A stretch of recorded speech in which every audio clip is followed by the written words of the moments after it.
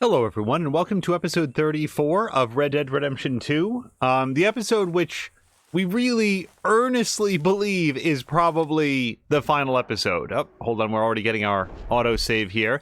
Now, given the flies that were buzzing around John, I'm wondering if it's time for him to take a bath. I don't know that we've bathed him at all in the time that we have been him. Maybe I'll stop and do that. You know what? Let's do that after we do the bounty. So at the end of last episode, we came back here to Beecher's Hope, but then noticed that there was another bounty over here to do. And there might yet be other stuff to do in the world. So rather than doing this, Uncle, I think that is. For some reason, you know what the first word is that pops to mind when I see the U? Man. Uriel. Like the angel? Hello to Jab.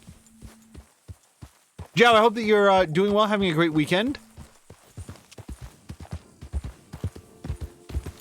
Was Uriel also like the name of a character in Supernatural? I think it was, but I'm not sure. As you can see, I'm going to try to overland this. Yep. Oh, gosh, this horse is feeling a little peckish. Let's have a blackberry. Is that good enough? Wow, look at how much heart she gets back just from one blackberry. You know what? It's got to be a fistful of blackberries, right? It's got to be. Yeah, Jab is saying that Uriel's an archangel. Is that also a... Now, you piece of shit. Shit. Okay, hold on a second. Not a problem. Nice shotgun. That'd be nice. Double-barreled shotgun. Yeah. And get that out, John.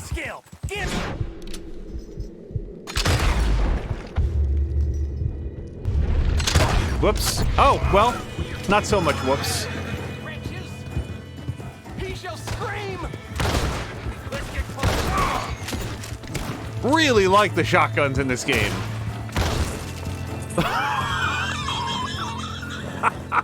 Sorry, that was extremely satisfying.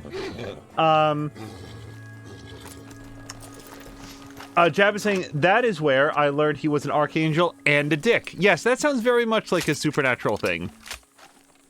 All right.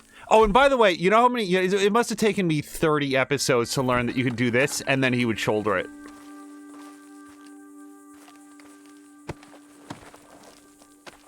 Oh my god. The riding, or like trotting head explosion that you get from the shotgun.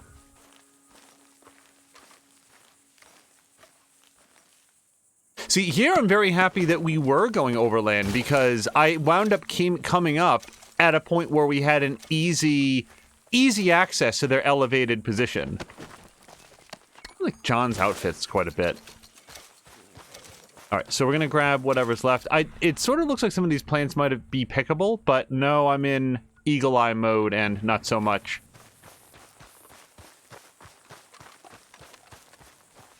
Yeah, in terms of why do we are into the second epilogue epilogue chapter rather, of this game, and like in terms of why go off and do like a bounty mission, I mean, among other things, John doesn't know that he's in an epilogue, like he's planning for his future, and I feel like it is appropriate to his story that he would want to be picking up any additional cash that he can as he goes. Okay. Without saying the name of the show, that was it was an aspect of there was a series that I enjoyed a great deal, and when it got down to basically the final season, as they moved through the final season, I realized that none of the characters were behaving as though they were in a final season. They were actively making new plans for what they wanted to do next. And I realized in that moment how much I appreciated that because... Out of the damn way! Okay, it's no need to be rude, John. At the end of Revenge of the Sith, there is the third...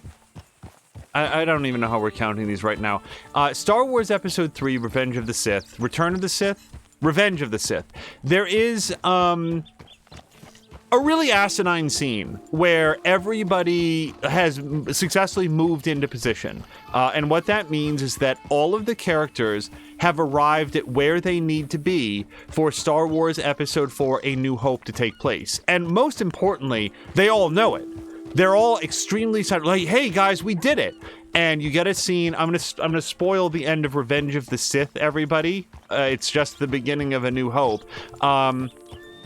You get Darth Vader standing confidently next to the Emperor on the bridge of the Star Destroyer as they watch the Death Star being built, and you get Uncle Owen and whatever the hell Luke's aunt's name is.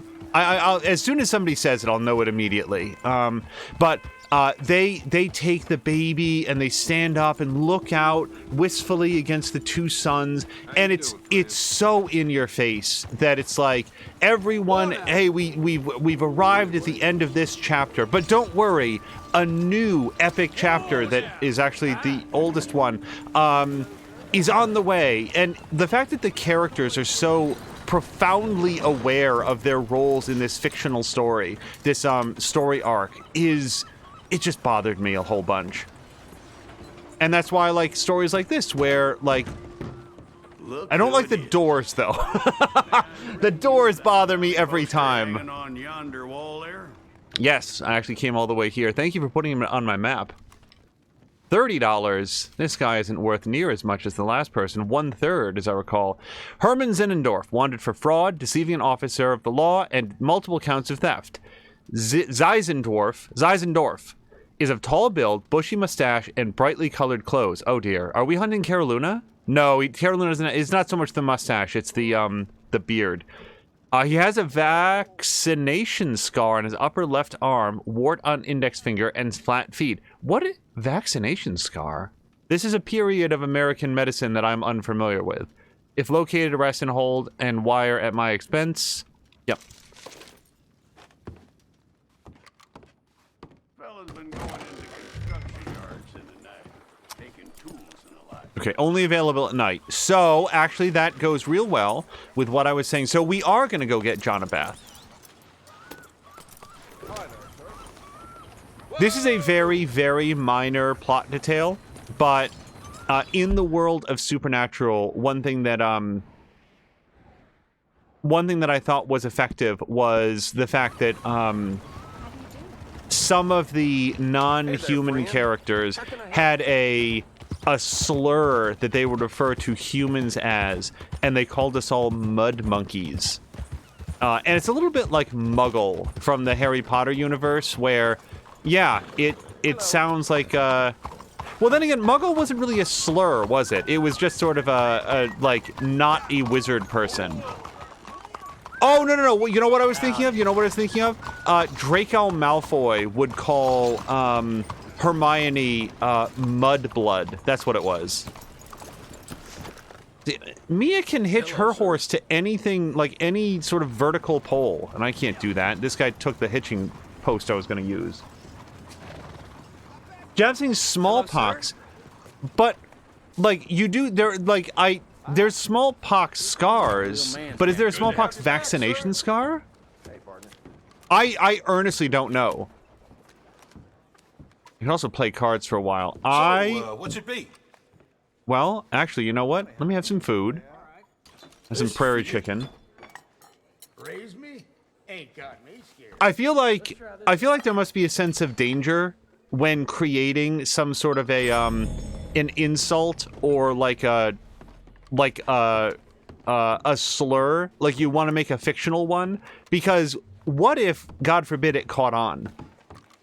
You know, like I can think of what was it? I'm not going to repeat it here, but Homefront the Revolution. Are those two separate games? There's Homefront and there's Homefront the Revolution, but I don't know if those are the same game or if the Revolution was the sequel to it. I would like both a room. You got any rooms? It's all yours. And a bath. Okay. And those games had a nationalist slur against North Koreans, which thankfully doesn't appear to have been picked up too much, but I did see some coverage of that at the time, which was, hey, thanks, guys. Oh, wait. Oh, I really thought the bath was upstairs.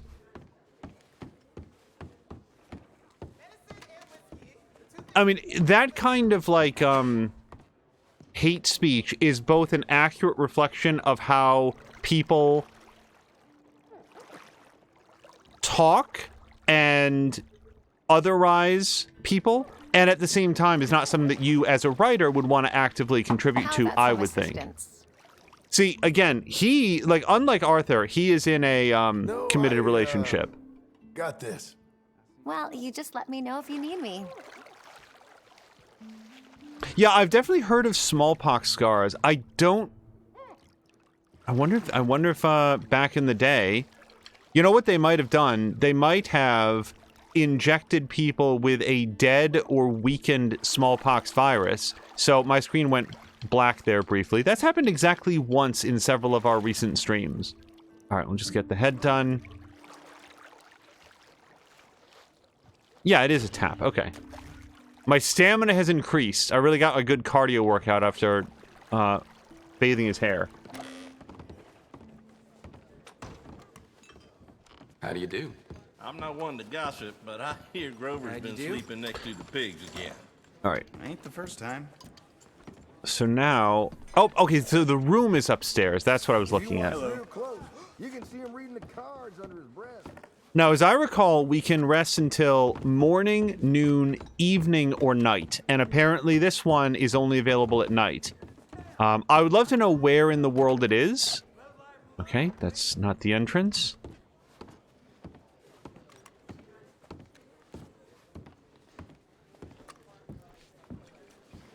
Hello. Hey, mister. Okay. Damn. This is the nicest room in the whole game. Look at this place. Wow. Okay, so night, 10 hours. Jab is saying that's about all they could do. Yeah, they certainly weren't engineering mRNA rewriting viruses back at the turn of the 20th century.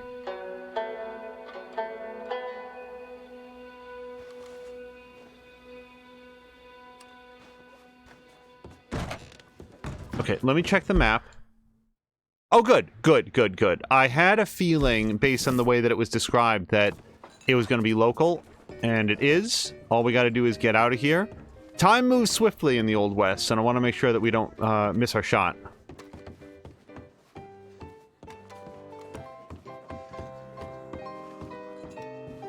So, just out of curiosity, I don't think it's ever going to be specified here.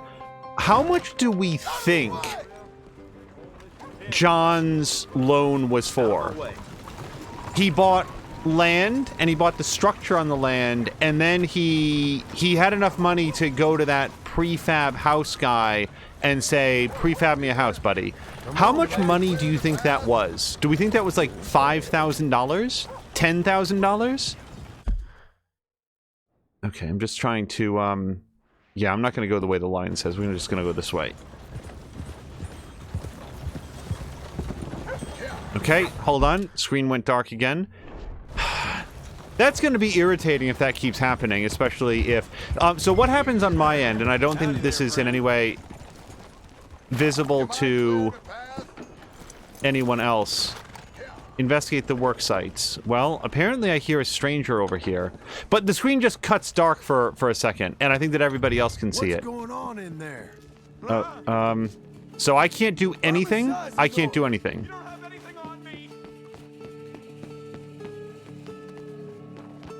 I couldn't run. I couldn't open up my lasso. Lasso? I very much like, by the way, Mia calls it a lasso. You mind your damn step. Oh, God. Damn it. Go.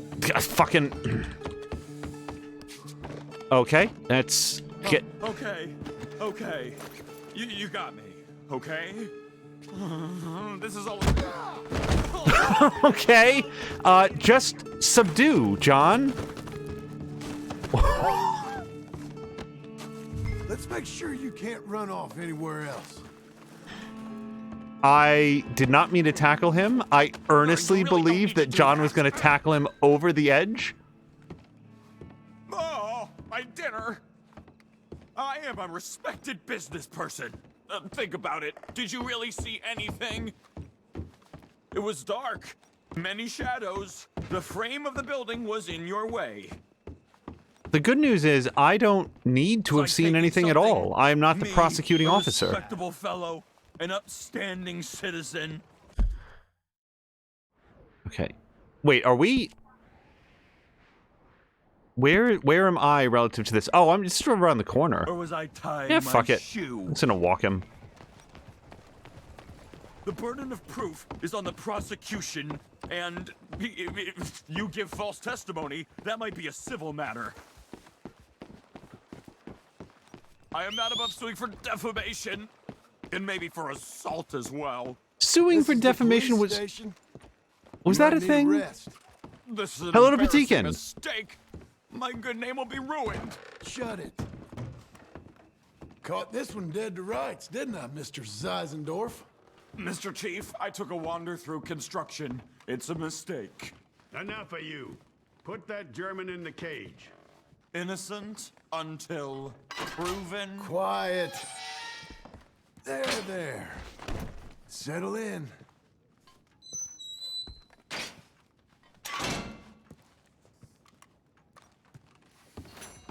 You got your man, and here's your money.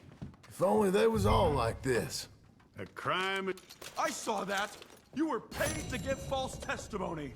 But this won't hold up in court. Oh boy. And make sure you check the fringes on the flags in the court. Otherwise, something doesn't count. Oh boy. Hold on. This is not gonna go well. Wait. Let's ride. Rachel? Is that the horse's name? Rachel, come down here. There we go. Yeah, hello to Patikin. Patikin, I hope that you're having a great weekend. Okay. Before we go and talk to Uncle, is there anything else in the world that looks like it's available for us to do? Nothing. Oh, wait. Hold on. We got a new bounty here. I will actually go over there to do the bounty. This bounty is only available at 10 a.m. Jab says jailhouse lawyers are the worst. I used to know a guy who, as going through law school, did some work as a public defender and came away with a very low opinion of the system. I have not worked ever as a lawyer. I lack all of the skills that would be necessary to be a good lawyer. I think that people need to have a good, fair, and vigorous representation in the court of law. I feel like there's some criticisms to be made of the system and that I'm not going to be well positioned to make them right now. So mostly I was just mocking that guy, attempting to make a series of courthouse arguments to the bounty hunter who was paid a flat 30 to go get him, pick him up, bring him in here, the end. There's no testimony, sir. There's nothing going on. All of these arguments are immaterial. Patikin saying the weekend has been chill. Well, that is the way to be. I was very disappointed that Tashir did not get to stream near as much as he had wanted to, because it seemed like he reached a point with Titanfall 2 today that he couldn't get into a game. It kept giving an error message. And it certainly didn't seem to be with his stream, because everything on his end was running great. There wasn't so much as a hiccup in the stability of his episode. So, can I... Hello? Hello there. Can I greet? Hey, feller. Just started this fire and there's plenty of room. All right. Wait, you ain't Swedish or Norwegian, are you? Not that I'm aware of. What's respond negatively? Just thought there was something about the hair, the eyes. I stopped by this settlement over in Tall Trees the other week. Man's in need of post. Traded some furs for tools. All Nordic types. Real strange. They tripped over themselves to make me welcome. Right, you know what I'm talking about. All handshakes and smiles. The smiles where the eyes don't join in. and there's an old feller sitting there ranting and raving in whatever language it is. Then I walk around the back and see another feller with his head in his hands and a girl crying. There's something real wrong about the place. Just kind of stuck with me. All right. Anyway, that's enough of that. All right. Well, he doesn't seem to be too hostile, so I'm going to see if there's anything at all I can cook. Jad was clarifying that a jailhouse lawyer is actually a prisoner who, like, claims to know the law. Oh, yeah. I was sort of, like, thinking... Because in addition to never having been a lawyer, I've never spent a lot of time inside prison, so I assume it is very irritating to be around that much bad advice, but I don't actually know. Wait, is he leaving? Is he leaving all his stuff? Because, yeah, I'll take all this stuff. Hold on, can I open this? I should probably... No. Let me just look to see if there's anything flashing. Oh, yeah, look at this. Let's loot this. Now, if I get dinged for stealing, I would like to point out that that guy... Yeah, beets. And corn... That guy rode off in the middle of the night. I take no responsibility for him leaving all his stuff behind. What are those, plantains? Bananas? I don't actually know how plantains grow. I only know that I mistake them for bananas, so... Oh, yep, yeah. Let's inspect loot box. Lockbox.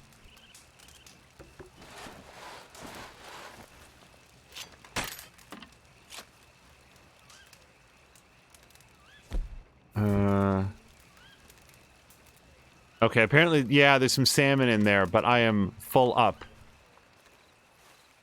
All right. Yeah, John does not need to sleep by the fire. He got 10 hours worth of rest coming out here, so we are gonna continue on our way. That was a pleasant conversation, except for the guy that came away with an irrational suspicion about Norwegian people based on the fact that they were friendly to him.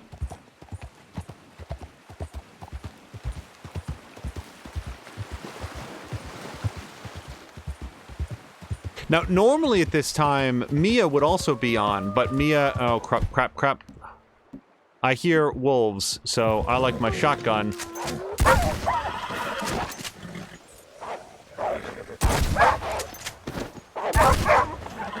Settle down, okay?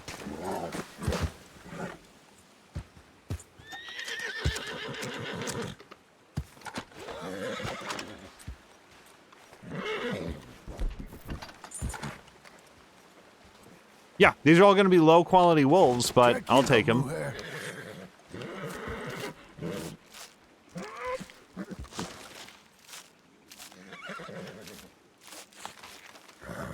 Oh, what I was going to say is that Mia wound up doing her stream today very early because she went to go get her second COVID vaccination shot. And hopefully everything goes extremely smoothly for her. As we've shared on a couple different occasions, mine... Oops, hold on. When I got my second, it knocked me down real good for a few days. So hopefully she has a smoother experience, one that is more like others, where, you know, feel a little bit tired or a little bit achy for a day and then perfectly fine. Also, earlier today, we were interacting with both Papalatko, who I believe lives in Slovakia, and Patikin, who lives in Belgium, and both of them had said that the vaccines aren't really available for them. For anybody who tuned into, like, Red Dead Redemption 2 here at some point in the future, we are recording this around mid-May 2021. The vaccine is being... Son of a... I really like this guy's pelt, too. Skin.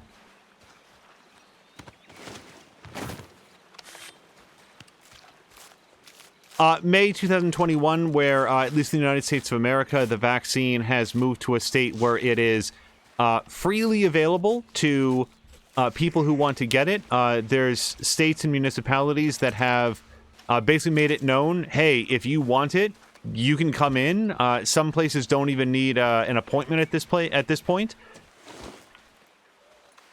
And there are what they're calling pop-up clinics that are going around to basically set up shop in an area and talk with people, talk one-on-one with people, try to reassure them that this is both safe and important, both for their own safety and for others. And apparently it is not as widely available in other parts of the world just yet. Hopefully it does arrive at that point. One of the points that I made to Papalatko and Patikin, for that matter, when we were talking about it in Mia's stream is, in my view, this activity is very much sort of like a state of emergency, because in the United States, we've had a vociferous and dedicated movement of people who have been encouraging people to go around without wearing masks, like all the way through the entire pandemic. Don't wear your masks, don't wash your hands, don't social distance, act like everything's fine, confront and potentially even assault people who are wearing their masks. Treat this like it's an affront to your personal rights and your freedoms. They've been telling people that this is all an elaborate plan to strip us of our freedoms, and that kind of behavior is extremely dangerous, not only for the people who decide to listen and adhere to it, but for everyone around them. So to get the vaccine out to as many people as possible, I feel is... You shut that filthy mouth! Hold on, I'm listening to that person. Bounty hunters we usually leave alone. To try to get the vaccine out as widely as possible to people, just sort of limits the amount of further damage that movement can do. So that's what I was thinking about.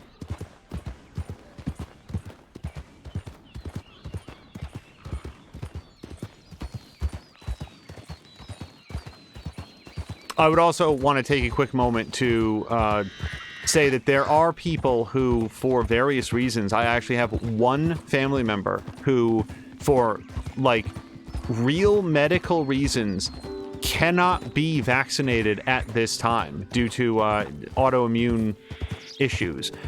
So a person, an individual who elects not to get vaccinated because they literally can't, that is, you know, completely understood.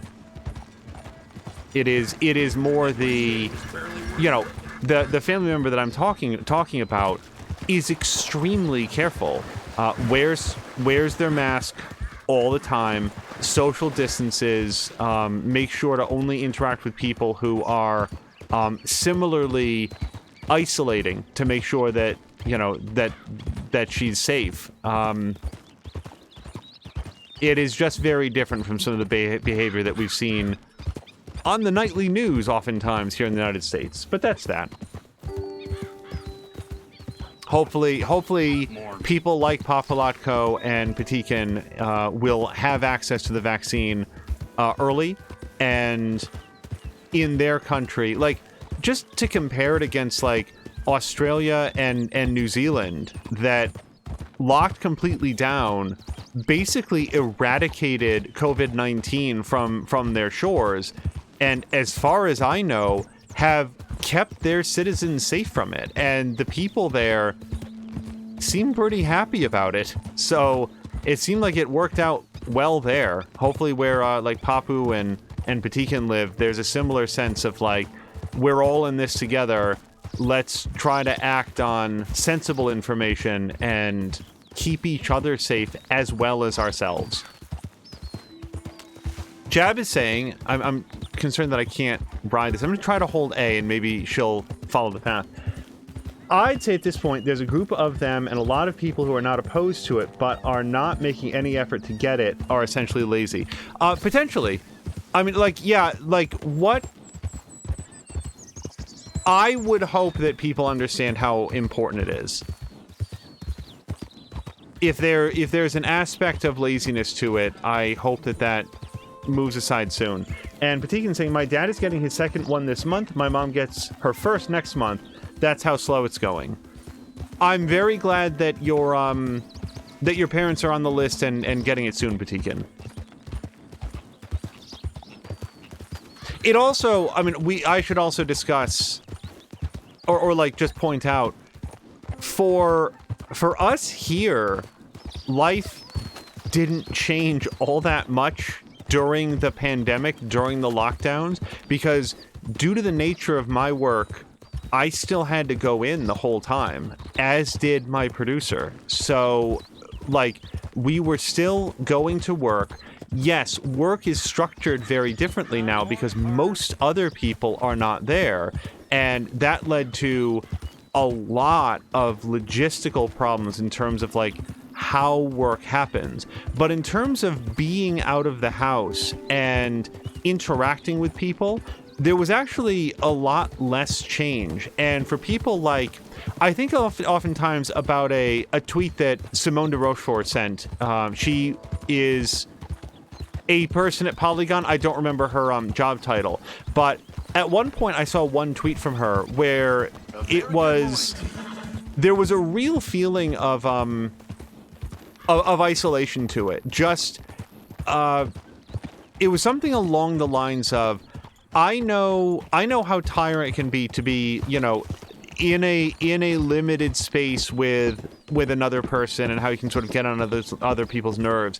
But, and this is Simone saying this, I would give anything for that right now. The lack of human interaction is, I don't want to, like, mischaracterize what she said, but it was really getting to her. I don't remember exactly the phrase that she used, but the sense of isolation and the lack of human-to-human interaction. And she did clarify, this is not a like sex tweet. This is just the physical human companionship of having another person around. I've often thought about that because it is very different from the experience that we had, which was still very much about, like, get up, go into work, have kind of a bunch of wretched days here and there, and then come home and do the whole thing again. Plus, hey, mister. Yeah? That's one nice-looking horse you got there. How about we see how fast it is? First one to Caliga Hall. Okay, I do have a wolf on the back here. Why not? Ready? Let's go. Okay.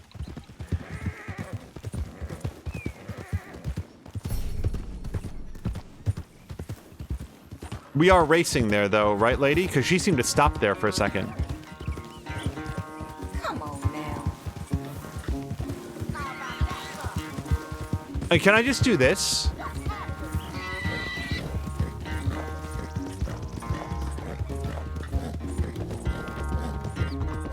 Oh, and sorry, just to finish off the thought, that the experience that we had is not going to be the same for everybody, and that some people were, like, actually inside their homes for days or weeks or months at a time, potentially only stepping outside to grab groceries or whatever. So, yeah, it's... everybody dealt with different circumstances. Can I jump this, please? Cool. Sorry. As she said first, I didn't see any, like, glowing checkpoint flags along the way that we had to pick up. Sorry.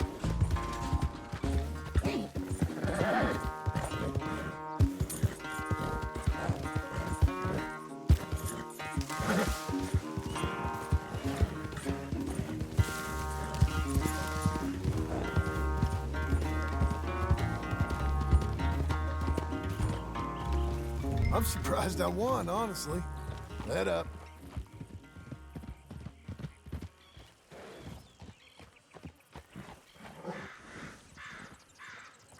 Does she talk? Darn it.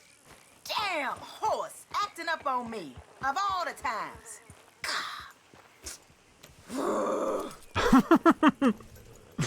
Good race. Could have gone either way. I wish things was different, but hey. Okay, I do not know how far away from where we were planning to go. Yep, alright. And actually, now they got this wolf, we really want to go... Yeah, we want to go to the butcher.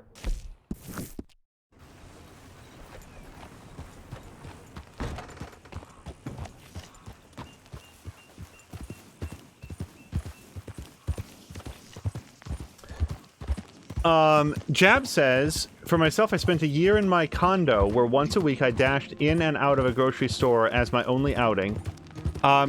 Yeah, I will say, okay, so, like, there were a couple things that changed. And, like, well, my point is that for me, they were much more minor than that. Like, there was a period of probably 3 or 4 months where I just didn't have lunch. Like, I would say that I, like, brought lunch or whatever, but honestly, it just reached a point where it's like, I'm not going to have time to eat it with the workload that we've got. That was the big thing for me. It was less about the social distancing and more about, imagine... Wait, can I ride through this? Is this tobacco? If you guys have never been around tobacco plants, they are unpleasant.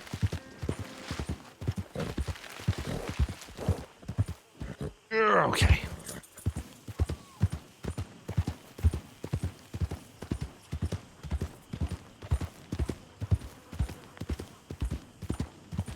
Also particularly like the idea of Wild West checkpoint flags, and if I have to be honest, you didn't have much of a lead. Oh, with going straight to the matter. Oh, and also Jab was pointing out that's why incentives are starting off with, like, you know, get a shot and a beer or something like that. It's a phenomenon that I've, you know, touched on a couple of occasions. If somebody needs some sort of weird incentive in order to do the right thing for their own safety and others, a beer is a small price to pay. It'd be nice if we didn't have to bribe people, but you know what? If that's going to get it done, if a gift card or, I don't know, 20 bucks cash is going to get you vaccinated. Also, I do not know how this was structured in other countries. I assume it's similar, but here in the United States, those vaccinations are free. And I would just note that that was not some sort of foregone conclusion. There was a time when, let's say, the previous presidential administration, previous to the current one, was very unwilling to commit to the idea that the vaccinations were going to be free. It felt like they saw a real profit opportunity there.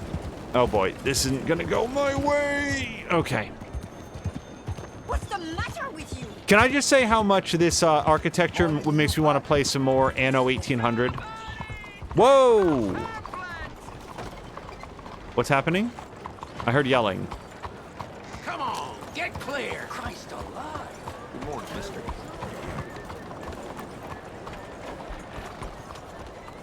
I still have pamphlets.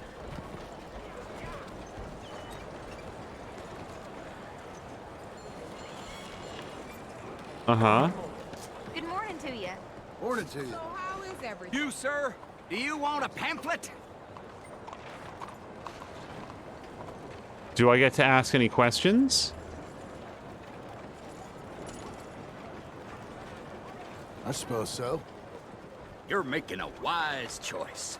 I cannot tell you how many people are happy to imagine a world in which their children are monkeys. Okay. Or half horses. Got it. It's simply shocking. Mm-hmm. Shocking. Shocking, I say. Yes, Lord, yes.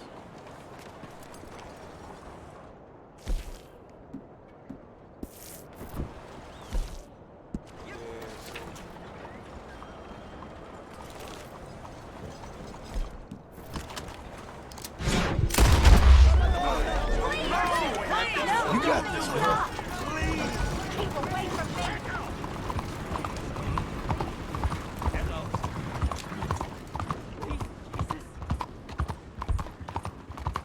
So at one point, I mean, it was not...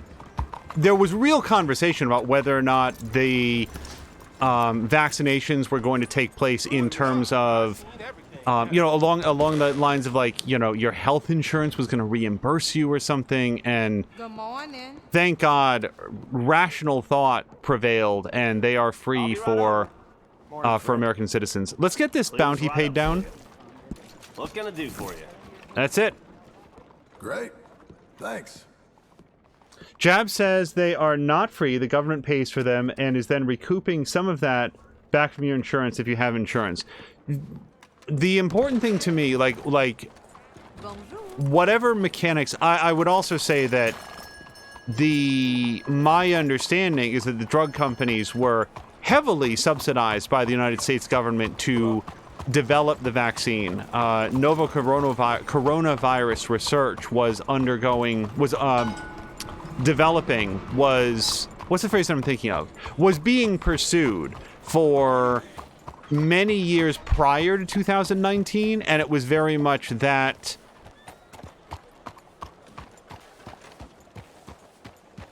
research that served as the foundation for the specific vaccine that we have now, is my understanding. As always, I want to be very careful about, I've read about some of this, but may not have Mister? absorbed all the information as accurately as it should be. This is not the butcher. Whoops, sorry, sir. He was very confused about why I was standing in front of him with a skinless wolf. Oops. Okay, yes. Sell all that. Sell the pelts. Sell the carcass. Big game meat comes with me. Thank you. Come again. But yeah, nothing like this is, just completely free. However, there is a massive difference between a life-saving vaccine shot that a person does not have to pay for at the moment that they're picking it up, versus one that they have to pay $5 for, versus, like, say, the way insulin shots are handled in the United States, and they can be extremely, extremely expensive for a product that is both medically necessary to allow someone to remain alive and also very, very inexpensive to manufacture. And yet, somehow, we found a way to make those shots extremely expensive. But, again, that's sort of moving outside my areas of direct experience.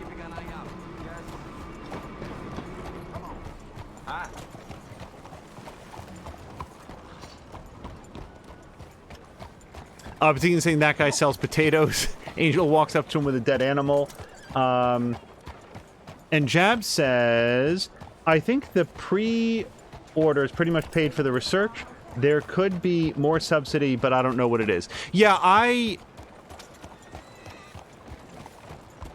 don't know either. Lost your wig, countryman? Oh, cool. I'm getting jeered at by kids. Looking for the cheapest whorehouse? Is it even like ladies? All right, you kids have a good time. Let me tell you something. If I'm going to get provoked by anybody, it's not going to be a couple of dumb kids. Mister? I had a real big mouth when I was their age, too. Giddy up!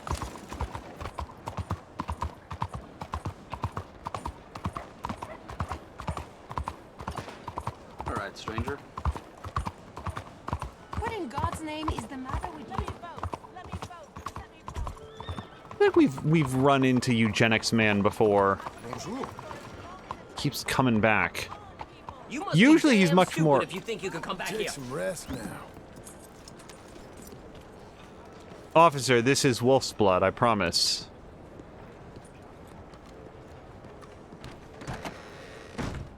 Well, you're not here to turn yourself in, so I conclude you're a bounty hunter.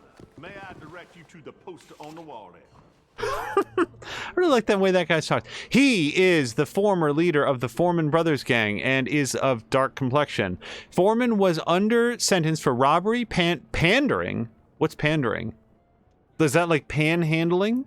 and blackmail and made his escape. Panhandling doesn't fit pandering. I do not know what that is in this sentence. He is known for violent behavior and has been spotted in many of the establishments throughout the Saint-Denis slums, including the tavern. The above reward is offered, blah, blah, blah, blah, blah. Anthony Foreman. Mister. Good girl. Let's go. How do you do, sir?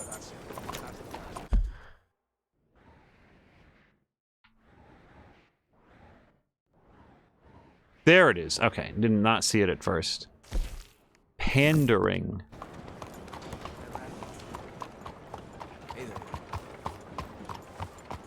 It must have meant something different back in the day, because does anybody in chat right now happen to know what crime is pandering?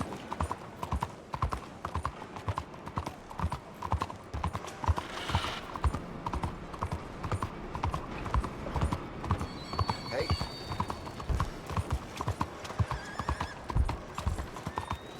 By the way, nobody tell her, but one of the very fun things that has sort of been a running theme in Mia's stream is that either going to a saloon and renting a room and getting a bath does not exist in the online, or Mia just doesn't want to do it because she's very frugal with her money. Either way, she seems to believe that the only way to get her character clean is to, like, take a dip in the river. When you're ready, have a browse of our catalog, and I can go out back and get what you're looking for. Okay, I believe I have this one. Can I select it and then clean it? Yeah, that's what I wanted. I can see you look after your firearm.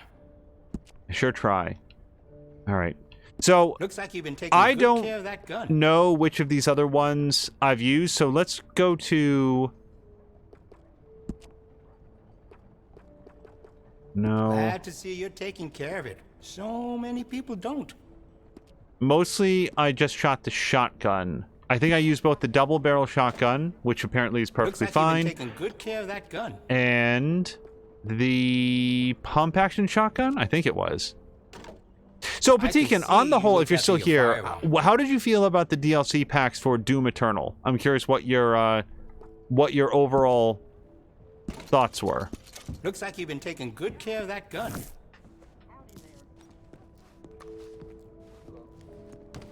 So Jab is saying begging, I believe, is pandering. There. Let's go, girl.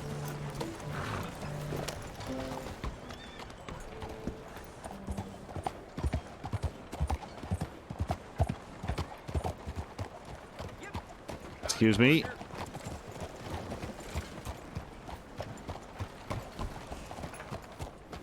Jab is saying AstraZeneca sells the shots at cost. Hello. Oops. See, this is why it's tough to read and ride. And said earlier that they will not take a profit off the pandemic. What's the trouble with you? Also, Patikin says, I really like the expansion. Oh, so Jab says that apparently pandering is prostitution. It's an interesting phrase for it. I think that man just commented on my amount of bloodiness. All right. One of you the people I'm looking for? I don't think so. Although, Rachel here could use a snack.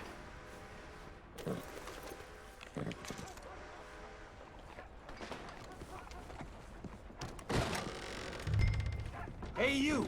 What you looking for? Hey, could you help me find an Anthony Foreman? Anthony Foreman? This goddamn I don't bounty. recollect that name. Hey, where you going? You just Go. tricked me. Hey, I'm still gonna get you. Shit. I don't think we have time to wait for Rachel. Rachel, come on. Happily jump to my own horse. Foreman, you're coming off that horse. Right now.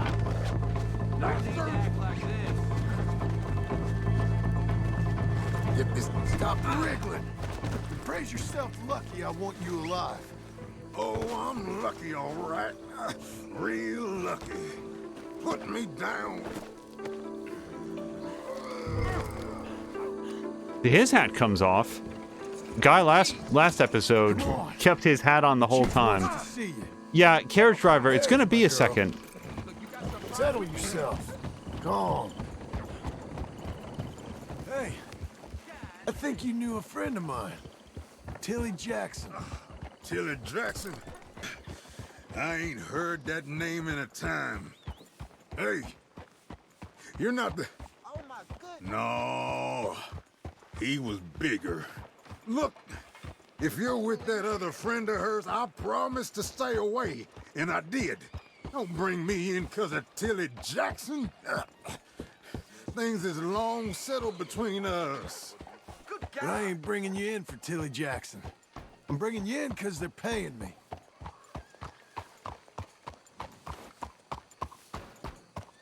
Yeah, if it was Tilly Jackson, I'd probably let him go. If my cousin was still here, you wouldn't have got me. I wouldn't have had to hide out in no slum, avoiding no bounty. When he got killed and we lost them other boys at Radley's house, that's when things went sour.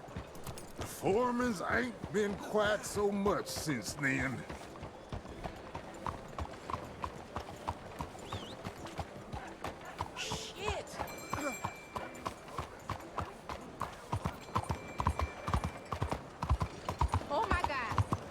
Oh, what I was going to say is that if I got traveling to do. I want no part. the thing is, he did uphold his word.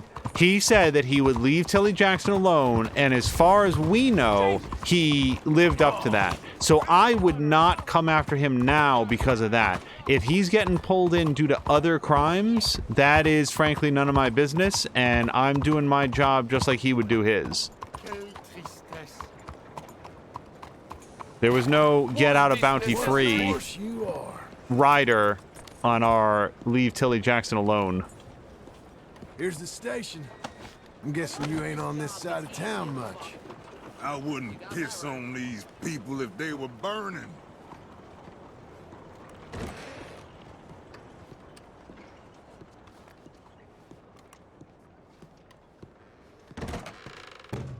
Anthony Foreman.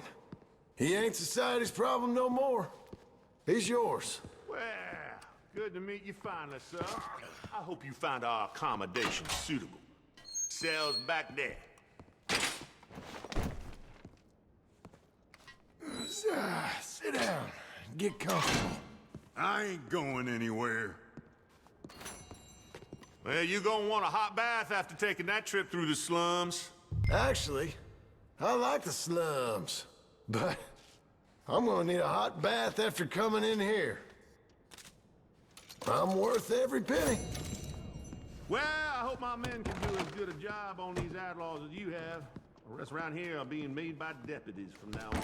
All right, cool story. Okay, so that was an unexpected additional bounty. Let's see if there's anything else. I like the bounties. Nope, nothing up there.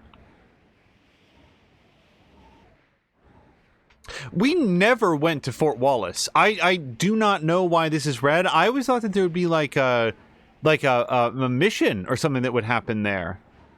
Oh, hold on. Wait, we've got something here in Strawberry. Yeah, let's go do this. I really have chosen the least efficient path to do all of this stuff. You okay, girl? Let's go.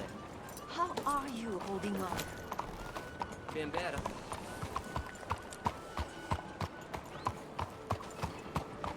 I wonder if we went to go see like a stage show now, if it'd be fancier. When was the first like motion picture? Oh, hold on. Somebody wants to vote.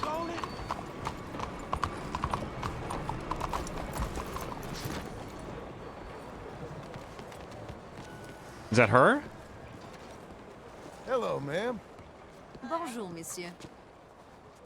You be well now. Ah.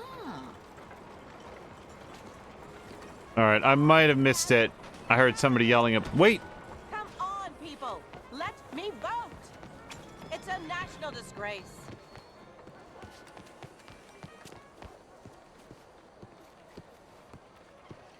You're walking Hello? away from history. Oh you my, fools. you look like you stepped right out of a Men nightmare. vote to decide the future. I get that all the To time. be the land of liberty? But somehow, I Monsieur. am not free to vote? Who says that? Look me in the eye and tell me I am not the equal of any man you ever met. Oh. Hi, miss. You, my friend, what do you think about women's suffrage? Women voting? Sure. Why not? Oh, thank you, sir. You are a true progressive. I mean, anyone dumb enough to want to vote, go right ahead. Oh, a cynic. How dull for you. I do hope you grow out of it, young man. It's so unappealing. Unappealing's what I do best.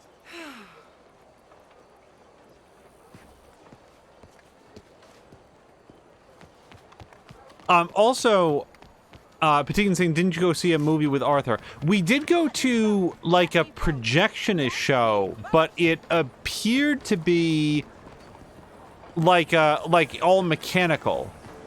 It was my takeaway from it. That man just threw a cigar at my horse. Immediately lit up another. Okay, let's get the hell out of here.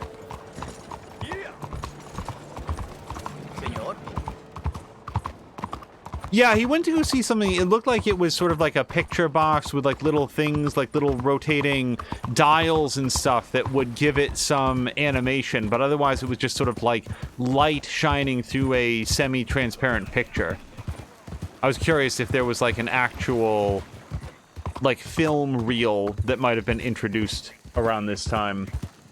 You do watch a show. Yeah, we did go to a show, but this was like a big stage show, and that was in Saint-Denis. We went there with Arthur and Mary.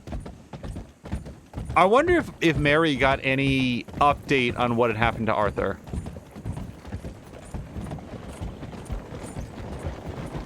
Either a tidied up version or like the full honest truth about exactly what had gone down. I kind of suspect that she wrote him a letter, didn't hear back, and then said, oh, he's gone off to do something else.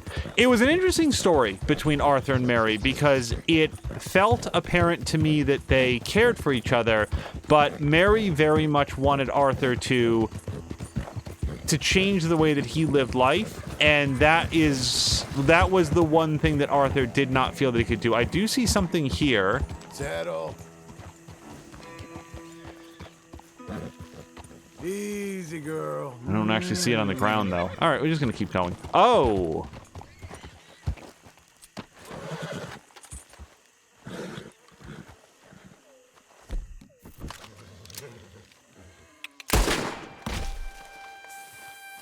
What is that?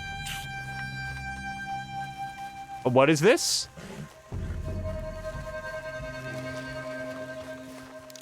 It's incredibly off-putting. I'd really prefer it if you guys stopped. Ow. God damn it.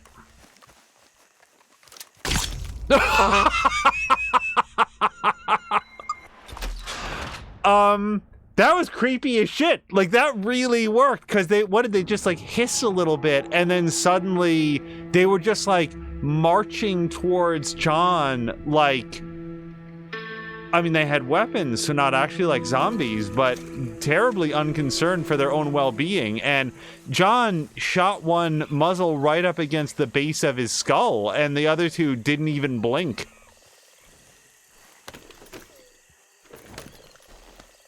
Patikin apparently had those guys with Arthur. Yeah, no, that is brand new to me.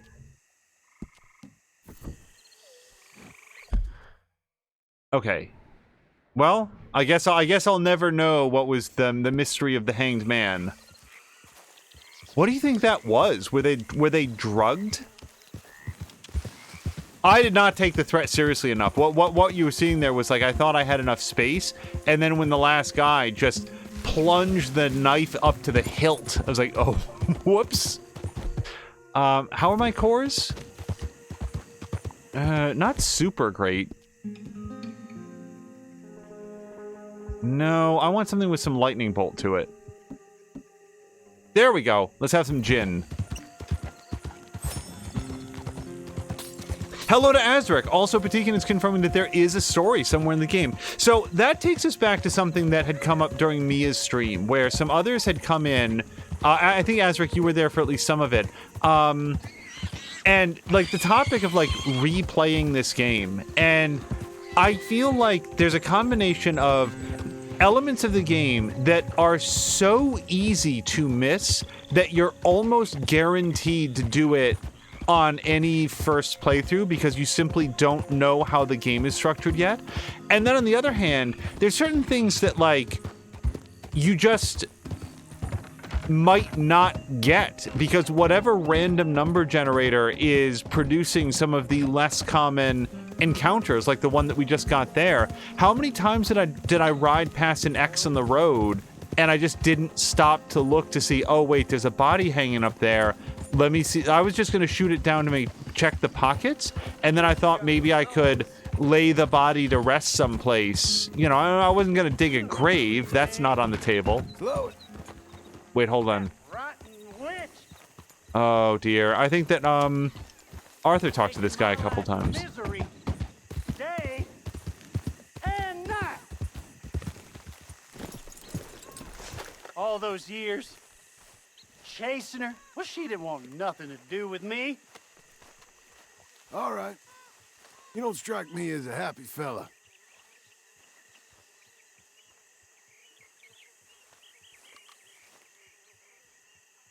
Then she finally says yes. What a mistake that was! Should have never rushed to get that ring on your finger, Lily May. Never known a more evil woman. X. It's woman problems, right? Might be better you spoke to the lady. You know, you remind me of a feller I talked to years ago. I was slinging these pebbles then, too. Feller told me to be a good man and the wife come. Bastard ruined my life. Listen, partner. I'm hardly one to give marriage advice, but it's better if you stick to it. Can't make things worse, I suppose. See you, mister.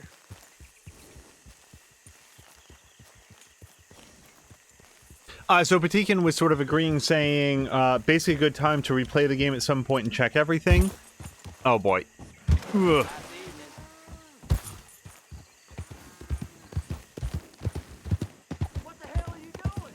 Also, Patikin is saying, I knew about the story, and when I saw them, and to top it all off, I had them during the night, which was even more creepy. Yeah, I can imagine, because at night, like at this time of day, you'd see basically a silhouette and then basically those white marks that they had painted on themselves. Don't tell me the story, though, Patikin. I'm actually happier not to know it, and just so that people in chat, people outside of chat know he wasn't going to, but there's some things that are like, you know, how might this have gone? And then there's things that I straight up didn't find that I would like to preserve for a possible future playthrough someday. Oh, hey, speaking of, like, future playthroughs, Azric, I don't know if you were... I don't know who was here versus not. Wait, can I examine this? I don't think I can. No. Okay. On Friday, for Frightening Friday, Mia started playing The Medium, which is... I want to set this up properly because I want everything that I say to be in context. The Medium is made by a comparatively small developer called Bloober Team. They are known previously for having done Layers of Fear and the Blair Witch... or is it just called Blair Witch? I don't remember the name of the game, but they did a Blair Witch game that was relatively well received. And then here they came a little bit earlier this year, 2021, with The Medium. And The Medium was by several leagues more ambitious than the previous horror-themed games that they have tried to do in the past. So I wanted to like make that clear, that what I'm about to say isn't so much a criticism as it is an observation. Mia was encountering some rather severe technical issues with The Medium, and some of them we knew to expect because I had read up on the game ahead of time. It is the newest game by several years that Mia has tried to play so far. Maybe not several years, but it's the newest game that Mia has tried to play so far. And I knew going in, one of the most technically demanding. So when there's certain elements of when there's certain events in the game and the frame rate would drop by 75%, that was a little bit expected. What we weren't expecting were these sequences where like graphical elements like the shadows or the decals, like some of the texture work, would be like violently flickering, like in a way that is clearly not intended, and to be blunt, possibly a little bit of a seizure concern. And these are just like graphical glitches that exist in the game. So after watching that on Friday, and I should note that at this time, I believe the game has been out for about 4 or 5 months on the PC. After watching that, I went back and watched the Digital Foundry video on the PC version of The Medium, and wouldn't you know it, all of the things that I just described were covered and commented on in those videos, including things like the flickering textures and stuff. Those things were present in the release version. It's been at least 4 months since that game came out, and those things have not been patched out. And just for clarity, we had already updated Mia's drivers. Like everything is the way that it should be. This ain't just.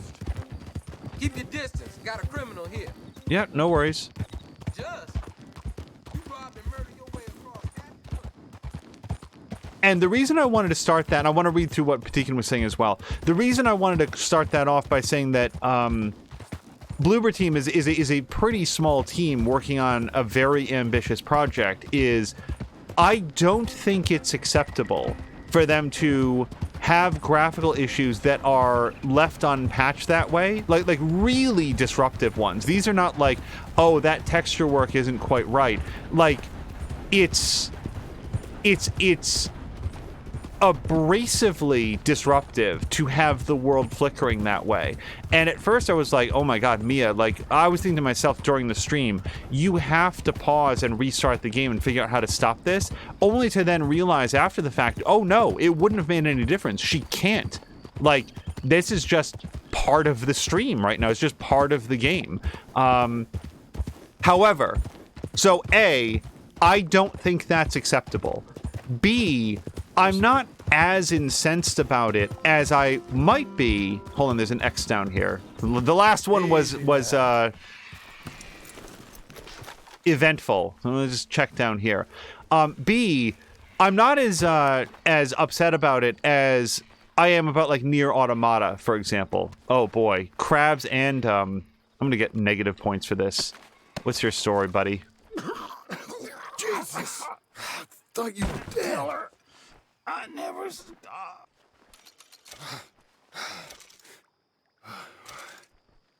Okay, let me pause for 3 seconds here. Oh, hello to Tashir. Been lurking while I was on a phone call.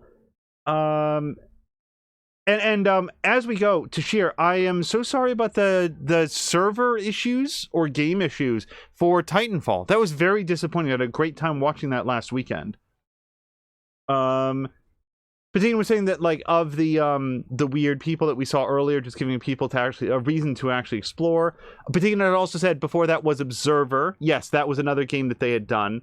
You needed 2080 to run in 4K, and she was playing in 4K. Not sure. So she has a 2070 Super, Patikin. 4K is very demanding. And Patikin saying that he watched Carnage play the medium and never saw any of that. I'm curious if A, he was playing a console version where that allegedly doesn't happen, and then B, do we have any sense of what the settings were? Because again, if you go back and watch the Digital Foundry videos on the medium, like, it wasn't just that like the graphical flickering was a thing. It was happening at the exact same point in the game, like the exact same like environment. Oh gosh, so Tashir found out about Titanfall. The servers have been having repeated DDoS attacks lately. Well, if shitheads are gonna shit, I guess attacking Titanfall 2 is a great target. That's high sarcasm for anybody who might not be picking up on it. He has a PC if he can, and he runs it all at highest. Yeah, then I don't know. Maybe it could be something odd about the 2070 Super. I can only say that all the drivers are up to date on Mia's system. Also, we're going to reload chat here because there's just a little bit of a thing, and I think we are good. Okay, so let me read this. If I try to read this, it'll be every third word. And yet, John seriously doesn't have a read button? Really? Okay, well, we'll do our best here at 1 a.m. For Miss M. For Lane, I'm sorry, this is nonsense. I said it, I'm sorry, you're right, I do let things get out of control in my head. I always have, I see that, but I love you. We are present? Meant. We are meant to be together. It is our destiny. I know it is. I saw us in a beaver raising kids dream, raising kids. Boy, we're just playing Mad Libs with this. You were happy as my wife, and I was proud to be your husband. Dreams don't lie, and neither do I. Oh, God. I'm heading off to make my fortune, and when I come back a rich man, you'll see what a fine husband I will make you and father of our children. And no, I won't grow whatever. On that subject, you're wrong. I've got so. I won't grow. I have no idea what that last word is. On that subject, you're wrong. I've got so. So I don't think that I can turn this over. I can't flip it and I can't read it. Okay. Am I supposed to give that to somebody because I don't want to? I feel like whoever that was meant for is probably just living their best life. This is a unique item. Oh, wait, now I have all the options. Okay, so I'm just going to read it here. I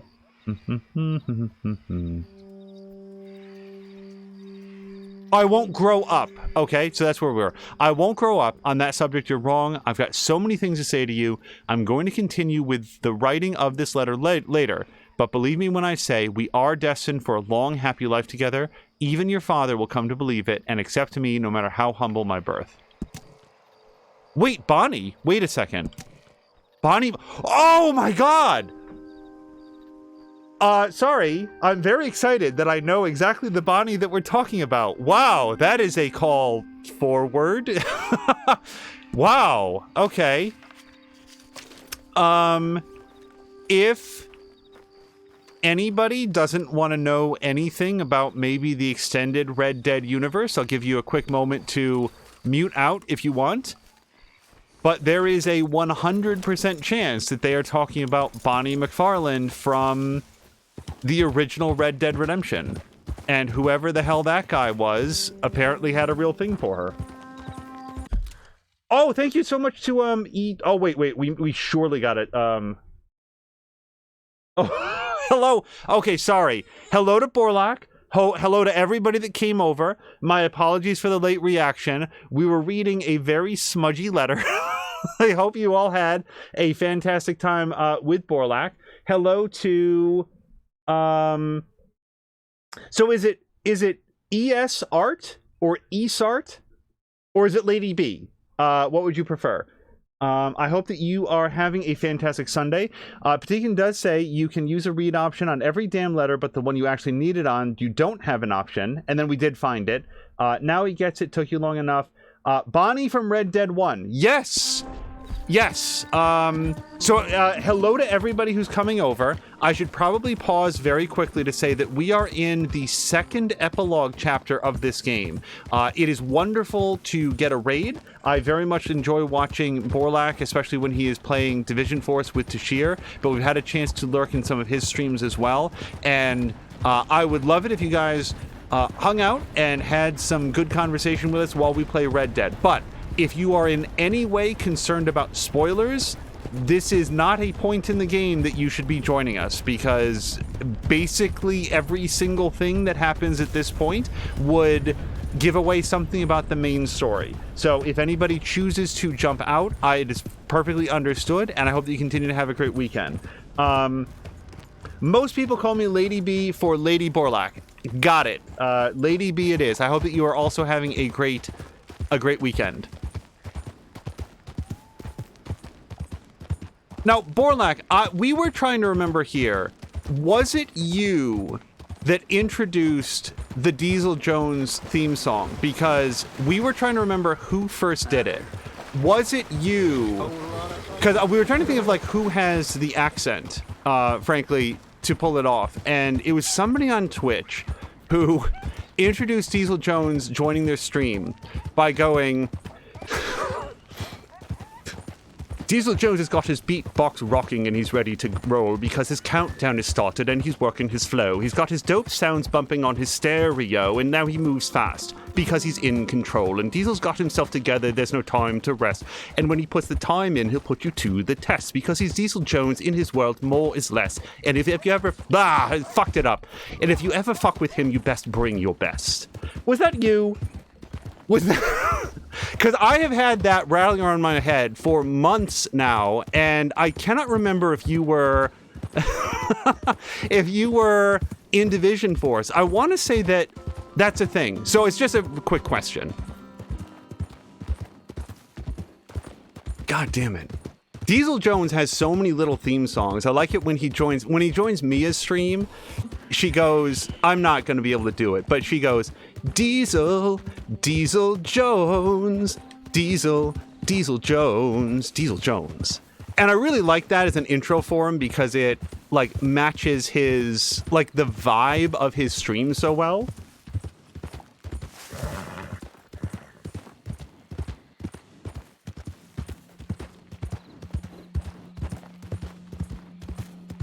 Lady B says that wasn't Borlak. Damn it.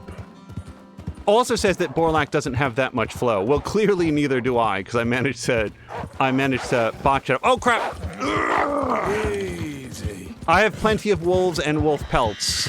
We're gonna live and let live with these guys. Also, the camera's doing that again. Lady. Keep your head up, girl. I think Diesel Jones just has like a really like melodic name.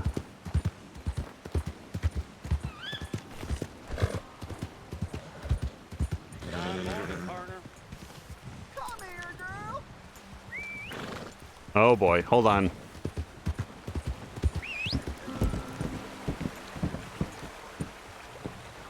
Hey, mister, have you seen my dog? I've been looking everywhere for her. She's been gone for hours. Can you help me find her? Please? Wait, what? Wait, what is happening to my horse? Yeah, I'll help. Sure. I'll keep an eye out. She's a foxhound. You know, white and brown. If you find her, I live in a house on the edge of town. Thank you, mister. Search the town for the missing dog. I have a mixed history with dogs. Well, okay, wait, John doesn't. Arthur had a mixed history with dogs. Most dogs he was very nice to.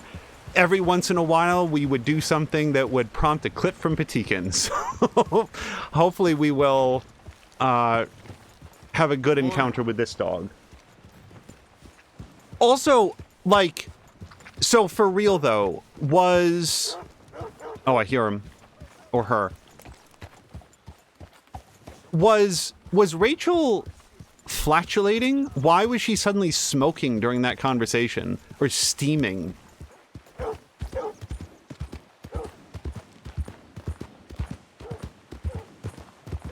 Also, damn it, I missed it. What was Borlak playing today? Was it more Division 2?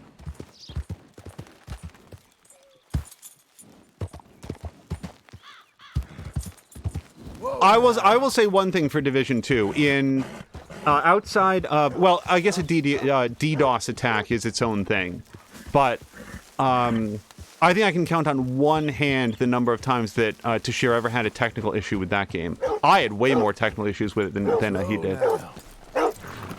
Okay, dog likes tree.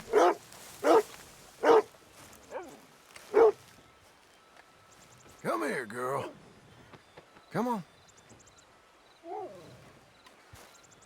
Can I return the dog to the kid? Gonna get you home. Okay. Can I pet the dog?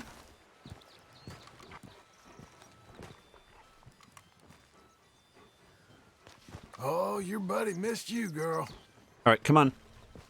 All right, here she comes. So, I'm not sure that I want to ride the horse right now. Let's lead.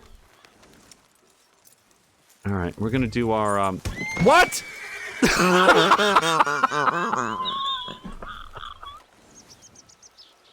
God fucking damn it.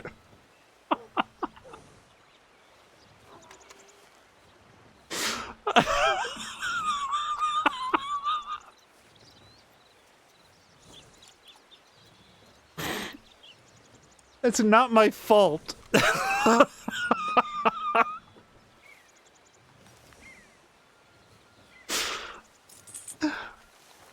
Patikin wins again. Damn it to hell.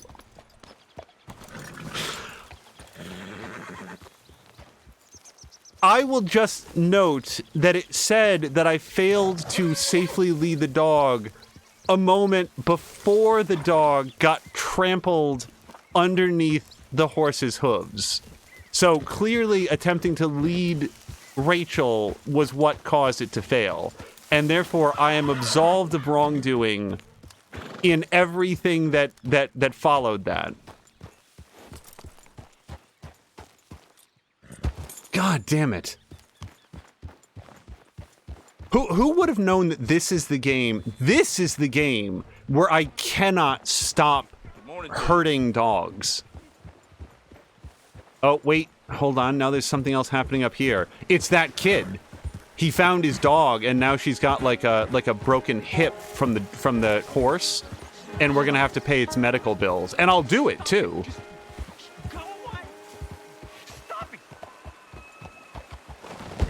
This asshole again? This many years later, he's still standing in a river. Morning. He won't leave me alone. I asked him, but he won't.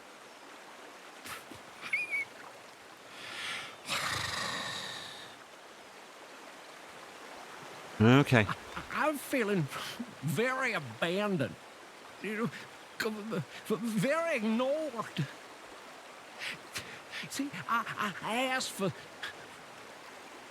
a message, and he gave me the whole world, but no signal I can understand.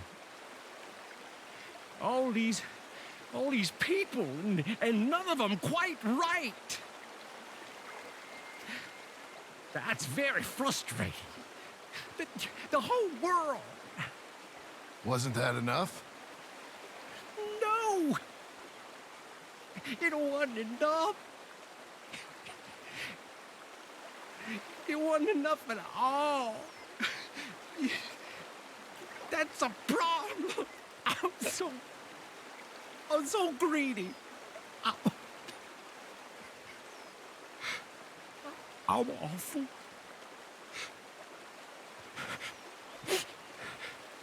Come on. All right. I cannot imagine at any other point that this is going to come up, and I'll, so wait, Borlak had asked, is my horse named Rachel? Apparently, if we look down there at the bottom right, but I did not assign that name. This is just apparently what John calls his horse, so yeah, Rachel the horse. B, no matter what happens, I don't expect this to really come up again. This is...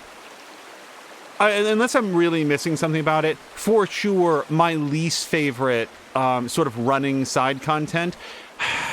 You know what I don't know. girl? I might be inspired to change that to the... Remember the fist fight between Arthur and the person with the unusually shaped head who seemed to be of limited mental and emotional faculty, and the awful woman who would like hit him and stuff, and the ending to that was just like they all go off together. I really dislike that. I think the difference for that is that at least it was a story that occurred, and the Mad Preacher, as he's called at the bottom of the screen, just appears to be a bunch of nattering nonsense that if there's some sort of a story thread that I'm supposed to be picking up, every time I see him, I stop and I listen to him, I learn nothing happens, and then I go away. And I'm left with the feeling that I have encountered someone who is deeply mentally unstable, like really dealing with a mental illness, but due to the time and setting, there's nothing that I can do about it, and it just sort of like, oh wow, this super sucks, and I hate it. Good ride, girl. Borlak says, our eldest daughter is called Rachel. Does your Rachel overreact and try to escape out of windows too? Not so far. I gotta say, Rachel has been... I'd love to, tell a fun story, but John's horse has been remarkably well behaved compared to some of the horses that I had as Arthur. Arthur's horses would, stand up on top of tables and stuff. Bart Kavanaugh of Laramie. Bart Kavanaugh has been declared an outlaw in the province of Strawberry. It has been definitely ascertained that Kavanaugh is guilty of multiple accounts of assault, intimidation, and the wanton destruction of property. Interesting. Bart Kavanaugh, eh? Bart Kavanaugh. He's one of them boys down from Laramie. They say they businessmen chasing up land deals. But I know hired guns when I see him. Laramie? I'm acquainted with some of those fellas. Yeah, Mayor's got a strange tolerance. But this one's gone too far. He's up north of here, the other side of the mountain. Happy hunting. Hello, girl. I briefly thought that Bart Kavanaugh might be a real-world reference to a public figure, but it doesn't seem that way, because none of the other things match up, so that's fine. I am awash with questions for Borlak about trying to escape out of a window, but I feel like each person's story is theirs to tell. I don't think I've ever in my life chosen to escape out of a window. Or more specifically, I've gone through windows. I don't think I would characterize it as an escape, though.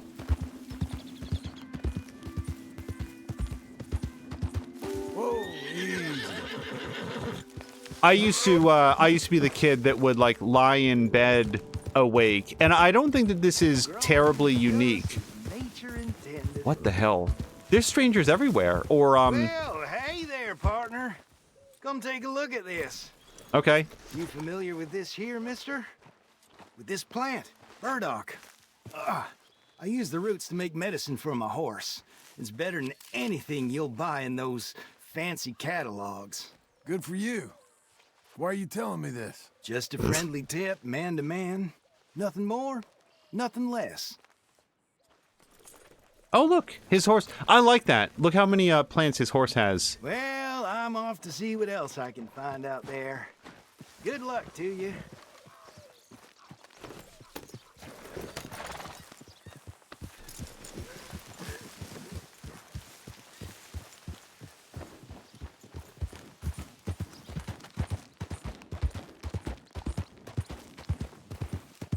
Yeah, I don't know why John's horse is called Rachel.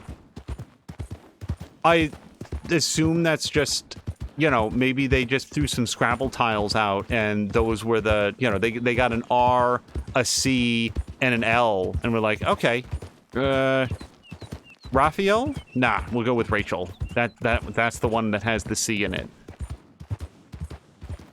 But maybe it's a reference to something else that happened in his life. Maybe for Red Dead Redemption 3, we will get the entire backstory of how John came to meet up with Dutch.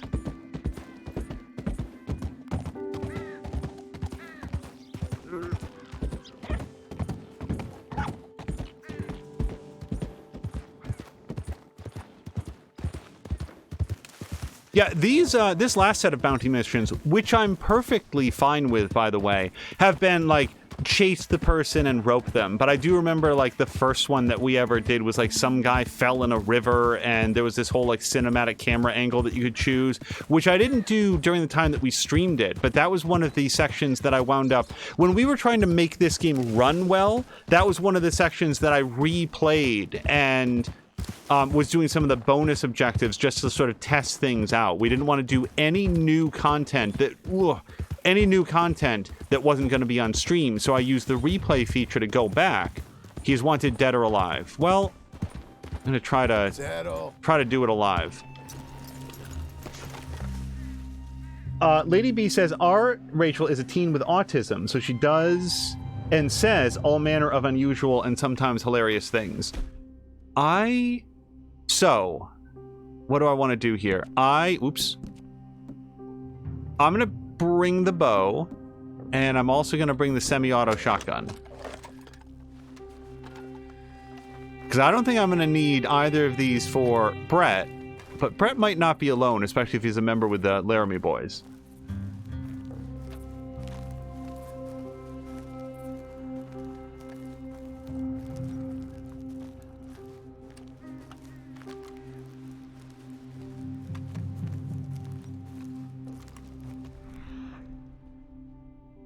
I see horses. I see what appears to be a person facing away. Ish.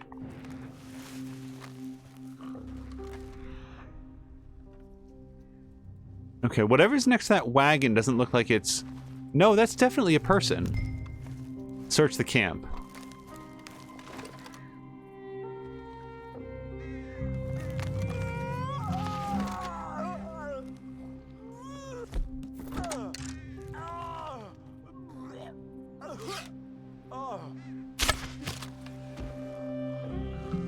Hopefully, that person who is puking was being given his privacy. Yep, I don't hear anybody else. Okay, we do see somebody right there in the ground. I don't know if that's Bart, though. Fuck. Let me get that shotgun ready, because the closer that I get, the more likely I'm going to walk around this corner and somebody's going to be just staring directly at me.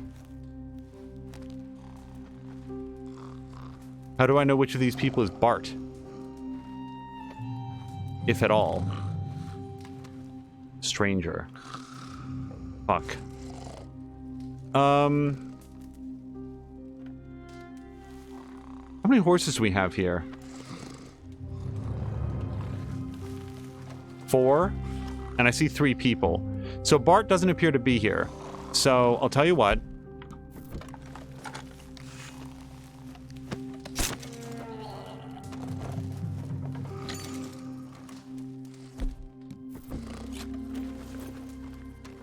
I do not know how you could possibly lasso somebody who is... Oh, apparently I can't. Oh, that's him. Wait, why do I have to wake him up? Why don't I just... Can I just tie him up? Yeah! This should calm you down. Chill out, man. Whoa! Shit. It's a bounty Oof. I sort of did things in the wrong order. If everybody could just chill out for 1 second.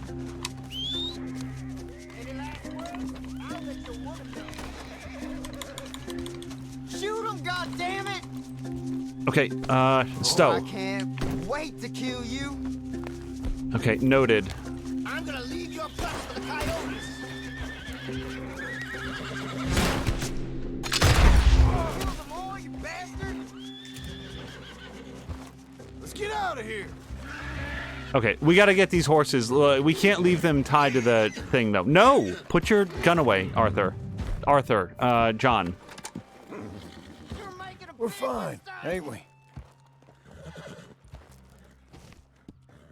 Nakota? Okay, that's a very pretty horse. So, I want to let Nakota go. Do I have to get aboard first? All right. I don't know who you think I am, but I ain't done nothing.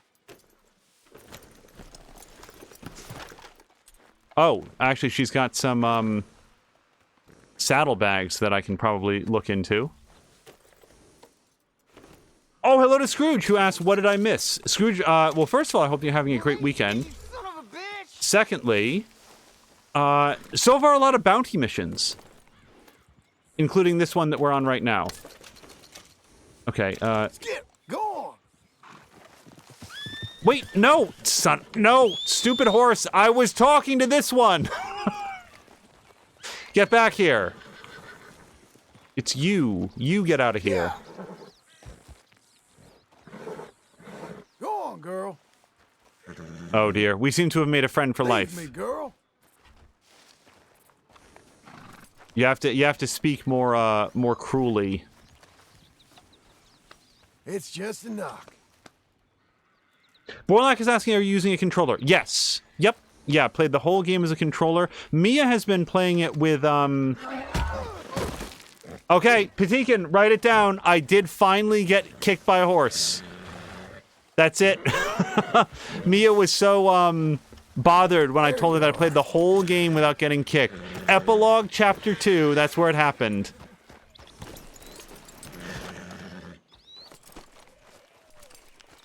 I thought I was so slick. I always walked around the front of the horses, gave them very few opportunities to kick me.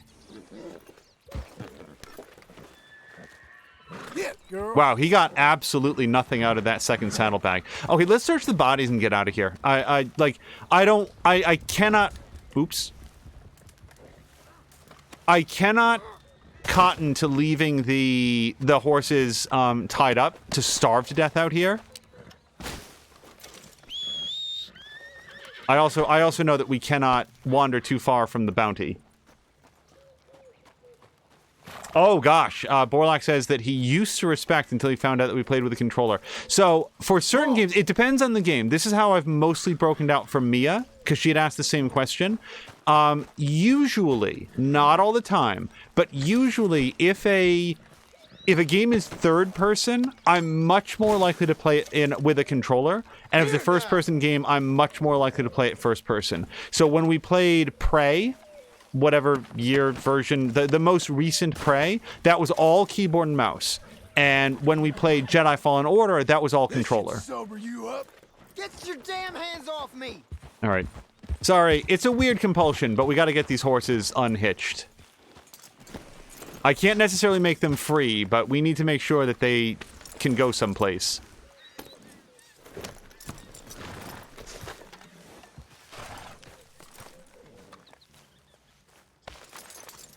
And probably the only person in the world that cares about this. I'm just thinking to myself, can you imagine just being like handcuffed to a radiator and then just left behind, just left there? No purpose to it, just neglect, just forgotten about. That's what bothers me about it. So yeah, I haven't done it with every single horse, but I did it with those horses at least. What kind of coward ambushes a fella in his sleep? Thanks for making it so easy for me. Wish they was all as dumb as you. Anything happens to me, you're a dead man. Ain't you heard of the Laramies? Oh yeah, we've met. They'll get me out, and when they do, we're real good at finding people. I really couldn't feel less intimidated by you, Bart. Ugh, my stomach's turning something rotten. Can you take it easy? Nope. I really don't feel good. And I really couldn't care less. I think I'm going to be sick. Spill any of your guts on my horse, I'll spill yours on the ground. I'm just as fine taking you in dead. That's better. Real charmer, ain't you? What were you fellas drinking anyway? Some hillbilly rot gut. It was real fun. Till it wasn't. These ain't even my clothes. Last thing I remember, we caught a rat in a boot, and we're all pissing in it. Well, at least you can go to the gallows knowing you've led a full life, Bart. Oh, God, no. This boot's wet. It's coming back to me now. Sock full of piss. Worst day of my life. And you saved the worst for last. You're real lucky I was indisposed. Yeah, I can only imagine you at your sharpest. Borlak is saying that he would be able to handle getting handcuffed to a radiator real well if he was simply going to despawn the moment that I walked away, which is, of course, what happens here. But I don't know, the existential dread of I only exist when people are paying attention to me, and then just vaporize into the phlogiston the very next time that people's attention turns elsewhere. I'm pretty sure there was a Twilight Zone about that. Don't do this. Let's work something out. Hero. All right, that's over. You got that. Or maybe I'm just thinking of the movie Crank, where he had to run around and, like, be really loud and energetic at all times, or else he would expire. You're coming with me.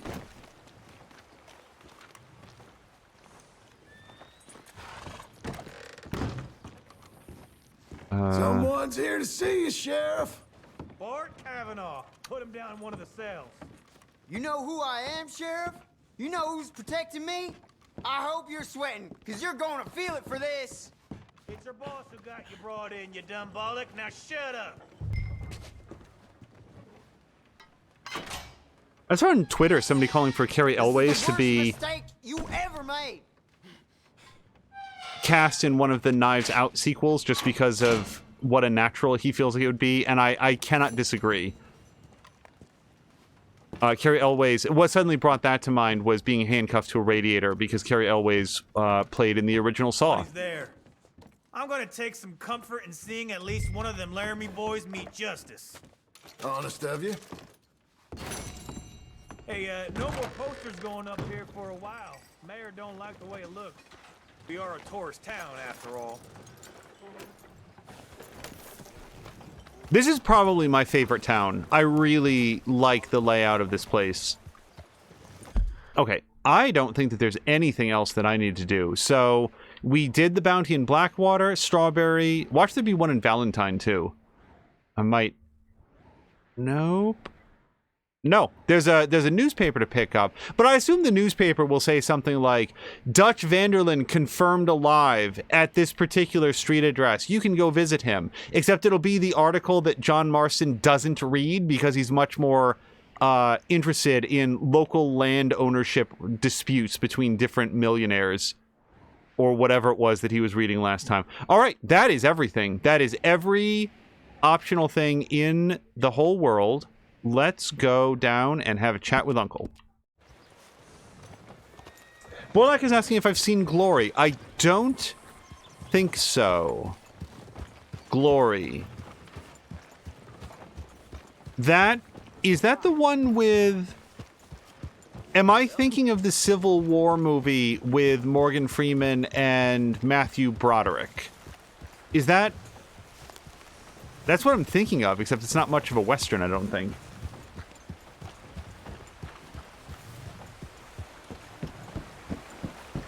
Borlak is saying that Carrie Elways is in it, as well as Denzel Washington. I don't think that I have seen that. It's a lot of blinks. That's why my father called it blinking eternity. And he converted many people so desperate for eternity that we killed ourselves. Okay. At some point in my youth, I got it into my head that I didn't like Westerns. And I think that part of it is that for a time, all of my friends were into a movie called Young Guns and then Young Guns 2. Like, they really, really liked that. And I just found that movie, in fairness, I really want to make this clear. I've never sat down to watch the movie. I should actually sit down and watch Young Guns and Young Guns 2 all the way through, because when I was that age, I was just so bored by it. I could not. So I got it into my head that I didn't like Westerns at all. And then I watched, first of all, I played Red Dead Redemption, the first one, and really liked it a whole lot. And then I saw True Grit, the remake, the most modern version of True Grit as of this sentence, and adored that movie. And I also really like Briscoe County Jr. I've actually brought that up on a few different occasions. Anytime there's something that's simultaneously like Old Westy but also science fiction-y, I bring up Briscoe County Jr. and assume that 99% of people have no idea what I'm talking about. That was I think it was on Fox, television series that combined equal parts, and I think Bruce Campbell played the main role, I think. And I really liked that show. And had a relatively good time with Cowboys vs. Aliens. I mean, it is just exactly what the title says that it's going to be. The sequel could only be Cowboys versus Aliens versus Snakes on a Plane, and then you just have all of the things. All of the possible things would be in that movie. But Borlak is saying it's a great movie. Anything with Denzel and Freeman has to be good. If there's only ever one Western you watch, it should be Unforgiven. I also have not seen Unforgiven. Is that a Clint Eastwood movie? For some reason in my head, I think that it is. I really liked, oh my god, I very, very much enjoyed $1 Million Baby. And then, what was the movie that he did after that? Gran Torino? I think that was it. Gran Torino and El Camino. At some point, I confused those titles in my head. But one of them is a Breaking Bad movie, and the other one is a Clint Eastwood movie. That one I didn't enjoy as much, but still liked well enough. And then Clint Eastwood made some other decisions in his life that made him somewhat less palatable, but I can still say... Plans make any sense? Oh, sure. $1 Million Baby was an awesome movie. How hard can it be? But I'll tell you what I think, just to be safe, I'll do the reading and planning, and you do the building. How did I know you'd try to weasel out of doing any work? Oh, now, that is plain unfair. It's inaccurate and not what's going to happen. I'm simply going to use what I've got, which is a brain. While you use what you've got, which is less of a brain. Let's get started. Well, first thing it says the foundation, which involves moving those heavy wooden joists. Definitely not a job for a man with terminal lumbago, unless you want to dig a 6-foot deep hole for me when the workday's over. Don't tempt me. Oh, well, here comes Charles. Maybe he can lighten the mood a little. How'd you get on? He'll be back, but not for a while. Charles, dear boy, John needs help moving these joists. Now, come on. Get a move on. We gotta get started before the rains come. You're very annoying. He's right. We should get on with this.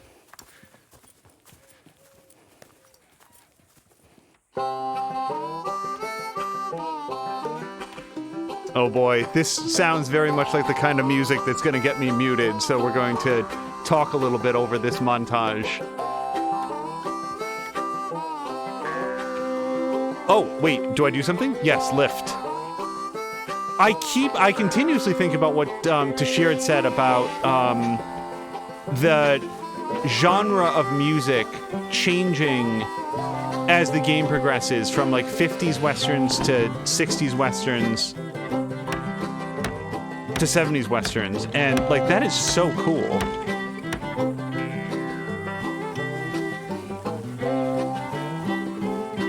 I will look forward to when Mia does this section and only wants to move right.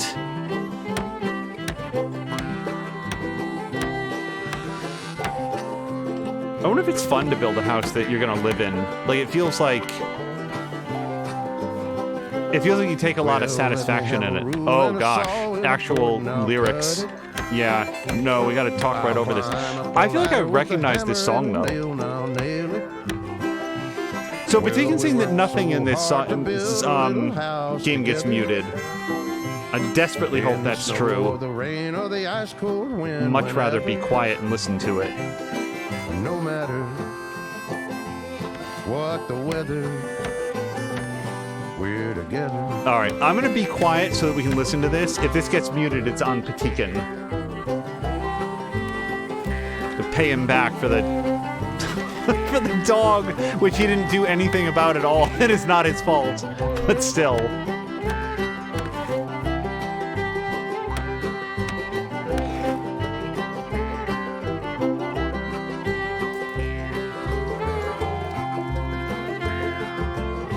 I feel like the brickwork would have taken an age. In terms of like the floorboards, oh, what do I have to do? Tap? Okay. In terms of the floorboards, I feel like you'd probably do that in a day or two, but I don't know.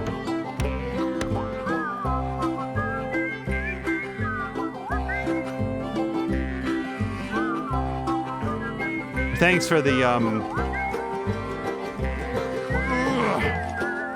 supervision there, Uncle.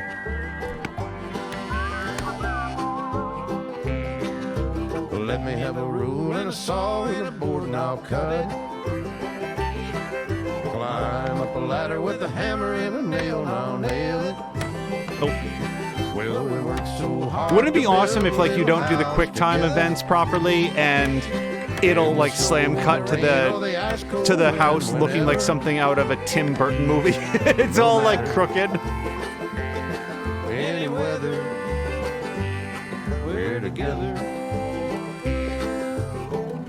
Also, Patikin is confirming. Are you sure this isn't licensed music, Patikin? Because this sounds incredibly familiar.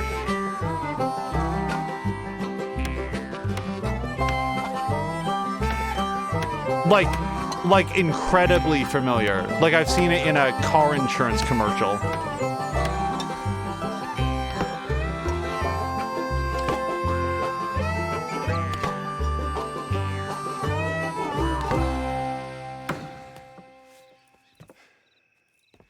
And I think that's everything. John Marston, you have a home. So do you. Oh, I know. And you, Charles, as long as you'll stay with us. Thank you. Gentlemen, to this happy home. Well, at least till this fool gets his woman back.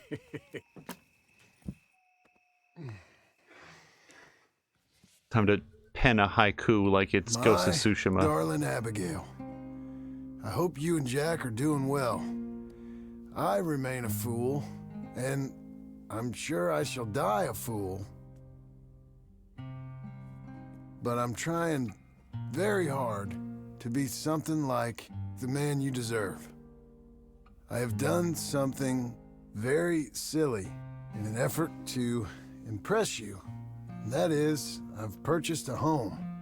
The land you read about in the newspaper up at Beecher's Hope is now ours, and we are going to try our hand at ranching. Mr. Geddes kindly helped me buy the land. I met Uncle while I was coming out of the bank, and while I know your feelings about him, he has been enormously helpful in his own fashion.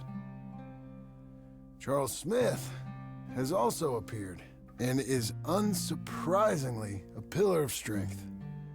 Together, we've built you a home. I hope soon to show it to you. I miss you and the boy more than I can express. Borlak, thank you very much. Come back to me. Yours always, John. Borlak, thank you so much for the 30 bits.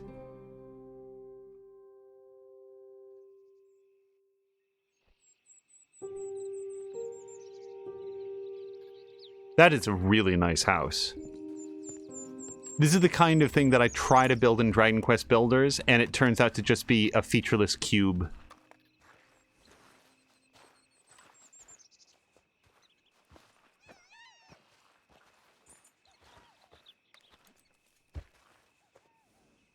Uncle, I thought you was... Where the hell? Oh wow, we got a gold on building the house. Hammer the nails in with 80% accuracy and complete within... Wow, I actually got a time trial one. Cool. Alright, so let's just see if we want a horse ride to Uncle. Yeah, probably. Also, Patikin is saying... You think you was a lady of leisure? Come on. That song is called The House Building. Which, to him, means that it is an original piece of music. And to me, just means that Kenny Loggins had the foresight to name a song after...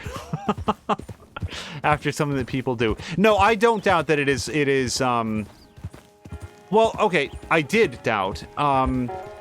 That song sounds very familiar to me. If it is, in fact, completely original, stuff, then they did a very good job of making a country song that sounds like other country songs, which is a skill in and of itself. Just one time, I hope to find you working. Just once. Do you believe in reincarnation, John Marston? No. Well, I hope and pray to whatever is out there that I get to come back as a youngin', so that when you're old and facing death, I can be some two-penny slave driver that comes along and hastens your journey into the grave. This is a fatal condition I got. And I'll give you another fatal condition. We don't get on with things around here, and we'll all starve. Get on with what? Farming, ranching, planting something. The only thing that this land's good for is grazing. Grazing? Yeah, so cows, sheep, goats. Now, goats is easy, but they taste awful. I don't like goats. And cows, I've seen enough cows. Yeah, sheep then. But any livestock, you're gonna need a barn. Barn will take 3 of us 6 months to build. Oh, you don't build a barn, dumbass. What do you think this is, 1785?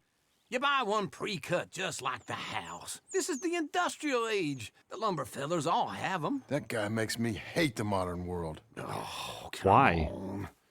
I'll deal with them. Dude, he sold you a bitchin' house. Like, that place is great. Like I used to. Then I never was that fast. Hold on, it's been several weeks since Horace has had anything to eat. Take more than that to stop you. Into Blackwater. Let's go.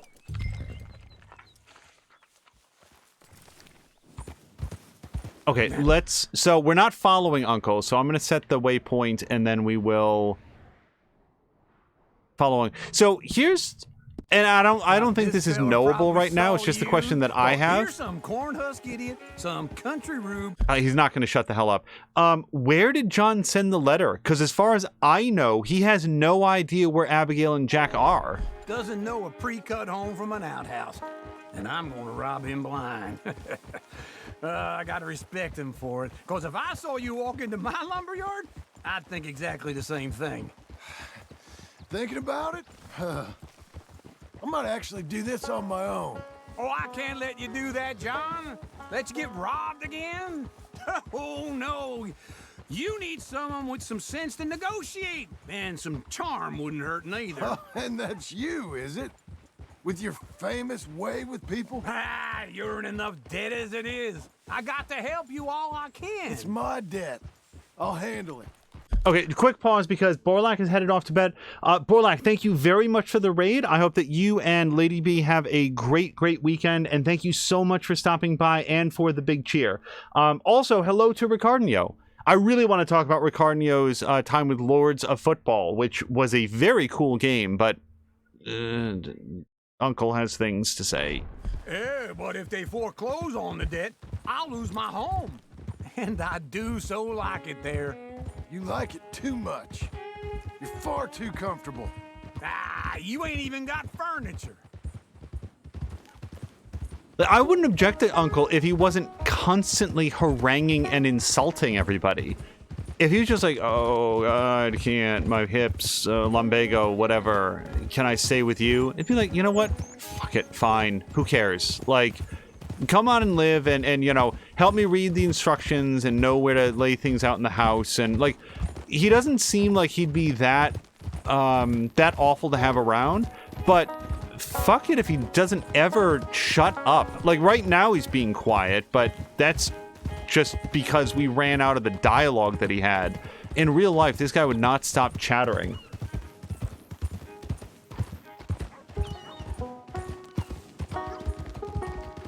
Yeah, Lady B, have a great night. So I don't think we'll have time here, but Ricardinho played a super neat game. It's not really going to be for me because I'm not much into... I'm going to start saying soccer just so that the American audience knows what I'm talking about, but... This is him. Yeah, hold on a second. It was legitimately a very, very cool game, I thought.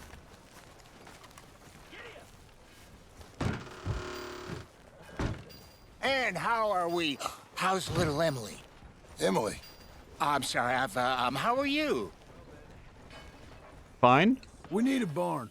A barn? Of course you do. All them potatoes. We're gonna farm livestock. What's wrong with you? How many Scarface loons you got coming in here buying pre-cut homes? Here, what you think? Have a look. Maybe that one. Well, an excellent choice. We have a couple already cut and in stock. I'll have it sent to you in Blackwater. I'm down at Beecher's Hope. Oh, I'm sorry. Of course, this is my wife, Jerry. You see, she's it's great seeing you again, Al. Yeah, and it's you, been sir. a pleasure as always. Great pleasure. Love your work. Of course. How are we gonna pay for this? Same way we pay for everything. I just wish I could help you, sir. You've been a good customer, and I like you, and David Geddes likes you. But this man is very annoying. Can you just give me a few days? Of course. I really enjoy begging and watching you make a fool of yourself. John! Hey! Is that Sadie Adler? Hey. John, how are you? Well, hello, Uncle. Nice to see you. And you too. Oh, shut up, you old creep. Listen, Sadie, you got any work? I'm kind of desperate. Work? How desperate? I need money. A bunch of money. My debt's climbing and You up for a fight? Is it legal? Well, it's very legal, but it's also pretty dangerous. With you, it'll be fine, but I wouldn't do it on my own. I ain't got much choice. All right, then. Come on. Look after him, Sadie. He's a delicate flower underneath. Tell the bank there's money coming in. And get a crew to help with that barn. I have it on good authority we can find this bounty at Painted Sky. I know the place. Okay, I'll follow you. You know, I've been doing some bounty hunting of my own since I last saw you. I ain't gonna make a habit of it. See, I like little details when it's like, yeah, we went and did a bunch of missions like that. Oops. Is pretty fresh, but I don't know how long it'll stay that way. An encyclopedia salesman was up there on the property. Couldn't find the rancher, but saw a Mexican-looking feller hanging around. Now, Ramon Cortez is round those parts, split up from his gang and stuck in West Elizabeth. It's gotta be him, holed up waiting on some out.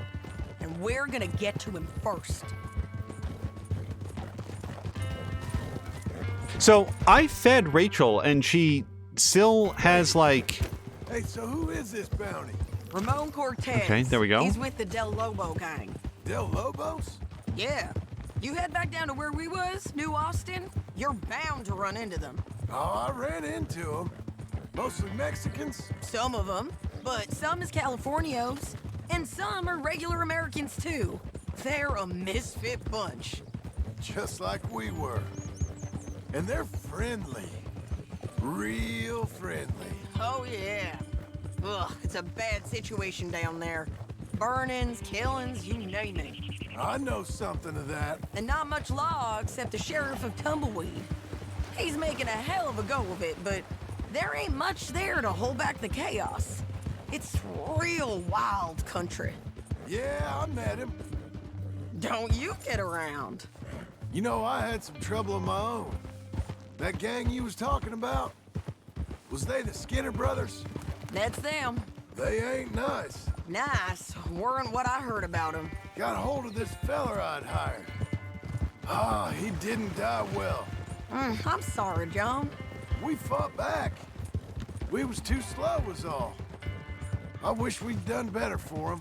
I'm sure you did the best you could. I've heard, well, the kinds of things they do to men. Unspeakable things. I hope that's the last you see of them. Me too. But if not, I mean to be ready. That is wise. You want to hear something? I built my ranch house.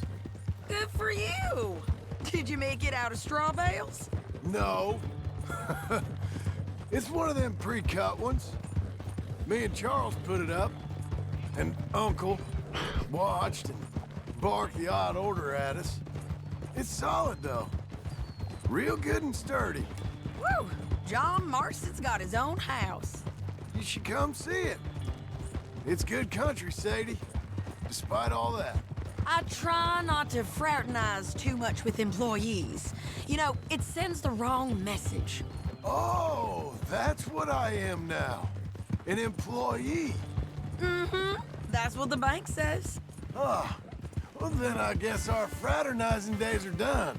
Now, be a good boy and get this bounty for me. Yes, ma'am!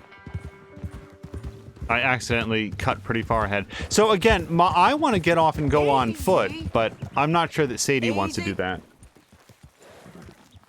Orange color, thank you very much for the follow.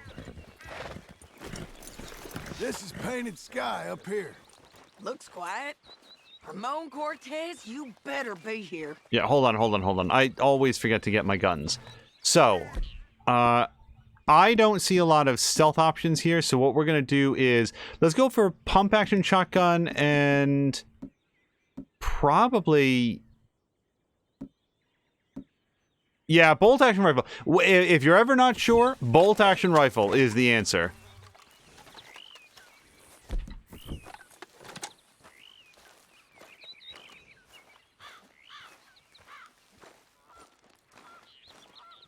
Yeah, at some point we'll be on the road and not have a lot of dialogue, and I will...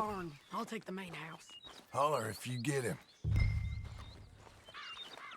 Talk about Lords of Football, because I thought it was a super neat game. It is the kind of sports management game that I would play and enjoy. Break lock. Well, let's do it quiet, because we don't know if we don't want to alarm anybody in the house if Sadie's going up there.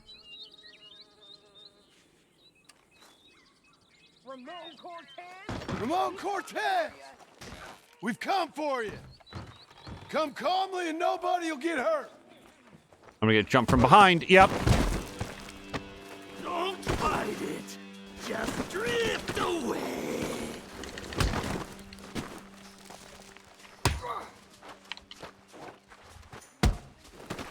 You got him? I think so. He just tried to kill me. That's about right. Hello to Mio. Yeah, that's him. Come on. Let's get him to the sheriff. Come on, Ramon. Let's go for a ride. We're going to Rhodes. Mio, I hope that you're having a great Sunday. Rhodes? It's different there now. That hurt. You want money? Gold? My men are meeting me at Dewberry Creek. Take me there. I'll pay you good. Better than any bounty. Oh, shut up.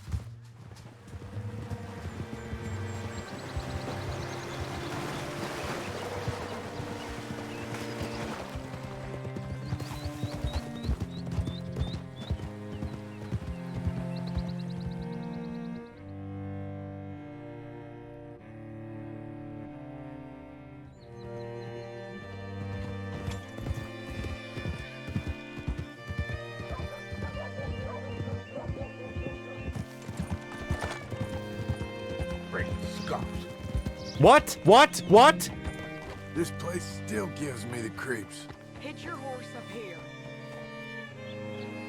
Okay, so that person doesn't look anything like Doc Brown, but that was... I really thought that we would see... Oh, there's no way that wasn't a reference. Oh my gosh, Mio says that rainy weather's been affecting his allergies since late last night. Just to pause for 5 seconds. Yesterday and Friday, I want to say that I was having very much the same thing, Mio. I felt very, very off. Not like people think of allergies as like being itchy eyes or runny nose, and yeah, I do get that sometimes, but this was just like really on edge in a way that seems to happen very seasonally around the time that other people are talking about their allergies. So I feel like I know where you're coming from, and hopefully it passes smoothly.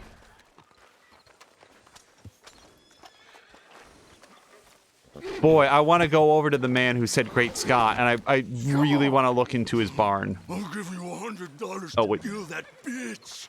200. 300 for her head. Be quiet. Mr. Sheriff? Mr. Sheriff, we got Ramon Cortez. Cortez? Sure did. Well done. How? Found him hiding in a pile of shit. That's about right. How you doing, Ramon? Oh, just fine, mister.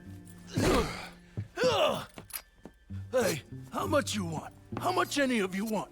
I'll give $2,000 in gold to whichever one of you sets me free. I'm afraid it's a bit late for that, Ramon. You've been a real bad boy.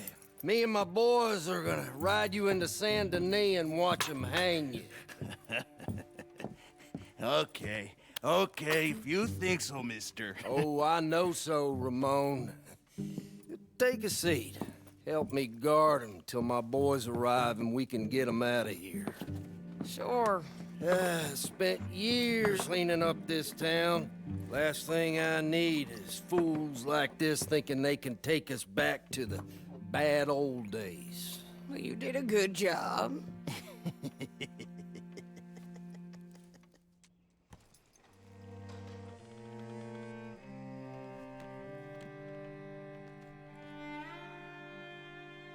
I want to learn literacy just so I wouldn't be so bored.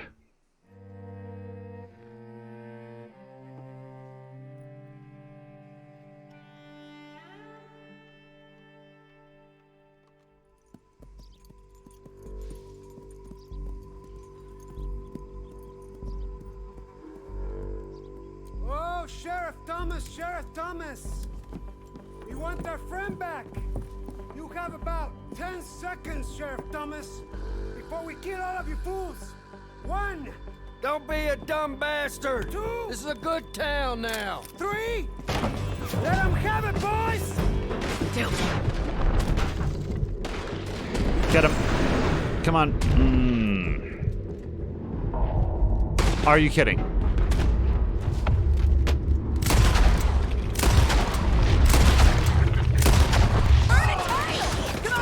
Let's run these cowards out of town! Make them bleed! Oh, she got him.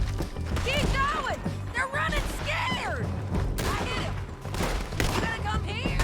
Or I gotta come there! Shit. I need you with me, Ron! I am strides behind you. It's fine. Do I have my, Yep. Okay, cool. Okay, apparently he can't see over this box.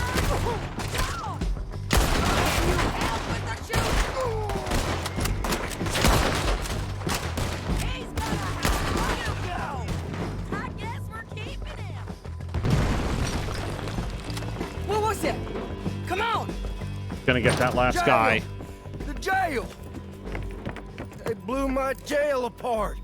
He's gone. He's gone. Well, we brought him in. Now pay us what's owed. He ain't here now, madam. I don't get paid unless he makes it to Saint Denis. You want to get shot today as well as Rob, mister? Are you threatening me? Why would we bother threatening you? Get him back and I'll get your money. And another $50 besides. $100. 75. I can't go higher. Done. Let's go, Jim Milton. Come on. Okay, I need to recoup some ammo.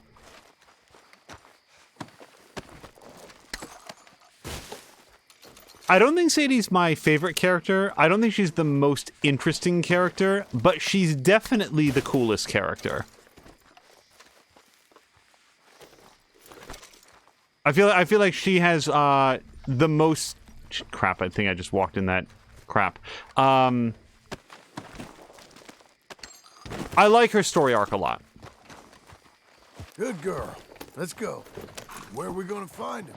He said there were men meeting him at Dewberry Creek. Let's start by looking there. Sure. You've had some bad luck with bounties being stole off of you. And you're about to have some bad luck with getting punched in the face. He got stole off both of us. Someone must have talked. One of his boys, maybe. We were sitting ducks, waiting all that time in that Jim Crack jailhouse.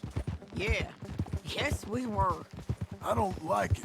The sheriff's done a lot to bring roads into line since the time of the Grays and Braithwaites, but clearly he ain't done enough. So you think we can trust him? Yeah. He'll pay up when we come back with Cortez. He's a decent fella. If we come back with Cortez. We're coming back with him. Don't you worry about that. It's an odd thing, isn't it? We'll take $200 from a sheriff who might be crooked himself to go get a bounty, but we won't take $2,000 from an outlaw just to let him go. If that kind of offer is tempting to you, then go right ahead. But not when you're on one of my jobs. I never said I was tempted by it. I just said it was an odd thing. How we'd take money from one, but not the other. Everyone's got to choose what they're loyal to. Themselves, God, the state. If a bounty hunter wants to last, the loyalty's got to be to the one that's issuing the bounties. Plain and simple. I got a reputation for honest work. So, everyone with a price on their head deserves it, you think? Sure. No, I don't know, usually. If I got into who deserved what, second-guessed every poster, I'd tear out all my hair before I put a rope on anyone. Blah, blah, blah. Thank you so much for the resubscription. That's awesome. If the price is high enough, you got to trust there's a reason they said it. I hope that rationale works out for all of us. And then promptly a break in the dialogue. Blah blah blah. Thank you so much. Down there. Fire. I'd wager that's them. Stay on the road. Let's find a good vantage point. What about right here? I mean, granted, we're a little bit exposed, but they saw us coming already, you would think. We weren't exactly being quiet about it.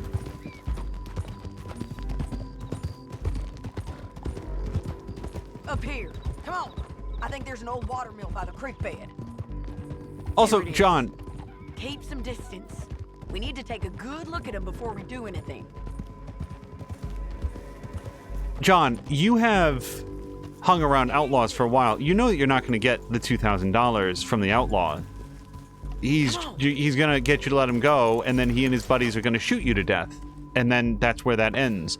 Also, I don't know why John thinks the sheriff might be crooked. I didn't get any sense at all that he wasn't camping down there. planning to pay them. Why are they hanging around? Probably waiting for a boat. There's supposed to be a storm coming through, so maybe that's delayed them? Perhaps. So what do we do now? I'm gonna go get them. You. Me. You just cover me. I ain't getting you killed out there. But it's okay for you? I wanna die. And besides, those bastards don't look that tough. They look asleep as far as I can tell. I'm gonna go. You sure about this? Just don't seem right. This is my show, John Marston. Do as you're goddamn told. And shoot well.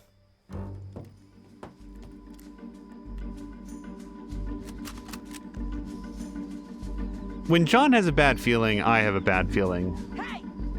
Damn it, Sadie. I got this. Hands to the water.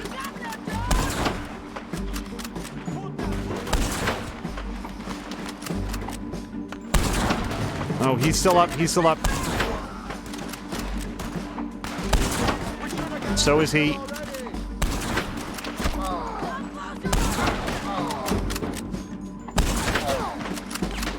Okay, who else do I have? This guy? Oh! Hat shot!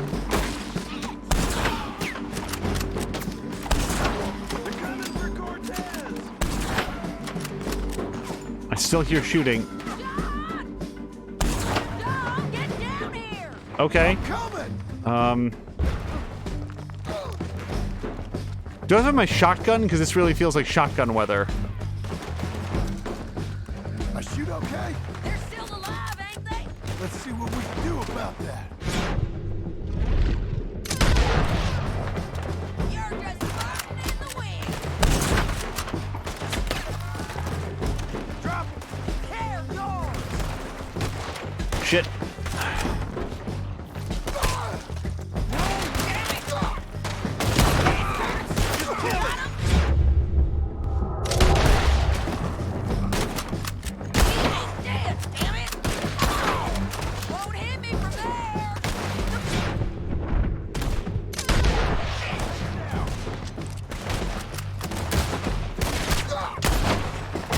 Get them!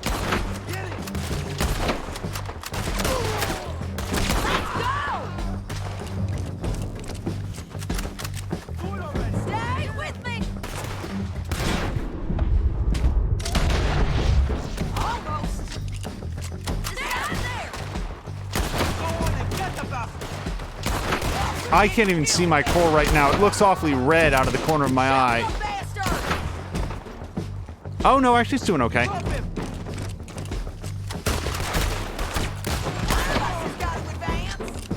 he is! In the boat! Got to clear. Sure, that's close enough to the head, I think. He's rowing out of here! Shit! Okay, Sadie, you take that one on the right. I'll take this guy.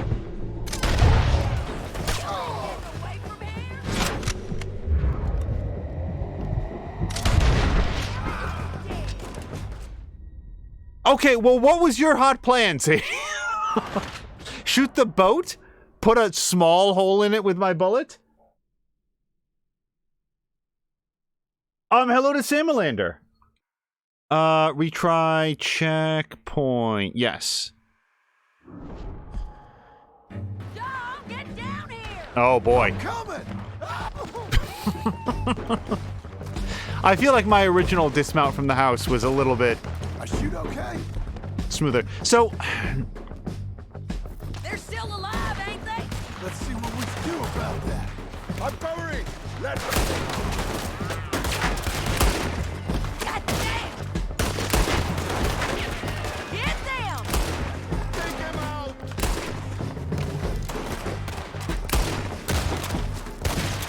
There! Take him down.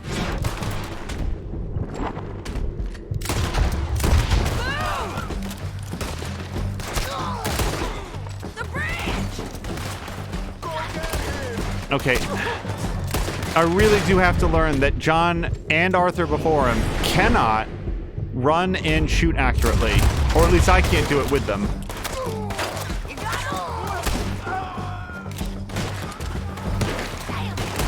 Okay,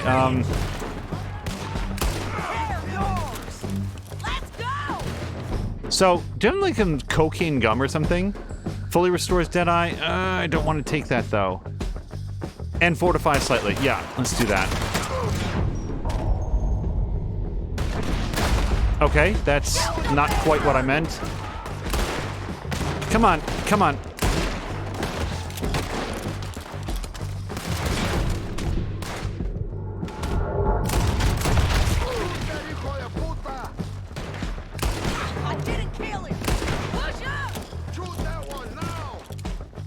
I feel like there's something weird happening with her bandolier that's causing it to stretch up into the sky.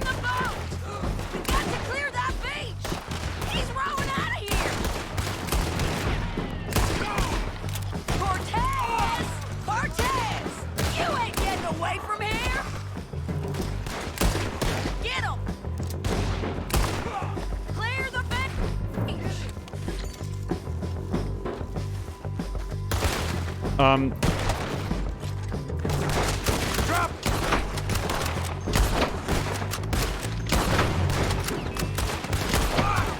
Make him turn around. Much as you want to. Don't kill him.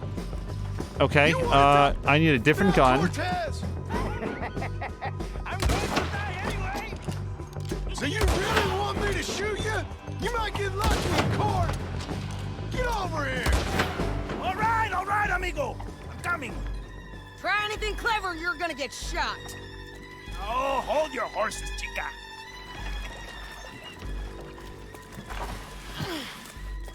Get out of there! I said, get Out of there! Easy, easy, girl. Oh, you gave up easy a long time ago. Hey, look out. There's more of them coming. Hey! Estoy aquí! Shut your goddamn mouth!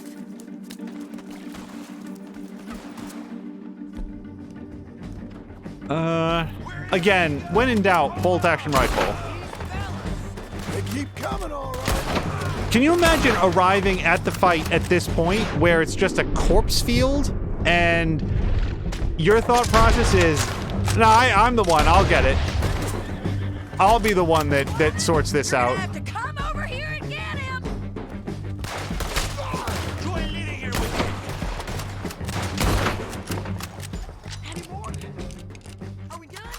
We might just be. Son of a bitch. Well, that's that then. Help me load this fool on the horse. A lot of crazy bastards. Seems Mexico's a tough place. Too tough for you, John Marston. I'd stay well clear. Oh, I mean to, Mrs. Adler. Yeah, you don't want to go to Mexico, John. Much more interesting stories other places in the world. Don't worry about it. Come on! You know, we do have to bring him in alive. Okay, let's go. I didn't hear a particular provision about how many bones need to be intact. Second time lucky. What do you think, Cortez? You got any more surprises up your sleeve? You're a dead woman, and you are a dead man. The De Lobos will not forgive this. Wherever you hide, we will find you, and we will kill you. You and anyone who is close to you. I preferred it when you was offering money. Oh, you want money? Hey, take my money. I got gold, lady. But wasn't you just saying you was gonna kill me? Oh, you let me go? I'll forget about all this. You see, Ramon, what we got here is a trust issue. Oh, I'm good for it. You're tied up on a horse, about to be taken to San Denis to hang. You ain't good for anything. Listen, I swear. Of course, because all you can do is swear. But you're just saying anything you think might get you out of this. Ramon, I couldn't trust you to pay me. I couldn't trust you not to kill me. Hell, I couldn't even trust you to kill me, if that's what we agreed. What the hell are you talking about? I got gold, woman. Mister, gold. $5,000. Well, I hope you left it to someone in your will. Because you ain't gonna find much use for it in the short time you got left. Oh, damn you, woman. Oh, to you. Oh, I've been damned a long time, my friend. Relax, mister. We ain't got far to go. Oh, you made a big mistake. Both of you. You should have took the money. You should have taken it. Now we're gonna come for you. I promise you that. We're gonna come for you. Well, I hope they know just where to find me. Because I'll enjoy the fight. I like the fighting, Ramon. The fighting and the killing. Sam Linder says that of the people that arrived late to the fight, they're like, look, after all this murder, they must be low on bullets. I like my chances. Yeah, they have mistaken John Marston for a character from The Last of Us who can really only carry as many bullets as you could squeeze into the pockets of your jeans and never ever finds more space in the backpacks that they carry around. So at most, at any given time, they've got like 12 rounds of ammunition. So they just have to send 13 guys in there and they will win by default.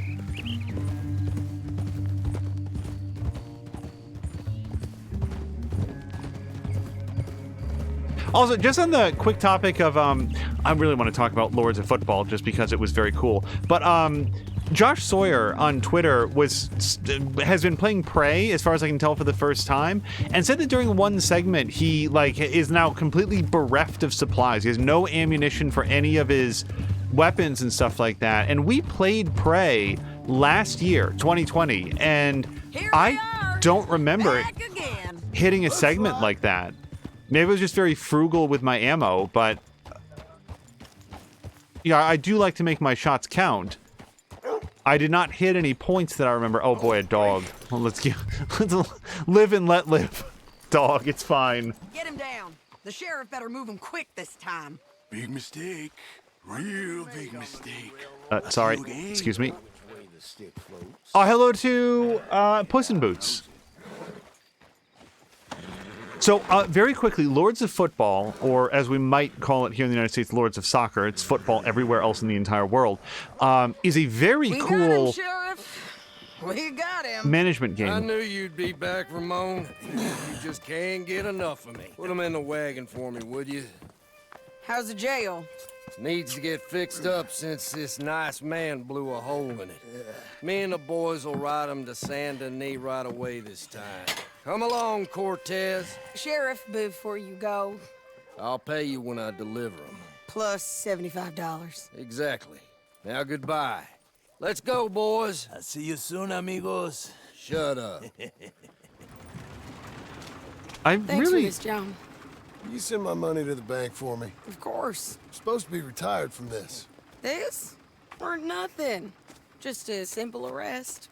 Money for old rope. If you say so. See you around, partner. Really would prefer to get paid now, Sheriff, given how much difficulty you have keeping hold of your prisoners.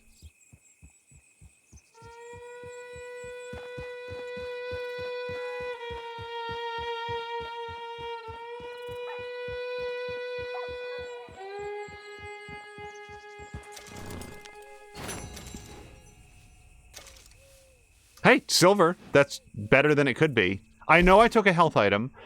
Get 5 headshots while covering Sadie with the long-scoped rifle, and complete without, yeah. So, get 4 hipfire kills. That's cool. I don't really remember doing that, but that's fine. You be safe, my girl. Wait, horse station? What is this? Horse management is currently unavailable as your active horse is in the ranch and you have no horses stabled. All true.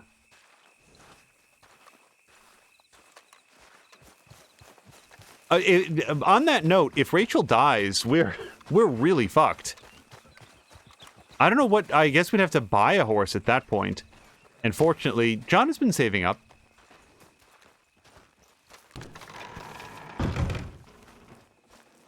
Oh, I guess he's not going to be up there. There's no way that climbing that ladder is way too much effort for Uncle, so he's going to be outside. How was your holiday? I was making money. And to think, you call me lazy. You've done a great job. Well, that crew did help. Built a house, a barn. Look at this place. I can't believe it. Thank you. Thank you both. This calls for a drink. Young miss at dancing school is taught the minuet to tread. Young miss at dancing school is taught the minuet to tread. But we go better when we've brought our four-tack to Cathead. Come bustle, bustle, drink about, and let us merry be. Our can is full, we'll pump it out, and then all hands to sea. When horn and hounds the forest rend, his pack the huntsman cheers. When horns and hounds the forest rend, his pack the huntsman cheers. As loud as halloo when we send a broadside to Mount Sears. As loud as halloo when we send a broadside to Mount Sears. Come bustle, bustle, drink about, and let us merry be. Our can is full, we'll pump it out, and then all hands to sea. What's got at sea we spend on shore on sweethearts and our wives. What's got at sea we spend on shore at sweethearts and our wives. And then my boys hoist sail for more, thus passes sailors' lives. And then my boys hoist sail for more, thus passes sailors' lives. Come bustle, bustle, drink about, and let us merry be. Our can is full, let's fight it out, and then our hands to sea. Yeah! John! Get out here! Uncle's gone! He's fine. Let me sleep. Get out here now!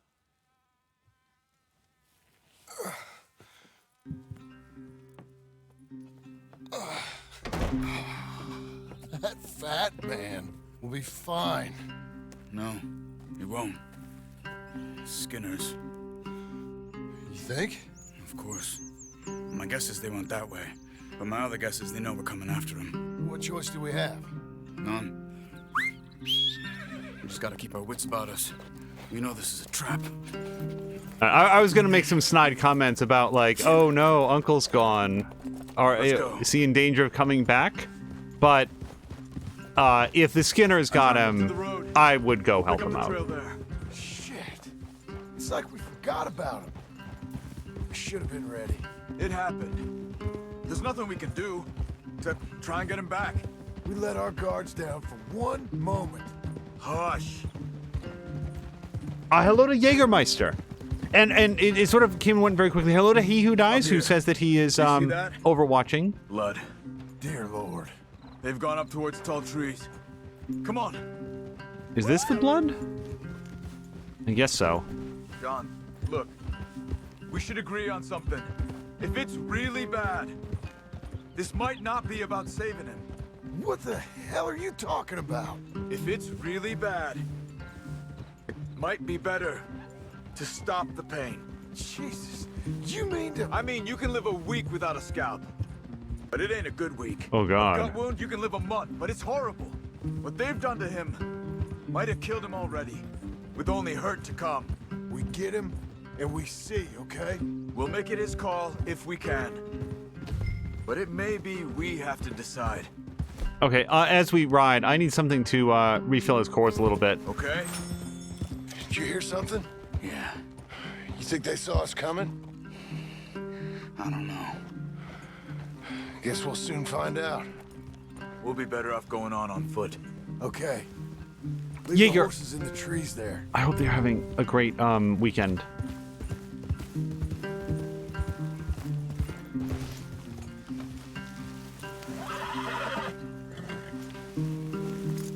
What a lady you are.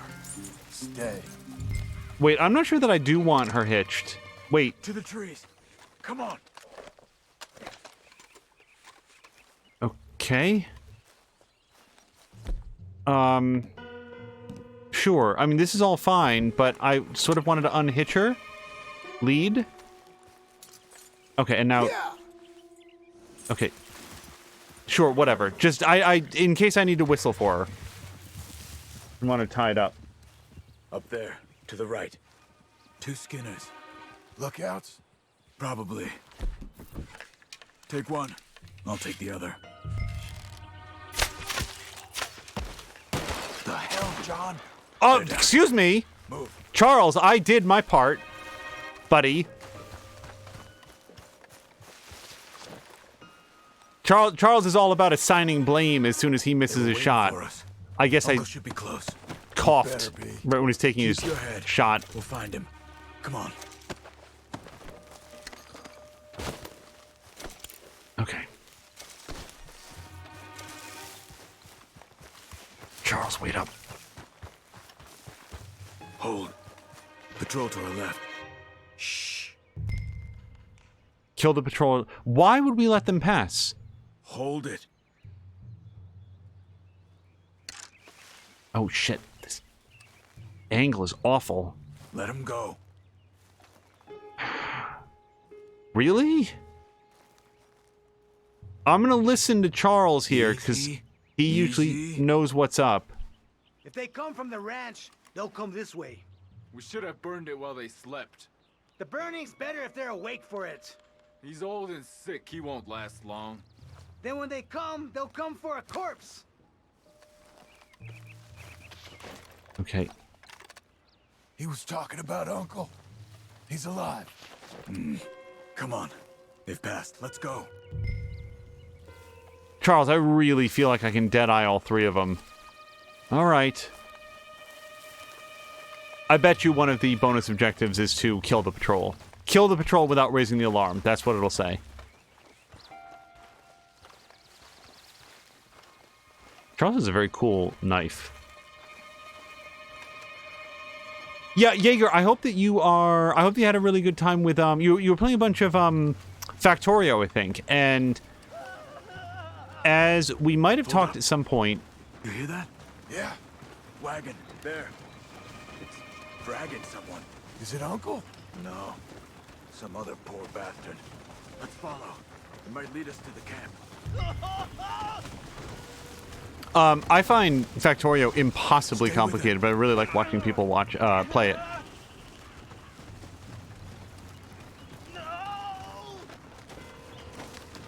I was really looking forward to it. It's not that I have a lot to say about Lords of Football. I just thought that Ricardo put on a great stream that showed it in, like, some really good light.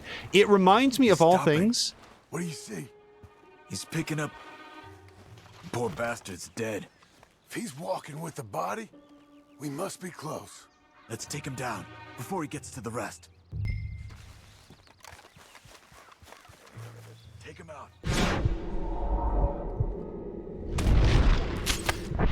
Okay, let's go.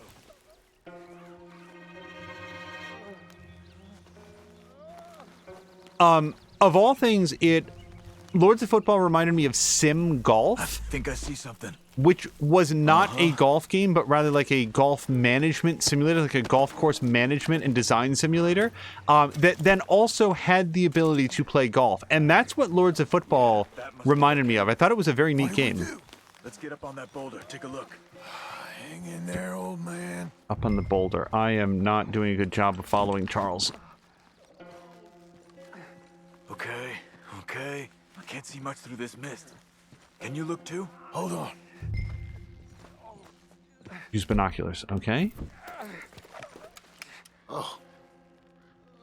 My God. We gotta go get him. Careful. Where are they? Where are they? I don't care. Come on.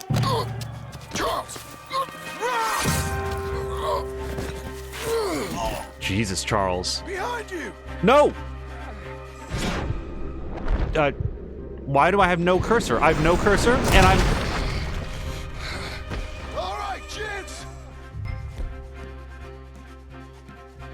It's over.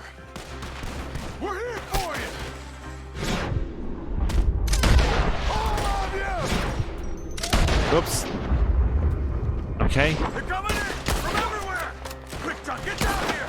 Uncle! We'll get you... Behind the rocks. There. There. Came for the old dog. Uncle! What do you want from me, John? I'll rip his head off. Shit.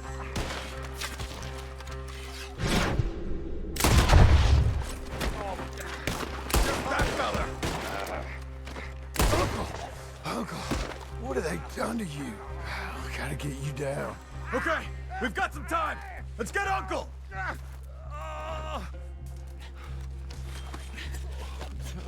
You're okay, old man. I look okay. You look awful. You'll be okay. Those bastards. We got 'em. They were cooking him. Jesus Christ. Looks like we got here just in time. Yeah, just in time. Damn it. I'll carry him. Come on, Uncle.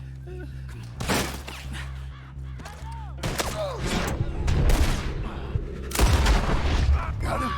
Because here come the rest of them. Quick! There's more of them. Shit. Shit. Cover you!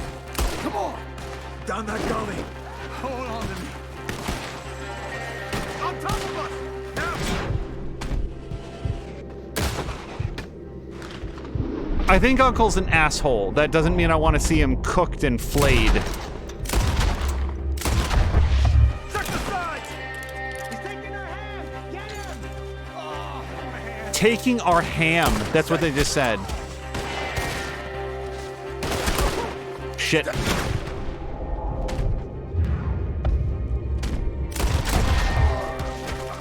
Oh, damn. Better hope the bullets kill you. I got this!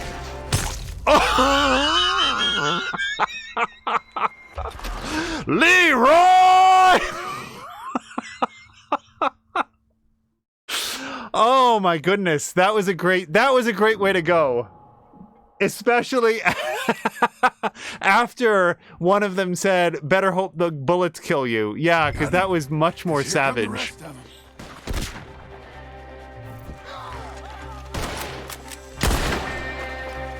Cover you! Come on! Down that gully. Oh, man. On top of us! Bitch! To the right! I'm going! Shit, I can't see behind their previous victims. I'll deal with this! Check the sides! It's our last shot! The ranchers don't leave here! Oh, damn! The Skinner brothers! I got this!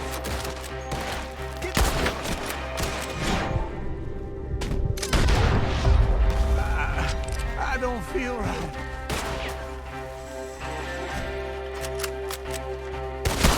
Oh, god damn it.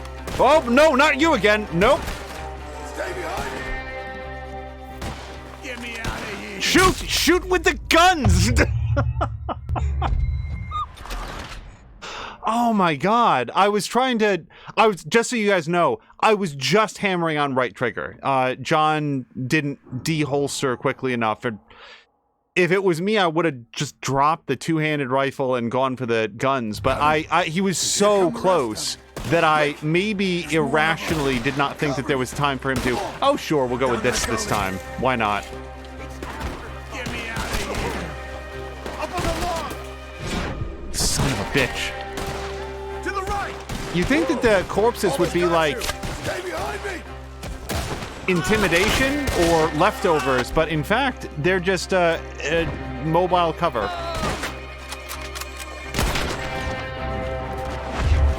Crap! I gotta finish it! They're up on the axes! Hold on to me. Hey, get the old man!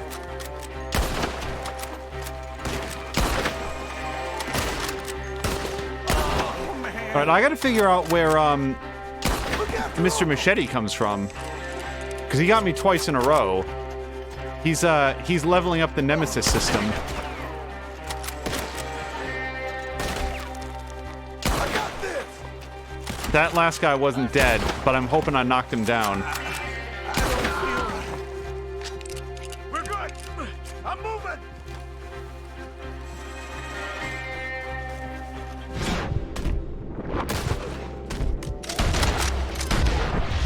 We're not clear! You move!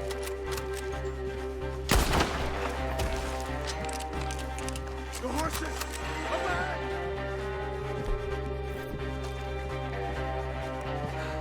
Come on, man. Move. Behind the tree! There, John! Get up there! We're taking you home. Oh, bullshit, John, come on. I don't see him. There he is. Okay, are we going? Yeah, get on your horse. That sounds like a plan. Let's go. It's all right. Almost got me!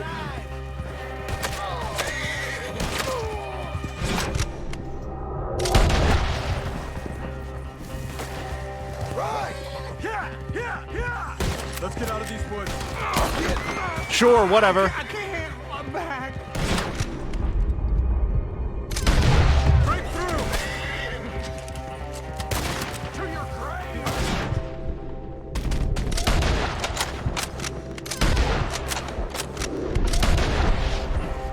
Oh, don't let me fall, please! We're out.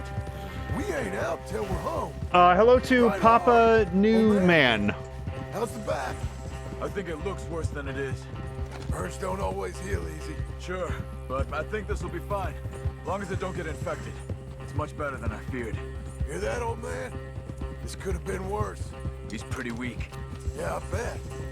Stay with us, you old bastard. Yeah, don't drop off the horse. Good.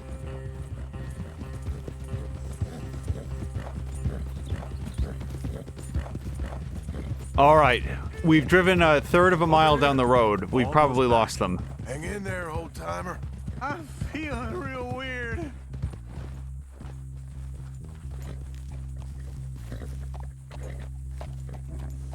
Whoa. Does it look okay? Uncle. Uncle. We're here. All right. Let's get you down. Easy. I got you. I got you. Let's get him comfortable. Thank you, boys. Don't mention it. I thought I was dead. Don't get all sentimental now, old man. Then I'll really think you're dying. It's gonna be okay. A few days, you're gonna be just fine. You're a survivor. Easy, easy.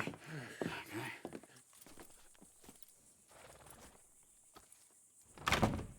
He'll be fine. You think they'll be back? Maybe, but I doubt it. We must have killed most of them. This is your land. Was it theirs once? I don't think so. I met a fella said the Skinners rode down about 2 years ago. They're just angry men on a rampage, and we got in their way. Sort of like we used to be? Yeah, exactly like we used to be. Maybe we should take up torture. We got Uncle singing instead of torture. We're gonna be safe here, John. Hmm? You, your family, you'll all be safe. I hope so. I really do. If she ever comes back. I was about to say there's been a couple time jumps of multiple weeks and or months. So what are we figuring that John and Abigail have been apart? Like, it feels like it's been almost a year. More than 6 months, I would say. Relationships work different back in the day, I guess. Because a year on, I'd be thinking, like, she's not interested.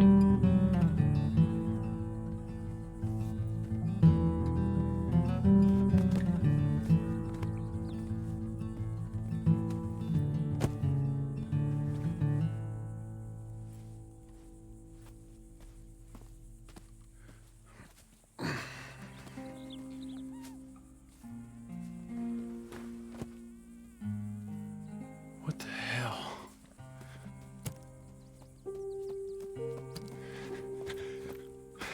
You're...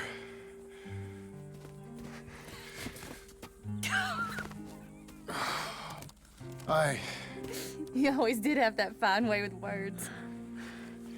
You doing all right, son? Sure, Pop. Can I go see the house? Sure. Hello to everybody raiding Give over. him some time. He'll warm up. It's quite a place you got here. It's yours. Ours. I should see about that boy. Who's my new rival? Oh, that's Rufus. He's loyal, dumb, and angry, so he reminded us of you. That's your idea of a joke, miss? I guess. Come on!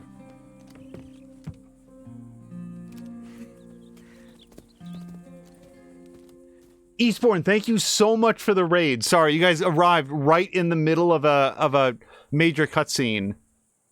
Unless something dramatic happens here, we will pause it up here real quick. Hello to everybody that came over with Eastbourne. Hello to SSI Sama, and Caroluna is here. Jägermeister may also have come over with the raid. He was here a bit ago as well. Thank you, Eastbourne, so much for the raid. Now, as a quick sort of note of caution, we are into the second epilogue chapter of Red Dead Redemption 2. It has quite an elaborate epilogue. Nothing that you might have seen so far would qualify as a really significant spoiler, but I would caution you guys that if you were concerned about getting any information about the game, this might be an opportunity to drop out. Otherwise, we'd love to have you in here, and our aim is to finish up the game and hit credits today. So however long that might take, I don't know if that's going to be 5 minutes, or as this game has tended to go, a significantly longer time. Puss in Boots doesn't like this woman. So here's the thing. I am generally not a fan of people that run out on family members, but in this case, I get where Abigail is coming from. Abigail cares about John a great deal, but John continued to do things that, in her estimation, put their son in danger. And I think that that's the breaking point for her. So I actually like Abigail more than I would have expected. Oh, wow, we got into some new quests as well. So with all of our cautions out of the way, welcome to Marston Ranch, which is really nice. Maybe I'm just going by modern day standards. We're having this much land and sort of like structures and stuff. Like, look at Charles doing work. I guess we're assuming that Uncle is... You know what? I'm going to go look for Uncle. Also, it looks like I can do a quick chore in here. Okay, that's a little bit more. Zerder is turning in. Zerder, thank you so much for stopping by. Let's see. Can I do chores? Yep, there's a pitchfork here.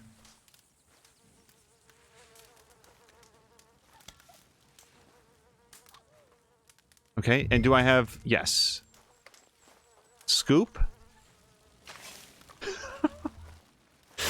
And if you haven't seen any of Red Dead Redemption 2, it's virtually none of scooping poop, but you came in just in time for our latest minigame. Eastbourne is going to listen and be comfy while heading to bed. Well, hopefully we can provide some good company while you are getting ready for bed. Sometimes there's lots of gunfire, but at the moment it's just scooping manure.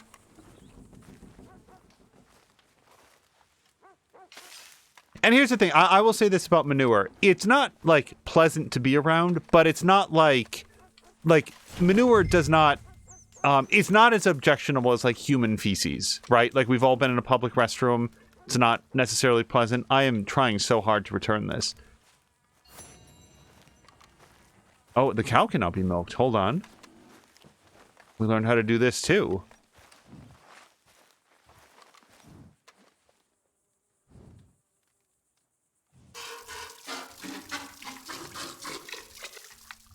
I can't do five-finger fillet, but I can do 4-teeth milking like nobody's business.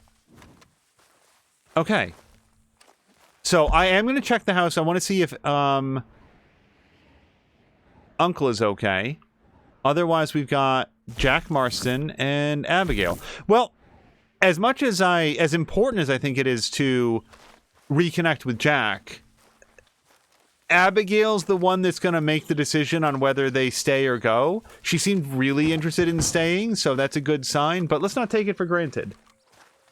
Also, blah, blah, blah is saying I always listen to Manure on Spotify. Is that a... Oh, hold on.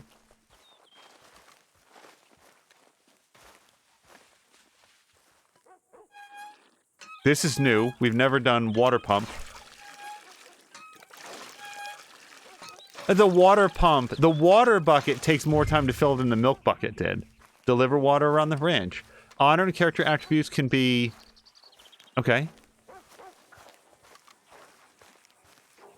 So maybe this is a good opportunity. So, Lord of Football, which is an interesting name that makes it sound like it's some sort of a fantasy RPG, actually is a football or soccer team management game. And I believe, and if Ricardo is here, he can clarify whether or not he was actually playing the games of football as they went. But more impressively, like, there's an entire team management aspect of it, which reminds me of, say, Football Manager. But where Football Manager always looks to me to be a whole bunch of, like, spreadsheets and graphs, this was all presented graphically, which I thought was, it reminded me, as I said to Ricardo, of The Sims. Get more water. I'm not going to continue to deliver some water.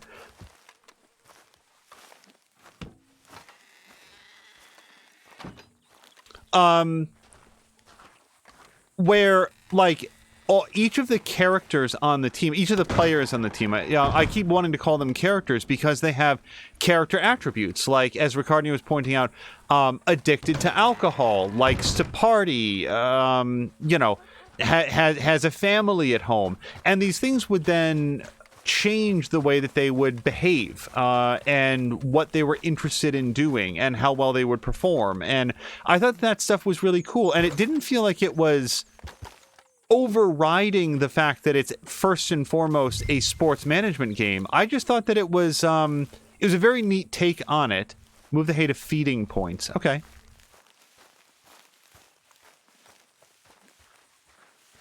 So, Ricardo is saying, what do you mean actually played football? Like, were you in control of the players, or were you watching the game play out and then making some calls, like calling the plays? Jägermeister saying, Hans and Franz. We're Hans and Franz here to pump. I can't clap with the control in my hand. You up. And Puss in Bush is saying the quiet life. I don't. Okay, this looks like it's indoors. Working the white man's land for no pay. How will I let this happen? Look, if you need money, I'll get you money.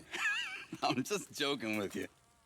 No, he should get paid. Right now, this is good for me. And I know you do the same. You say the word, I'll be there. All right. Yo, he should get paid, and not just room and board. Hey, John, remember when you were staying at the ranch and you got both the house to yourself, but also, like, apparently a paycheck? You gotta pay Charles.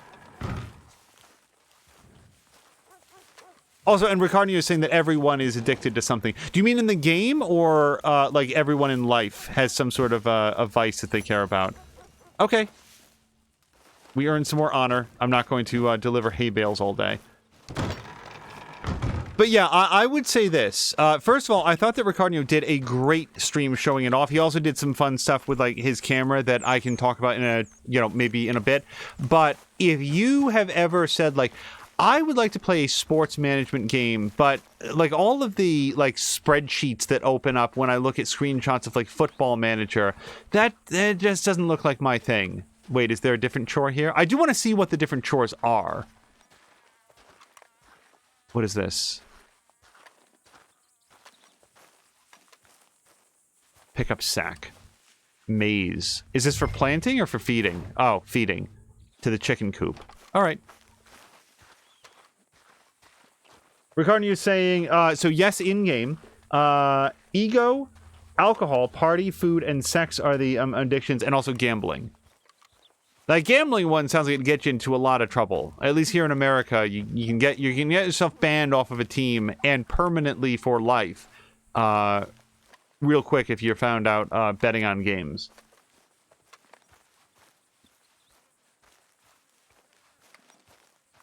This again is like what we're seeing here is less born out of a desire to like get John's honor up or anything, and much more out of I like examining some of the things that he'd be doing and trying to live the life that he would be doing, at least in a small part, to set things right for Abigail and Jack. So I guess we put this inside. Chicken coops are revolting, by the way. Like, again, not spent a huge amount of time on farms, but manure, not that bad. Chicken coops, worse than you think.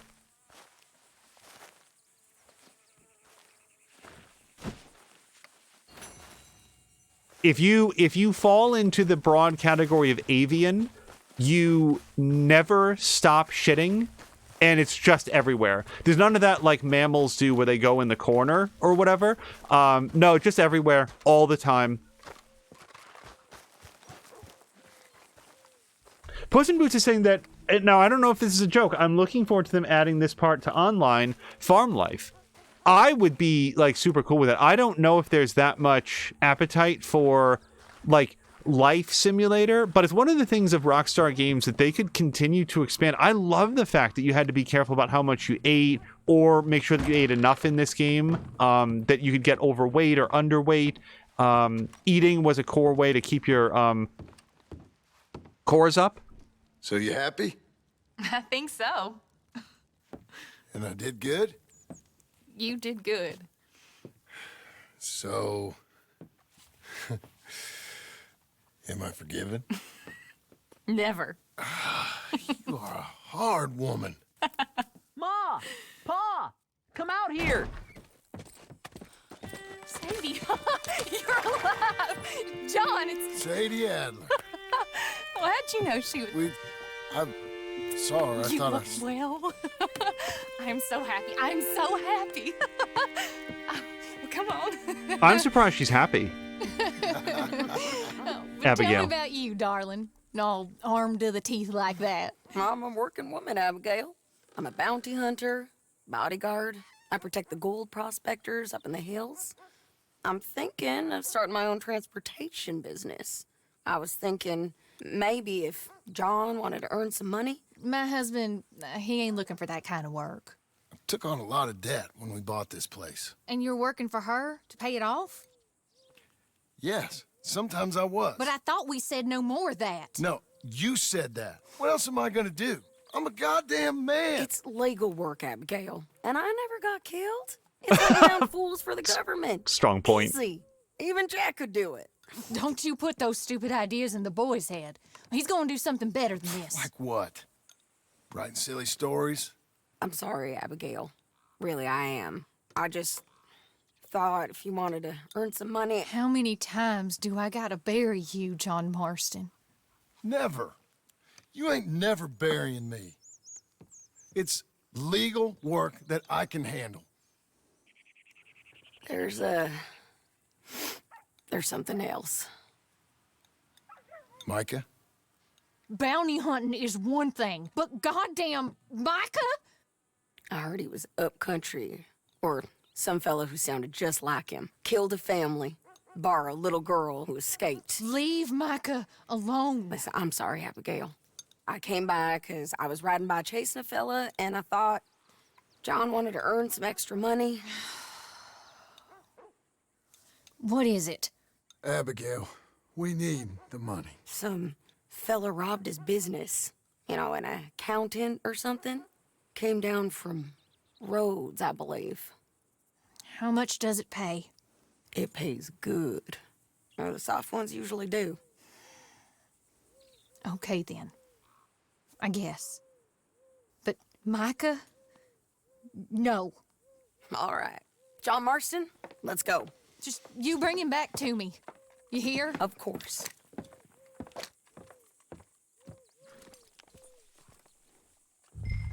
So Jägermeister made the observation You that want to work? Let's do it. Sadie arriving and immediately taking her gun, you know, like drawing her gun, Follow me. seemed a bit threatening. We're going up into tall trees. I was thinking the same thing, Jägermeister. I was very concerned that... It's nice of you to stop by and see the place. Hold on. I was very concerned that John was her next target. I don't think that Sadie would take that, would take John Marston as a bounty mark, but it briefly occurred to me, hey, Sadie, what do you need that gun for? And I think that actually, in retrospect, I think that it is, I don't think that Sadie goes anywhere without a firearm anymore after the life that she's had. Finally? Abigail's back with the boy. You must be so pleased, John. And the ranch? You were right. It's really something. I think I'm gonna ask her to, marry me. I got a ring. It was Arthur's. I found it in a bundle of things that I've kept.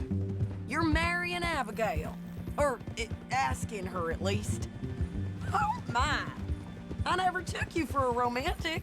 No, me neither. But it's something I've thought about. And I think... I know. I want it. Okay. I guess I thought you were married already. Long ago. No, not really. Not officially. Well, I'm real happy for you, John. Being married, it made me real happy.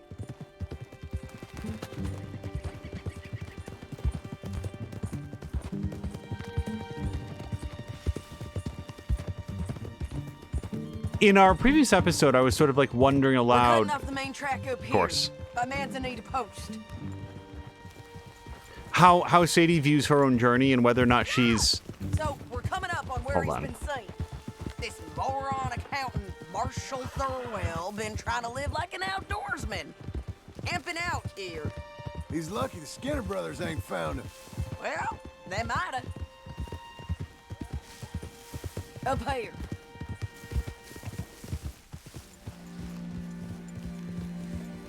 The voice actor who plays Sadie, I Must wonder if be she it. talks anything Get like down. this. Let's take a look around. Something's been here. This looks... Looks like a bear or something came through here. Fella left in quite a hurry. Here. Oh, he was from the south, whoever he is.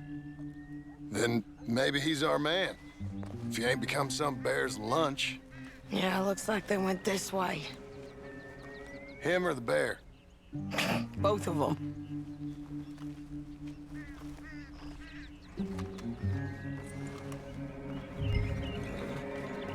Jägermeister's also saying that They ain't here. It's that way, I'd say. Great. now she's keeping the rifle slung across her back. So why wouldn't she have had it on her back when she arrived at... Damn it! I lost the trail. Can you see which way he might have gone? Yeah, this is an interesting thing for us to be getting tutorialized in. I think I found it. Okay, I think I got him. Follow me. I would think, Jägermeister, and this is just me interpreting, I don't know, that...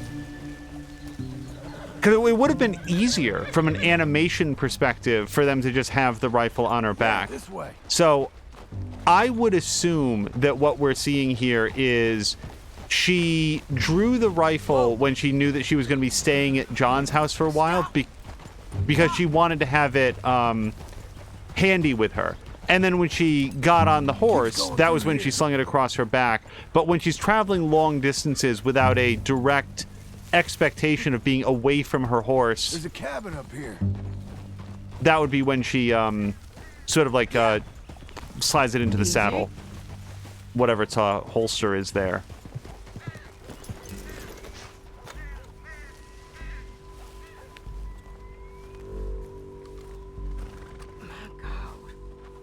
Crap. Ugh, well, it ain't pretty. Oh boy. That our fella? Maybe. But Jesus. looks more like a local farmer to me. Or what's left of one.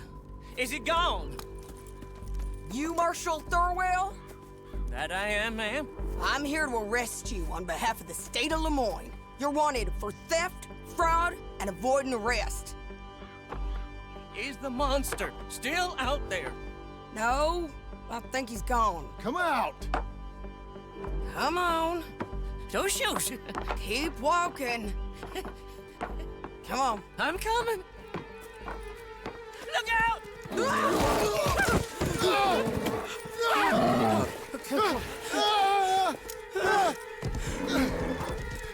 I have seen both The Revenant and The Great Outdoors. I don't like my odds.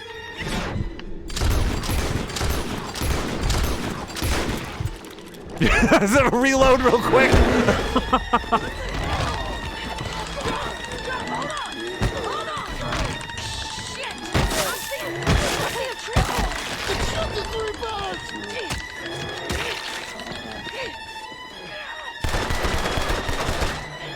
More bullets. I think he's gone. Fucking monster. Thurwell! Get out here! Before I come in there and kill you myself! I'm coming. Pathetic. Waiting to see if that animal ate us? No, ma'am. That weren't it. Yes, it were. Come here. Come here.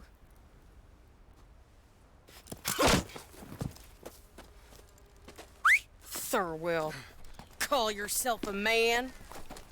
Well, it's like Abigail says. That's one word for you.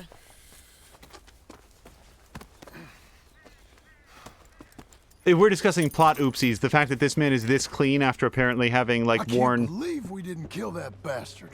that outfit. Okay, a couple thoughts real quick. A, that man is way too clean to have been living in these woods for longer than an hour in that suit and to still have it be in that condition. Number two, guys, what were you expecting that man to do against that bear? He doesn't have any firearms. You do, and the bear almost killed both of you. Was he supposed to yell at the bear a lot? Maybe angle his eyeglasses to eventually set the bear on fire by using the sun? Gave him something to remember us by, at least. I mean, I get that they don't like him or whatever, and that's fine, but let's maybe lay off the, like... You all right, John? Yeah. Just... We always find a way to almost get killed, don't we? Mm-hmm. That's kind of the problem. Maybe it wasn't right of me to bring you along on those really heavy things. A family man and all. Mio, I am 100% with you. I would have preferred to get his original hat. I'm a hat originalist, but in this case... Oh, nope, this is perfect. Yep, let's have some biscuits. Seeing all this? I don't know if I can do it again. I'm my own man, ain't I? I get to make those calls. I needed the money. You are your own man, sure. But I'm my own woman. And I get to say who I ride with. And I don't know if your ranch and your kid and your wife are things I want to be worrying about when I hear a gunshot. Yeah, fair enough. Those are fine new clothes, by the way. Yeah? I spend my cash on fancy clothes and horses and shiny new guns. Who's this up here? Is that... Are you Sadie Adler, man? The bounty hunter? Get off the road! Look, I got great respect for you professionally, but if that's Marshal Thurwell there, me and my partner would like to split the reward. For doing what? Get off the road! We was thinking you might need protection. I look like I need protection? Me and my partner, we're dead set on splitting that reward. And if not, well, we said we was gonna have to take all of it. Get us!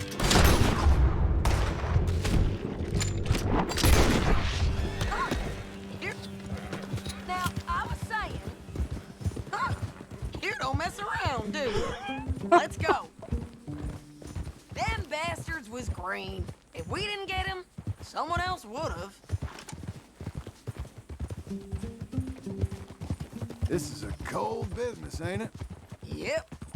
It does require a certain level of detachment. You ever think if it's right? No.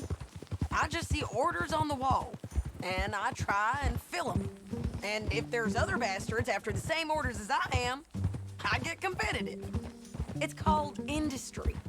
And if you ain't noticed, everyone is out there doing it. I guess they are. Yeah, Cara Luna picked up on the exact same thing that I did, which is immediately after the two guys... Earlier, you knew something about Micah. You gonna tell me what you know? Are you sure you want to hear about him? Ain't all that... Sorry, immediately after the two guys get trepanated by John's gunshots, Sadie's next line of dialogue was, "Now, as I was saying." Back at your ranch enough? If I find him, I will handle it. Your bounties or transport work, that's your decision to bring me along or not. But Micah, that's something well, I gotta do. Yes. With or without you, Sadie. You know what I mean? Okay, okay. I know. Well, I'm hearing things. A lot of things. Still mostly just whispers, but I think you might be pretty close. Oh! Cut that man down! Are you sure you want to do that? Because I had the right of way. See? I'm right, and this is the way. Stop it! Leave me the hell alone! Get goddamn back! Get on your horse, John. God damn it! I think my horse is very sick. You're too far behind. Azric, I had not seen the clip. Thank you very much for making it. I think it did get swallowed up in the raid. And on that note, if ever there's a follow or anything like a clip that's made, I just want to reassure people as we go. We always see that after the fact, and anything that I've missed, I usually like to reach out again and let people know. But Sam, Azric, thank you very, very much for getting the clip.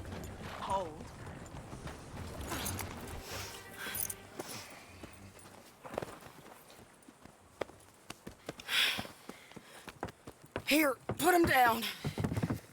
Go on. Get home to your wife. I'll let you know if I hear anything about Micah. You need a hand taking him in? Him?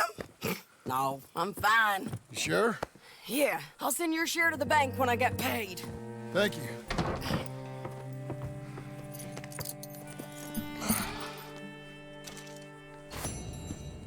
So as recently as last episode, I did want to touch on this. As recently as last episode, I was talking about things that I would... Fuck off. That I was going to choose not to do, even though I wanted to do them, because I thought it was important for John reconnecting with Abigail. Micah does not fall into that category. If we have the opportunity to go get Micah, I am going to do that. And I'm going to do that knowing that Abigail would disapprove, and it's everything that John was just saying. The fact that Micah is out there in any capacity, in any condition, is unacceptable. So we are definitely gonna go handle him if we're afforded the opportunity. Okay, that's a water pump. Sorry, nope, I'm not trying to irritate you, sir. Just...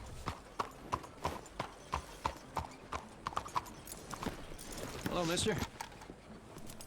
And we'll probably grab the newspaper from across the way as well. How could you be so cruel? Apparently my reputation... Take a look at what we got. This... There's some bounty hunters finally brought in Marshal Thurwell. Yeah, so I hear. Well, I'll tell you what, this is not actually what I was intending to go to. Let's browse catalog. Let me just look in here. It's mostly going to be ammunition.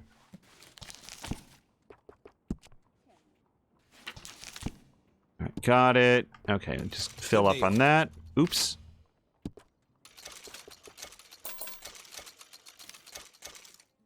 That's that. Okay, good enough. Oh, and this guy doesn't clean guns, does he? You know what he probably does, though? He probably, he does sell the gun oil. I'm glad that's fixed. I'm just going to check some of my more commonly used guns. Great. Just see if we need to clean any of them up.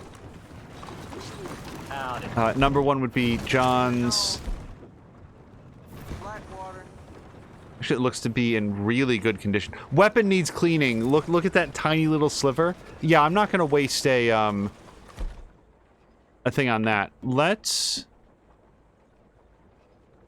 I've probably fired the shotgun, and I know I fired that carbine repeater a couple of times. Let's grab these, and I just want to see if I need to clean any of them.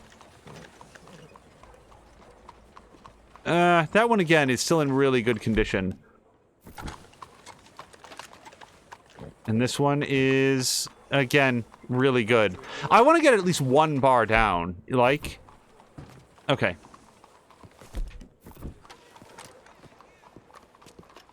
Jägermeister says, Road reminds me of a PG-13 joke, permission to share. Yeah, go for it. Get your newspapers here, folks. Sir. Hey now. Okay, let's... Interested in a good read? Sure, and I'll also take your newspaper. All right, edition number 74. Let's check it out. Bureau of Investigation found it. Oh, really? The Attorney General has formed an autonomous investigative agency to be headed up by veteran law enforcement official Edgar Ross in an attempt to track high-profile and dangerous criminals. The Bureau will also be tasked with investigating financial fraud and other organized crimes. Ross served for many years as a senior agent with the Pinkerton Detective Agency under the mentorship of the late Andrew Milton, and then went on to work at the National Bureau of Criminal Identification, founded by the National Chiefs of Police Union in 1896, which was, wow, what a sentence. Jesus Christ, a sentence. Which was tasked to record information on criminals and gangs and work with law enforcement. He has been billed as one of the most humble, innovative, and honest law enforcement officials of his class, and colleagues say that Ross produces results where others fail. Okay, that's fine.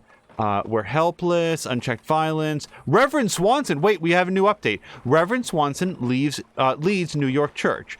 Reverend Orville Swanson was inducted into his official capacity as minister of the First Congregational Church of New York this week, having moved to the city to accept the position. A service was held, and then reception was given to celebrate the appointment. Encouraging reports from attendees indicate that Reverend Swanson delivered an impassioned and heartfelt sermon about acknowledging sin and seeking redemption. He spoke about his own break from faith, a dark period when he could not attend church, falling into sin, depravity, and wanton gluttony. I feel like you're leaving a lot of details out there, sir. Chronicled period, rediscovering, then became an assistant pastor soon. Okay, so Reverend Swanson got himself all cleaned up. Who knew? Anything else in here? Toulouse Chetty gang killed. I don't remember them. Nervous but debilitated men. You are permitted a faux trusty day trust. Okay, I have no idea what that's talking about. And that's it.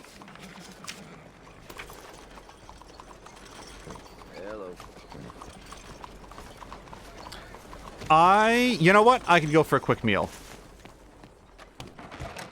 I do love a return customer. Welcome. Hello there. Well, how can I help you, friend? One bowl of peach Looks like cobbler. peach cobbler is sufficient for today. Hello, mister. Mister? I keep forgetting this place. He always eats upstairs. Very well, actually. It's a nice establishment, but now we gotta go navigate the stairs to get down. How do you do? Hey, you know what that makes me think of for no reason whatsoever? Like, honestly, nothing that I can think of as to why this suddenly came to mind. Have you guys seen the movie Monsters? Hello. It's comparatively low budget, but it doesn't look like it. Kind of, I want to say it was an independent film. And it's one of those movies where I watched it and I enjoyed it. And then I learned more about the way that it was shot and made. And was even more impressed by it. Brush. I do not know why the movie Monsters suddenly came to mind. You got this, girl. I'll also throw in there that Monsters has a sequel. I do not know if any of the people that made the original worked on the sequel. I hope not, because I found it unwatchable. And I'm pretty sure that I'm like after... God... 40 minutes, 45 minutes, I started just like skipping ahead because I was so bored by it. It honestly felt like a lot of completely unrelated footage that had been stitched together, and then in editing, they were trying to trick it into being a story. Business with all that hair, huh? Got an idea of what you want? I want to read the joke, but first we're going to do facial hair and full styles. Oh, no, I don't want extra. I just want to trim. All facial hair. There we go. Get him back to looking Marston-y. The hair remains long, though. I like it.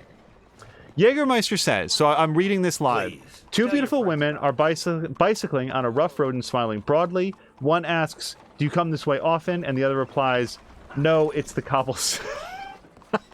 It's the cobblestones. Very nice. How do you? I think Mia might enjoy that one as well. There. Let's go, girl.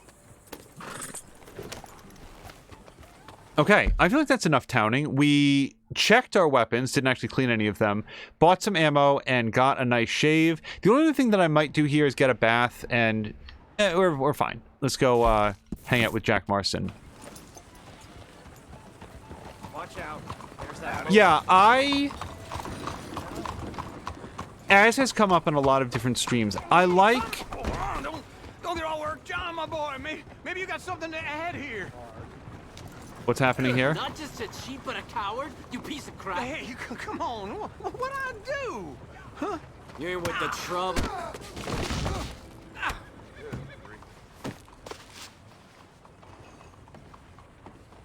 Okay.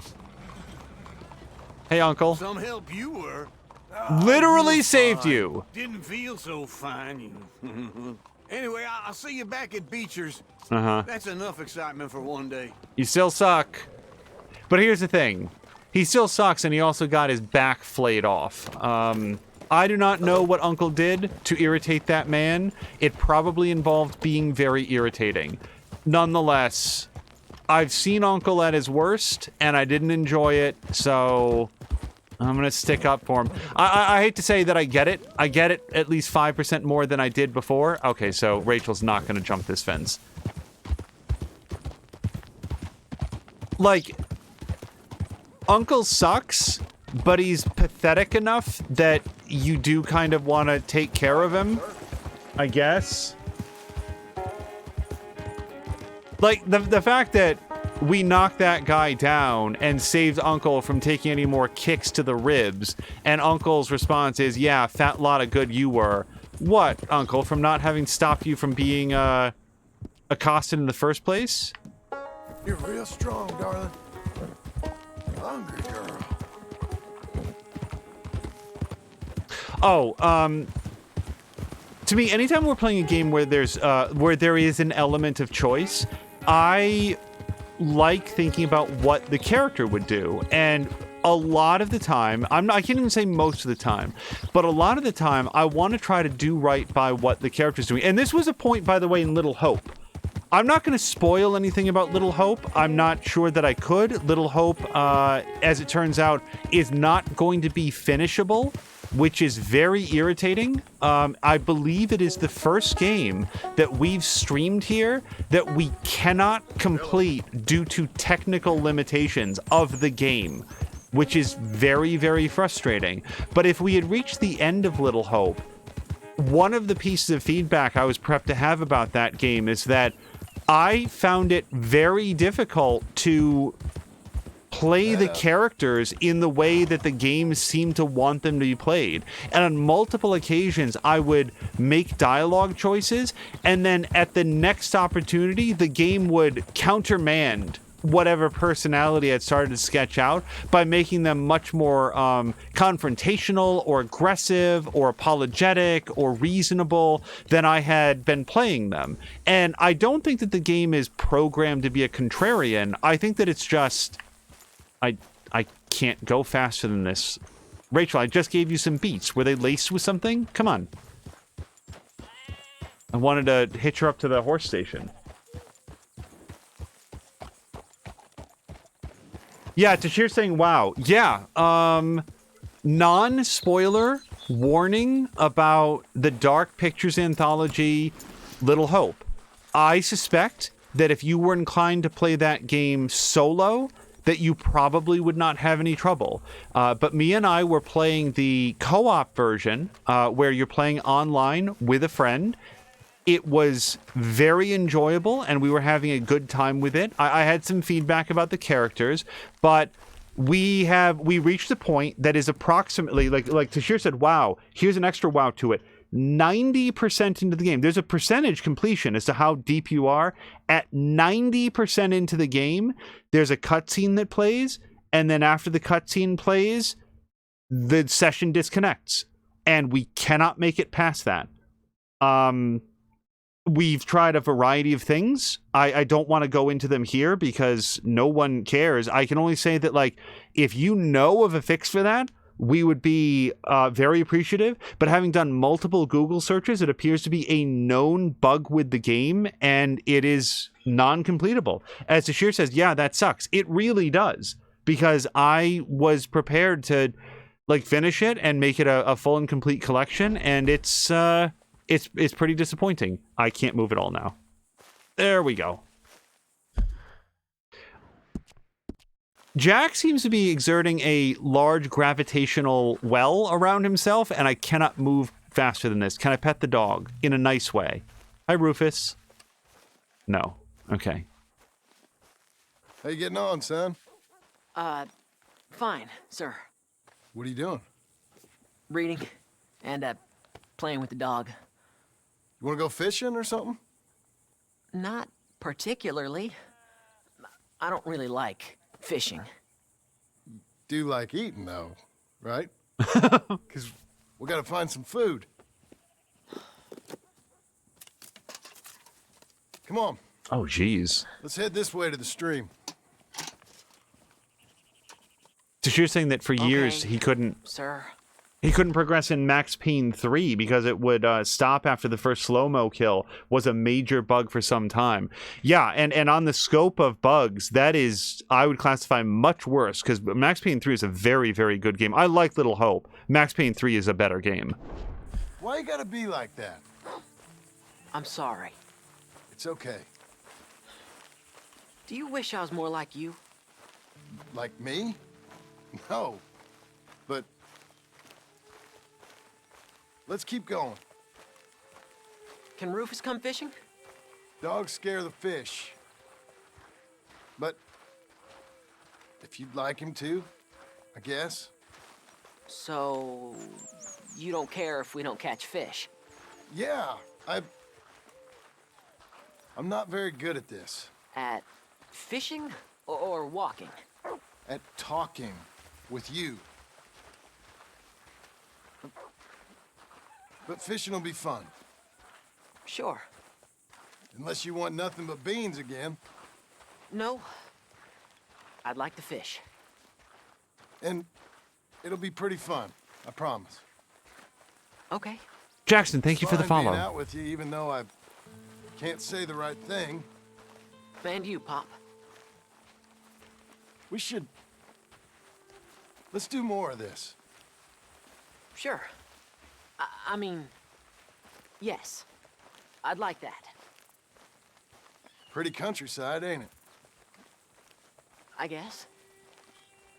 Grass and the light.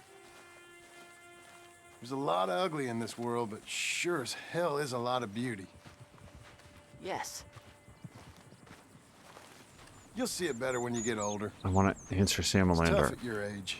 Just land and light. To me, it's life. I can't explain it. Okay. What are you gonna be when you're older? I want to travel. See the world. That's a good idea. Then, become a lawyer and help people. That's not a lawyer, that's a... Are you laughing at me? No. Never. Just... whatever you do it better than me and your mom. We had it. However we had it. We didn't make the most of it until now. Okay. Okay. So, barring new dialogue, Sam Lander was asking, can you pick up the save game and finish it single player? No. Nor were we able to, like, I tried to email the save game to Mia to see if she could host it and maybe turn it around that way. There's something about the save games where they're locked down to a Steam profile, and there's a separation between the ones that are single player saves or multiplayer saves. Close. I mean, with a hex editor, you might be able to like fake it together, but the games seem to be structured differently in terms of like how they progress, because in single player, you're only ever controlling one character. I guess I didn't expect it to be so far. In multiplayer, at least two characters at every time are being controlled and actively participating in the story. So there doesn't seem to be any cross compatibility for it for Little Hope. Wait, was I supposed to be up there? Oops. Sorry, Jack. I didn't read my topographical map correctly. Oh, wait, what? Oh, I'm sorry. Did I say Salamander? I'm sorry. I was thinking in my head Caroluna. Yes, sorry. I said the wrong name. But yeah, Caroluna was the one that asked that. And like, for real though, if you have additional thoughts, like, assume we haven't tried everything, because we may not have tried everything. I don't know what else to try, but I am open to suggestions. Good fishing spot. Folk always say that, and hours later they've caught nothing. Ain't you just the leading authority on everything? Well, ain't it so? Well, maybe. In this case, it's true. I hear there's some real big fish in here. Big old steelheads. Hard to catch, but real good eating. Hard to catch. Get your excuses in early. That dog of yours know he's owned by a complaining know-it-all? Come on, son. I'm sorry. No, you ain't. It's all right. Come on, let's fish. Jackson's asking how's my day? The day is going real well. Like, I'm grumbling a little bit right now about Little Hope because, like, we're so close to the end. But no, the day's going great. Also, Caroluna's asking, or pitching Samaluna. Well, if you two get into the telepod from the fly, I think what comes out the other side would best be called as Carolander. Yes, bobber fishing and... Wait, is this a lake or this seems more like a stream though? Oh, special lake lure. Well, yeah, let's do that. Well, Hosea, he was the fisherman, wasn't he? That's right. I remember Uncle Arthur taking me though. Not Arthur what I meant. Taught you how to Hold on. fish now, did he? Huh, yeah. I suppose he did. Yeah. Okay, I've done that. Yes. Oh, wait, I don't want smaller fish. Smaller fish, smaller fish. Medium-sized river fish. Okay, now we're on to it. Yeah, let's go with worm bait. That's nice. I got a bite. I got a bite. All right. Now, stay calm and start reeling them in. Not too fast. You want to set the hook in tight. He's strong. Good. Now, reel him in. Stay calm. Give him a tug. Now reel. I got him.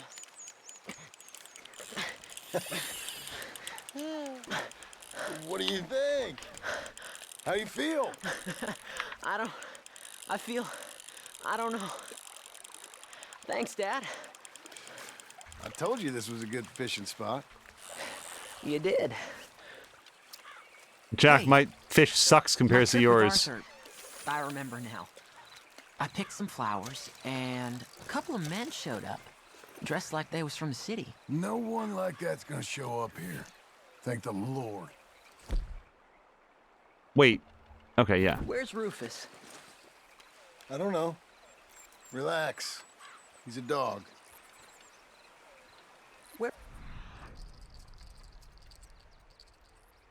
Okay, so that's where the fish are. All right. I don't know.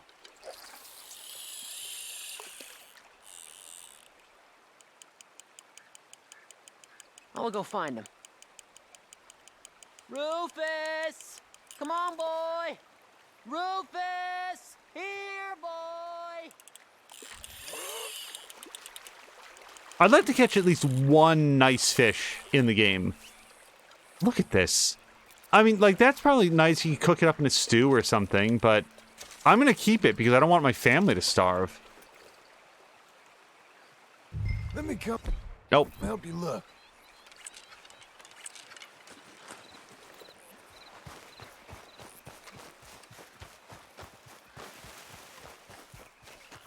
may like him, Pa. Can you go search the other side of the track? Rufus! Rufus! If this frickin' dog died, it's gonna be like... what's our kill count on dogs in this game? 5?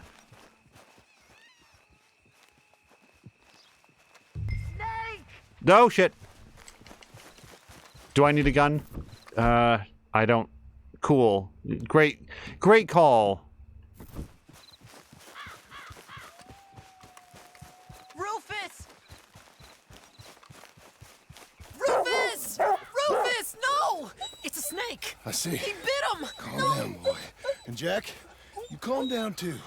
Come here. What are we gonna do? What are we gonna do, Pa? Get the poison out! Spit it out! Thanks for the tip, Jack. Are you sucking? Is it all out?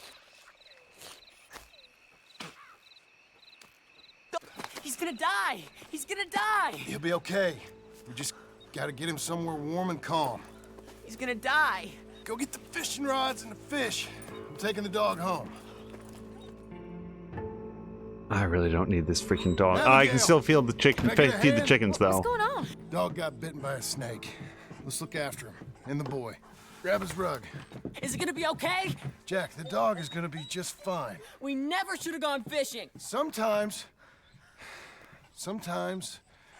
you just don't know how things are gonna turn out. But the dog... The dog's gonna be fine. It's okay, son.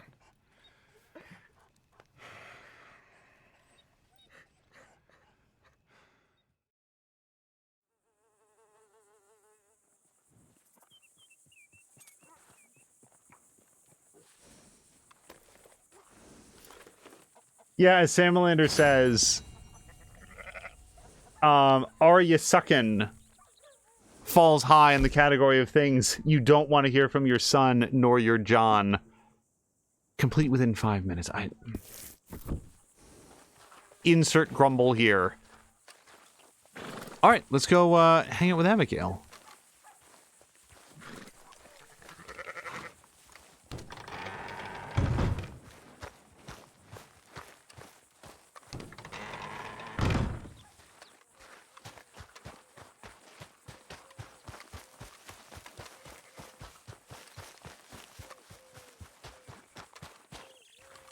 You doing okay? Dogs get bit sometimes. I'll get tougher, sir. Life can be real nasty, son. Worst things are gonna happen, you know. Don't mind me. Okay, sir. I'll just continue posing on the porch. Well, you should be working. Oh, I've done my work. Not how I heard it. I'll tell you what, woman, was a damn sight more peaceful round here before you came back. You're just lucky I'm a soft touch. I should sling you out by your ear. Ah, you always was a cold-hearted lizard of a woman. And you always was someone willing to live off the efforts of others. It's walk or work, old man. I got lumbago. You'll have more than that in a minute. Oh, John, tell her about my health. Do what the lady says. I worked my fingers to the bone building this place, Abigail Roberts. Marston! Abigail Marston. Miss Marston to you. Miss Marston to you. Why you let him stay? He's actually been pretty useful. In a useless sort of way. Who's that? No idea. Friend or foe? We'll soon find out. It's the Geddes boys. From Pronghorn Ranch? Yeah. Mr. Milton! Mr. Milton! Duncan! Sir, Ma found some old furniture in the attic. I thought maybe you folks would want it as a housewarming present, you know? They send their regards. How kind they are. Tell your mom and Pa we're very touched. Where would you like the furniture? Just over here. Then we can arrange. This is real kind of y'all. You saved the ranch. Pa said this is the least he could do. Well, that's about everything. Send your pa my best regards. Tell him he's got friends for life in me and my family. Yeah, no shit. Ma'am? I can't believe this. It's so kind. Sure. But there's still some more things that we need to get. How about we take a ride into town? It's been ages since we spent any time together. It has. Let's go get the wagon. I'm assuming, by the way, let's that go. I feel like we ain't done nothing together like this since Since forever? maybe not forever, but a long time. We ain't had the time, you know? We've both been working hard. And now we got something to show for it. The ranch, this life. It's so nice, John. I hope it'll only get nicer. Mio's asking, so what happened to the dog? Good question. I did hear barking just there.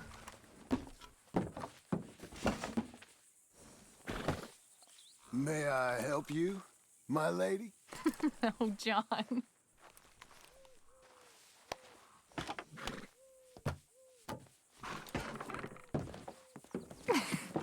I don't see the dog, though, Rufus. And now to Blackwater. Yep, taking off. Oh, I can't Eagle Eye right now. I was gonna see if the... You know, with my luck, we're gonna run the dog down as we depart the ranch. Is there anything you want to do? Look, there's Jack. There were some things we still needed. We can buy them from that catalog. Let's go have some fun. I know your idea of fun, John Marston. Oh, I ain't had a drink and, well, I left those things behind me. No, I mean, good, wholesome fun. Like, decent folk have. We decent now? I guess. Well, decent or not, I still got some errands to run. That's fine. What would you like to do? Maybe get our portrait took, for starters? Portrait? There's a fella in town takes photographs. You want to stare at a portrait of yourself all day long? I hate to break it to you, but you ain't that much to look at. No, I want a picture of us. Me and you. Okay? Okay, then. Sure. Is there anything else you want? I don't know. Let's just walk around and see where it takes us. I do have to be back by dinner time. Uncle Jack and Charles will manage fine without you. Hell, looking after themselves may even be good for them. They'll starve. And that may be good for them, too. With any luck, Jack and Charles will eat Uncle. Don't get my hopes up. Also, what a weird maybe joke, you're right. given all that's happened. You know I am. Okay, then. Portrait it is.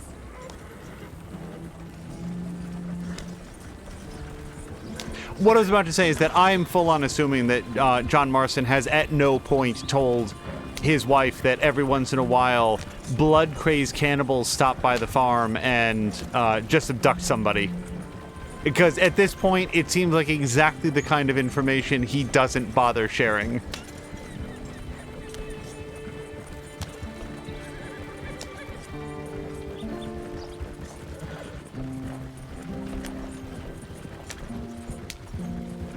What a bizarre character Uncle is. Like, when they're sort of sketching out all the different, like the main characters, they've got John and Javier and Lenny and Charles and the Reverend and Karen and Miss Grimshaw. And then, by the way, here's Uncle. Well, who's Uncle? I don't know. Some dude who's just there? What does he do? Nothing. Oh, wait. I mean, complain a lot. That's what he does. He complains. Does he come up with plans? No. Does he help out around camp? No. Actually, he goes out of his way to not do that. So he just complains? Yep. That's the character. It's just dude who does nothing. Doesn't contribute anything to the story at all. Let me help you down. Why are you being so courteous? I don't know. Also, he's definitely going to propose to her here. There you go. I'm gonna head to the Drapers for a minute. Won't take long, but I need to get some materials. You want to come with me or wait here? And after that, we can go get our photo taken?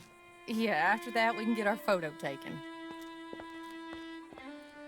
He wants a photo of her on the day that he proposed. I see nothing.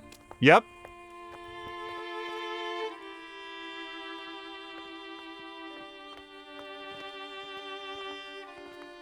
All right, let's get that picture taken. It means that much to you. It does. Today it does. I'm so glad I shaved, at least most of the way. I shaved the way that he would have shaved. I am kind of funny. A different kind of funny. Am I annoying you? No. I like this version of you. It just ain't you. Well, maybe I've changed. Finally? I don't know. Probably not. Oh, I really didn't mean to cut that off. Hello, madam. Sir. Hello, sir. How can I help you? We'd like to get our photo taken. Oh, a photo. Yes, yes, that I can help you with. Yes. So, what do we do? I'm sorry, what did you want? Our portrait taken. Oh, well, we do that. Yes, wonderful. Handsome couple, quite something, but you need a background. Background? Yes, we have Niagara Falls. No. Paris by night. We have Mount Vesuvius and its ruins. We have the open prairie. Take a look. Pick one. What do you think? Let's see the others. Just pull the lever there to release the next one. How about this one? It's dramatic, ain't it? Let's see what else they got. That one's okay. This is pretty. Or spooky, maybe. Let's see everything. Yeah, I don't like that one. That's nice. It's like being back home. Was that all of them? That's a little too pastoral, though. I mean, it's fine. It's a reflection of who they are. This is a bar. Surely there's a photograph of you in a bar already. Look, Yeah. this was your idea, John. It's up to you. This one's, I don't know, it's a little bit too American Gothic. And yeah, I know that the farmhouse isn't, like, right there, but... Like? I don't like this one. I'm gonna go take a look at the second one again.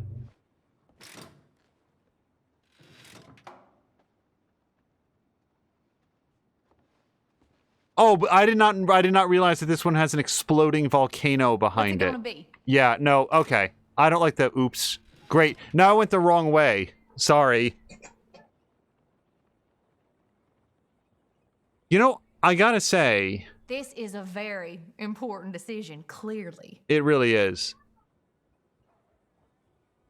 Time to choose, John. I'm actually gonna do this one. I like this one better than the prairie, which is where they live. Yeah, I'll do this one. This one.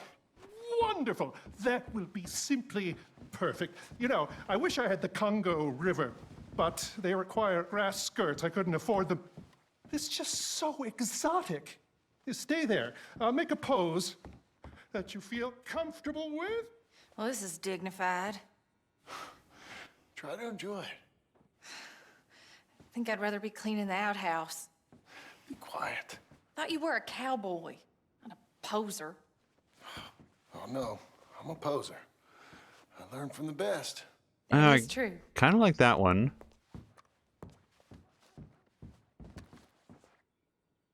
You've done this before.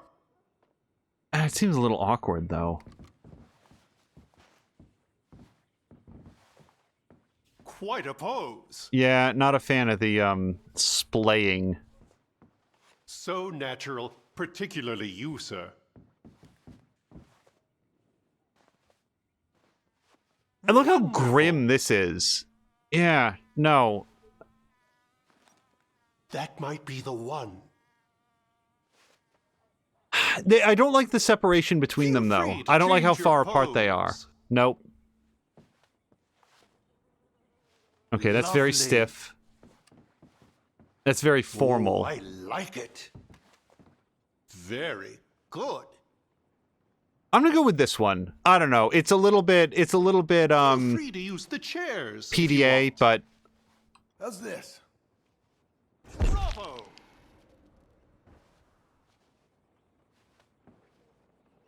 Now, give me a minute. I'm going to develop this for you. Wait here. Take your time. What? Nothing. Nothing at all. Tough guy.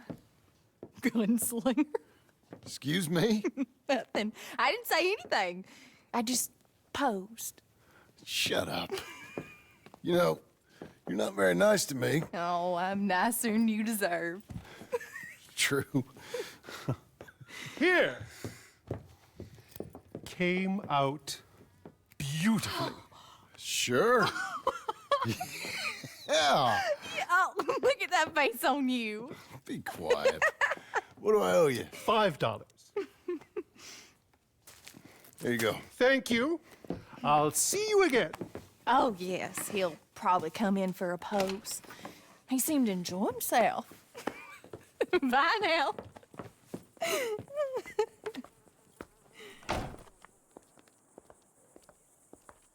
What shall we do now?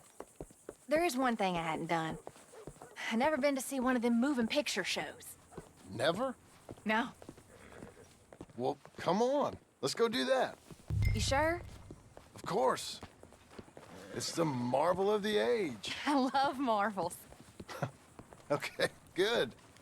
Well, let's go. Yeah, you're born a couple generations too early, but yeah, real the fun Marvel doing pictures are really good. You know, enjoy them a whole bunch. Jägermeister saying Doesn't Exposure take like 30 seconds back then, and that's why they weren't smiling, because they couldn't hold it long enough, like hold it steady. I don't know when... Hello? Come on. Come in. Thank you. I don't know, like, during what time... Something called Sketching for Sweetheart, I think. Oh, hello. Something wrong? You're staring at me. 2 tickets, please, to see Sketching for Sweetheart. That'll be 50 cents, please. Okay. What's it about? I have no idea. John Marston asking the box office man for spoilers. Thank you again. For its Sketching for on Sweeties. A mystery awaits. Sorry, Sweethearts, obviously.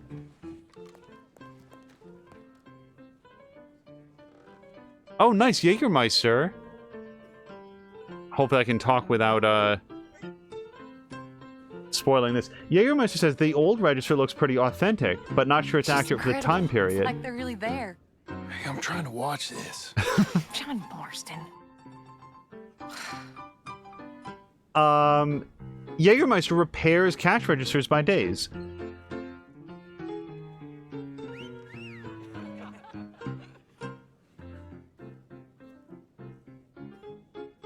Hey, remember the Bugs Bunny? That's women for you. Don't you dare, John Marston. What? I'm watching. Please. Shh. The Bugs Bunny cartoon that was like this, where a pencil would like reach in and like It's not. change the world around him. Sourpuss.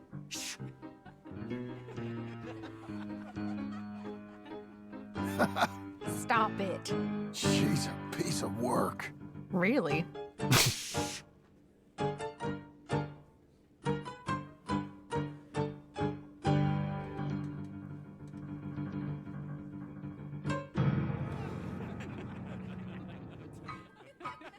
Oh my. Is it over? I think so. Come on. Be seeing you. All right. We better get home. Ah, we never get out. The farm will be fine. The farm. I love hearing that. Let's go down to the lake for a minute. The lake? Sure. Why, you finally gonna drown yourself? In a manner of speaking, I guess I am. Happily so. You're acting real strange. No, I'm not. Come on. You're a silly man, John Marston. What about Jim Milton? Oh, he's even worse. Let me help you in. Like I said, mighty strange. I like to row. Since when? You can hardly swim. I don't plan on capsizing. I wonder whose boat this is. It don't matter. We'll have it back. I hope they don't think we're They won't think. Is that a water moccasin? Don't think. We're borrowing. Hope it don't got leaks or nothing. She's seaworthy, okay? Relax. Look around. All I can see is a strange man rowing. Here's good. Ain't it pretty?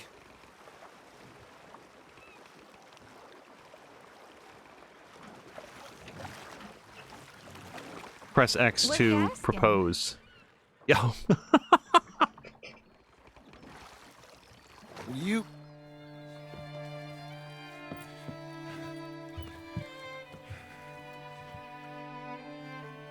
Will you marry me? Get up. I am married to you. No, I mean proper. In front of God. You serious?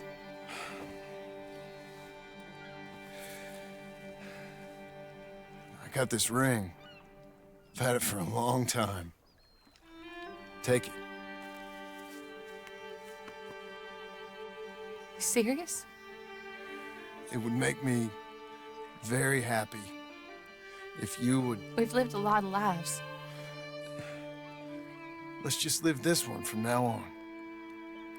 You and me, Jack, a family, by law. John, I didn't know it mattered to you. It didn't. But now it does.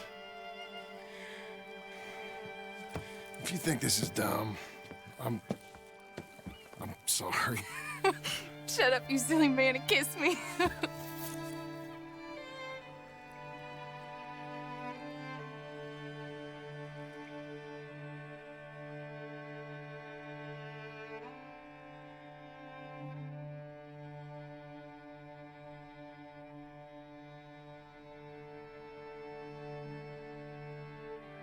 Tashir was saying 50 cents for a 2-minute movie. What a ripoff. Jägermeister saying Grand Theft Yato, which is actually the best pun of that I've heard in a while. Who is this? Is that Abigail? Oh, okay.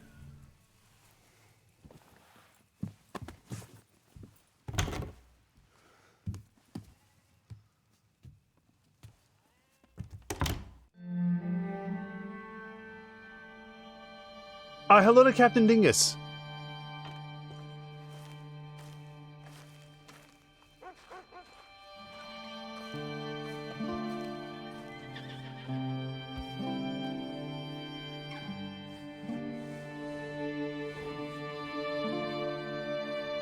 See, the game's trying to make me think that we're headed towards credits, but there's no way that happens without finding out about Micah. They didn't drop that multiple times in casual conversation to not have it pay off at some point. Wow, I really bronzed out my new future. What do we have here? You guys, I needed to speed watch that movie.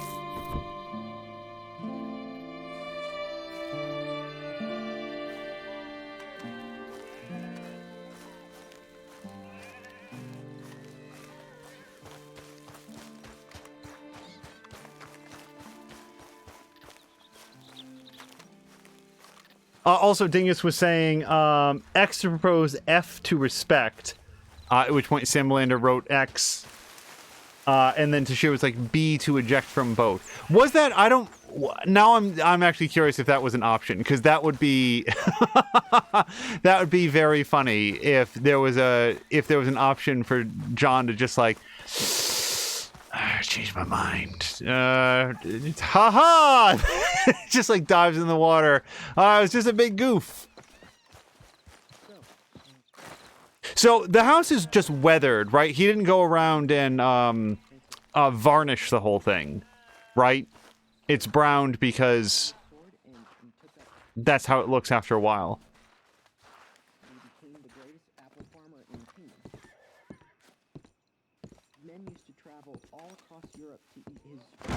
Remarkable apples. But deep inside, he missed the dragons almost as much as they gave him nightmares. I love it. I truly love it. Abigail, dear, what's for dinner? What's for dinner? Away with you, you no-good parasite. You cook. Actually, that's not a bad idea. John, come out here.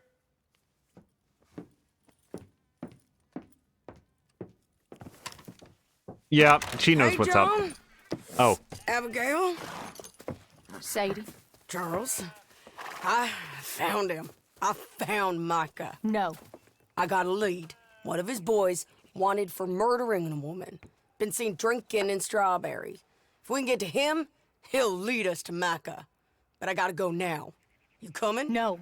He's not coming. I will. That's your business. His business is here. Yeah. Yeah, I'll ride with you. No, I'm begging you. No! You risk all this? For what? For Micah? All this wouldn't exist if it weren't for Arthur, Sadie, and all the folks as fell. If I let him go, this place ain't no more real than one of Jack's dragons. I'm begging you. And I'm begging you to understand. This is it. This is... Please. Please try to... I ain't got no other choice. Keep an eye on the place for me. Of course. Please. Let's go kill this son of a bitch then. I have a suspicion. Come on. Let's get to Strawberry before he dries out. Okay, quick pause. So I want to make a prediction, but if you are concerned about spoilers for the first Red Dead Redemption, the previous game in the series, mute it right now, and then when I unpause it, you can unmute it again, and we won't say anything more about it. Here's my prediction. We know... Okay, I'm going to start right now. We know that Micah has a history of basically snitching to the law. We read in the newspaper that the FBI has recently been formed, and at this point that's a little bit of time ago, and that the FBI may continue to be in contact with somebody like Micah about criminal dealings going around the way. Here's my bet. I bet that the choice here to go off with Sadie and Charles to go kill Micah is what alerts the law to the fact that John Marston is here with a wife and kid, and that this is what leads to the FBI kidnapping Abigail and Jack ahead of the events of the first Red Dead Redemption. And that if John Marston had just stayed at home, if he had not gone on this, then none of the events of the first game would have happened, that Abigail and Jack never would have gotten kidnapped, because this is the sequence of events that alerts the FBI that John is here. That's what I think is happening here. But let's unpause. So no more talk about that, because just in case people are worried about spoilers, and we'll go ahead.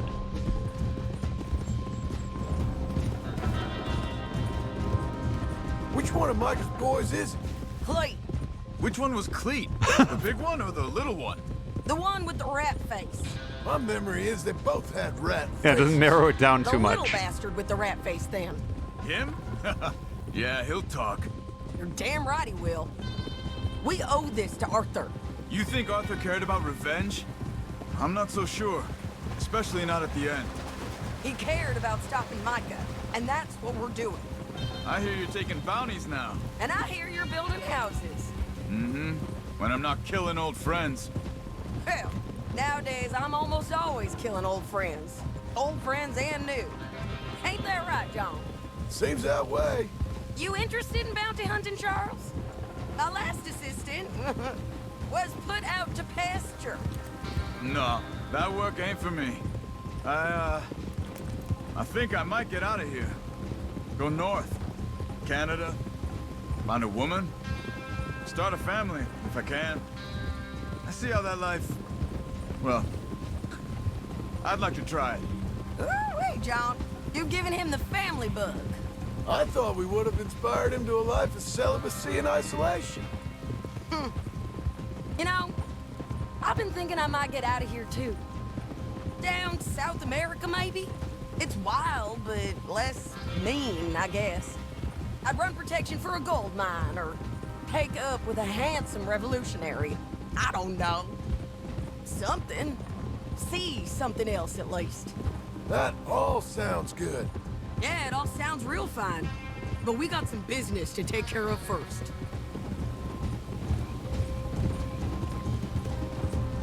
My other prediction is that it will be revealed that Sadie is actually the star of a reboot of the Time Cop franchise because she is too cool to actually be living in this time and place. This is it.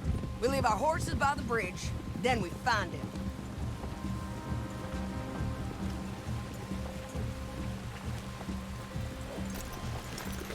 Okay, John, Charles, you take the other side of the river.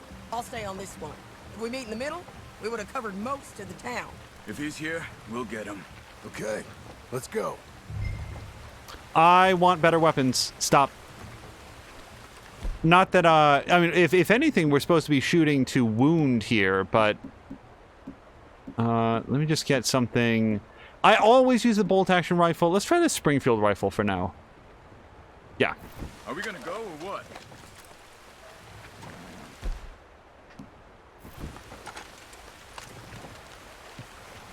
Keep this handy.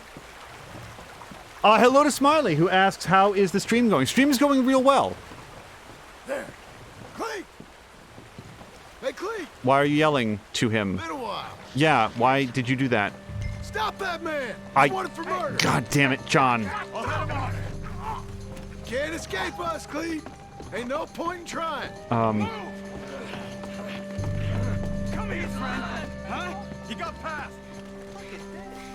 John? Oh, okay. Hello, Cleet. Remember us? Joe, you gonna take a turn? Hey, we're all buddies, ain't we? Sure, Sadie. With pleasure. Now, where's Micah?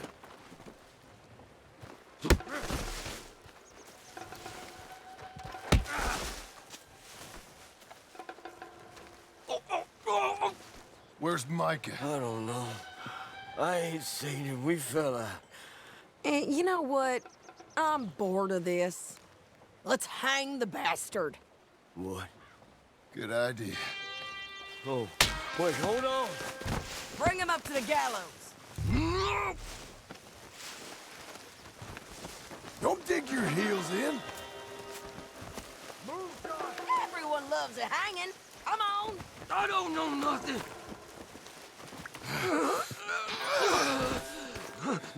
You heard the lady. Get up there. Stop. No, you keep moving. Listen to me. Move. Hold on. Climb. Come here, you bastard. Move it. Come on, move. Here, I want you stood right here. All right, string the no-good murdering bastard up. X is propose. It's also attach noose.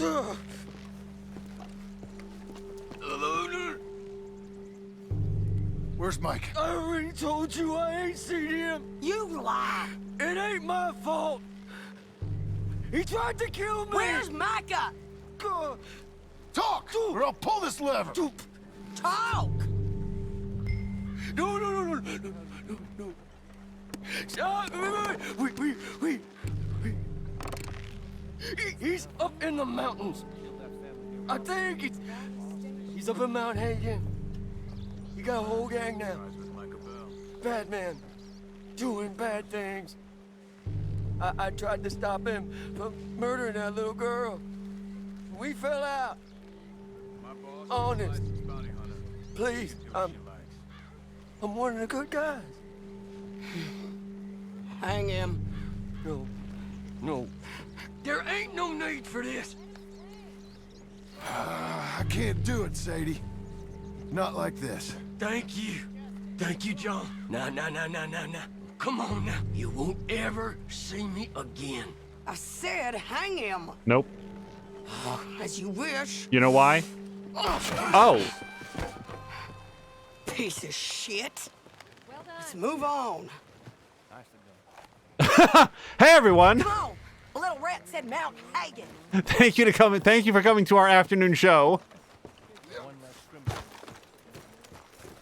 You know why I didn't hang him specifically? Because he brought up the little girl.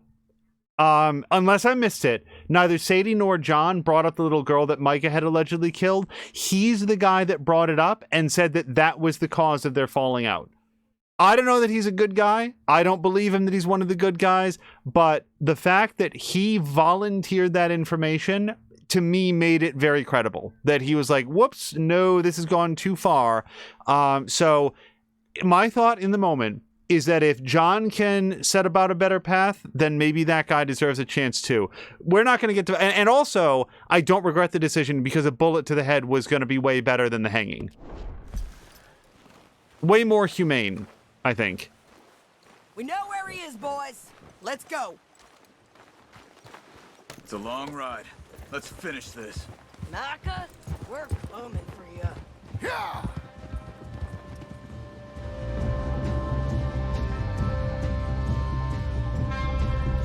Like, everyone Micah knows and associates with, I would prefer to see dead, but if somebody thinks better of it and says, no, I've made mistakes in my life, well, so didn't Arthur, so didn't John. Like, if we're to give them second chances, why not some no-name NPC who's doing his own version of Red Dead? I could hear people chatting. Like, I heard like Charles say something about like Micah or something. I guess he was like emceeing their take us up into the high mountains. Execution. There's an old watchtower up there they might be using for a camp.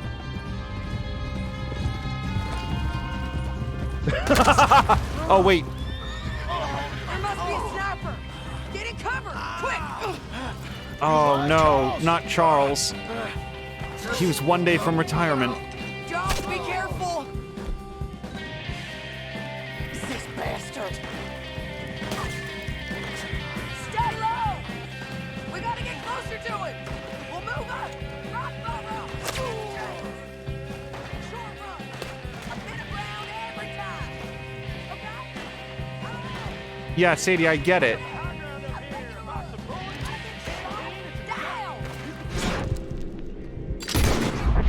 Shit! Oh, no, that's not the way that I meant to go.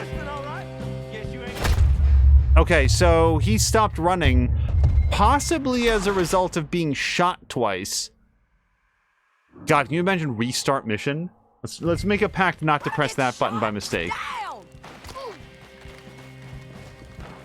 I got the high ground up here. Got some bullets, canteen, and some turkey. You can try by all means, but you ain't getting up this path. Hey, get down! Ow. Okay, moving! Bitch! You're persistent, all right? Sadie, are we moving? Because last time I seemed to hit Just you wait! an invisible wall.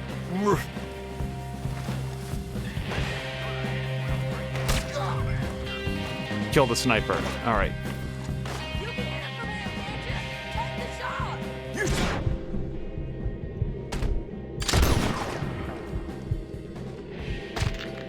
My friend, you son of a bitch! Let's go back to Charles. Nope, put that away. Okay. Wait, where's Charles? Come on, dog. Hey, you're okay. You're okay. I will be. But go on. Go on now. Move fast. They'll come down that hill and kill us all. Come on, John. I don't want to leave him. Hey, they know we're coming now. I will be fine. I'll follow you up. I just can't move fast. Okay. Come on, John. Shit. I thought they got him in the shoulder. That looks an awful lot like he got shot in the chest. Not that the shoulder is like that much better. Like that's such a movie thing. Like you really don't want to be shot anywhere in your body.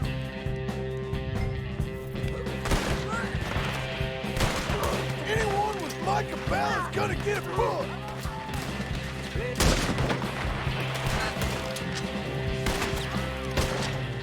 Get down. God damn it. Damn these fools!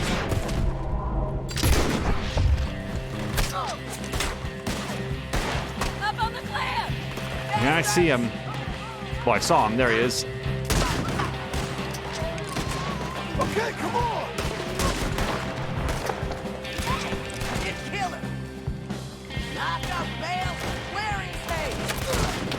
Get down again.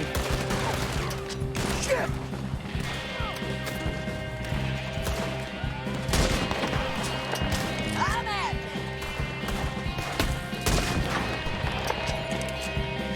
If you're riding with Micah Bell, you're a fool! Yep, there's more.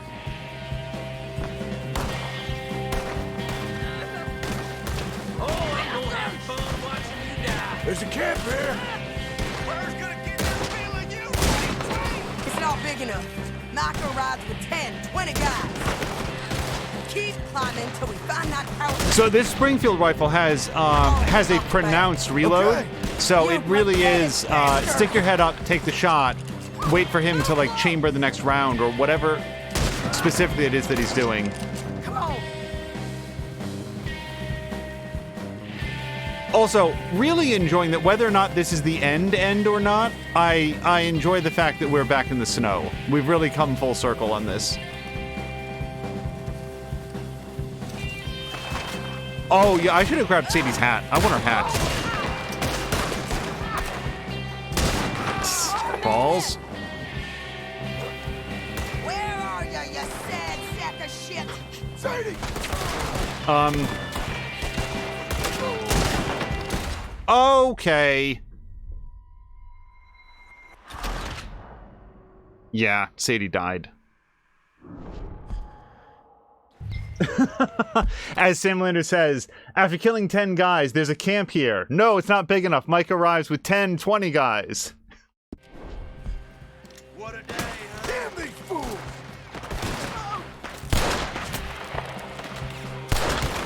God damn you! Look out! Ugh. Hold on a second. Anyone with Micah Bell is gonna get a bullet! Oh, wait, why am I pistoling?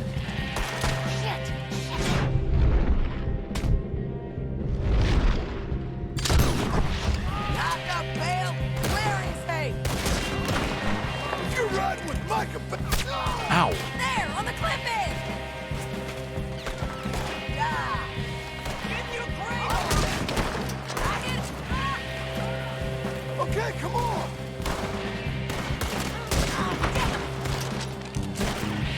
You pathetic bastards! Shit!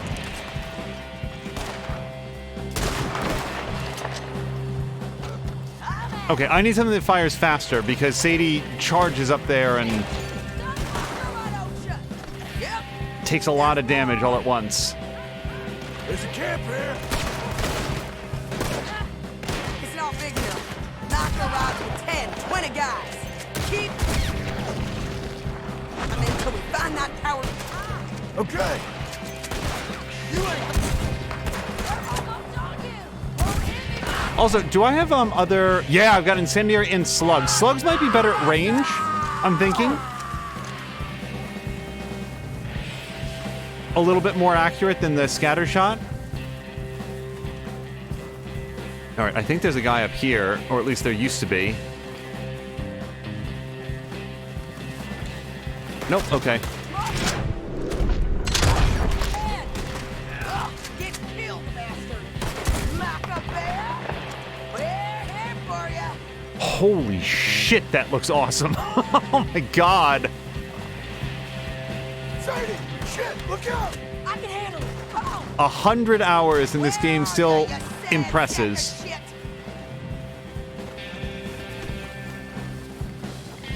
Keep pushing up! I'm trying. It's snowy. Sadie! Get your hands off her!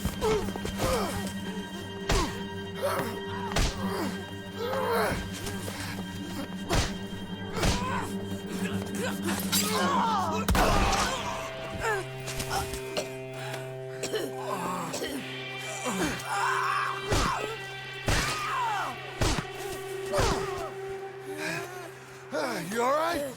Just fine. You don't look too fine. Come on. You're bleeding pretty bad. Ain't nothing. You should sit down. I'm fine. You're dying. I'll be fine. Just sit. It's okay. I ain't dying. I ain't. I hope not. I ain't dying. Go get him. I'll be fine. I just need to rest. Okay. Charles, stay with her. Charles, you worry about yourself. I'll be up Look there who it is. in a minute. Ain't you got a habit of just showing up? Well, I got something to take care of, sure. Just you left, is it? Yeah. Just me. I was kind of hoping I could kill you. Likewise. Get him. That was Joe. We gotta be close. Where is he?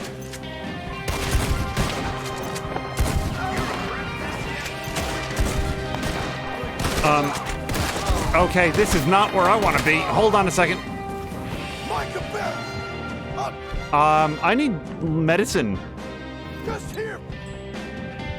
Micah Bell. I'm just here for Micah Bell. I'm here for you.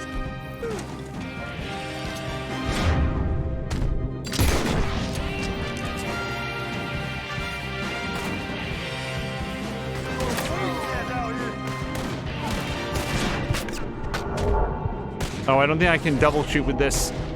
Nope. Micah, come out here. Okay, okay. It's John Marston, Micah.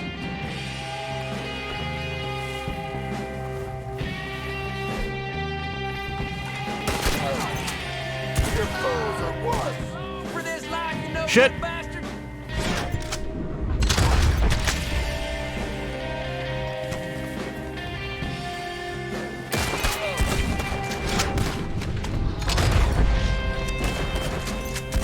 I'm here to finish things. I think the shotgun was a really good choice here. Where's Micah?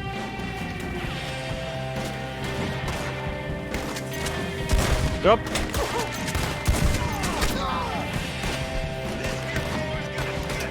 You're riding with the turncoat.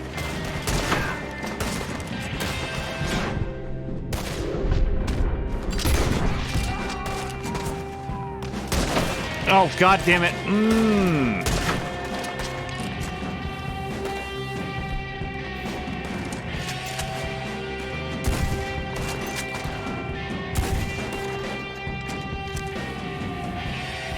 Okay, hold on.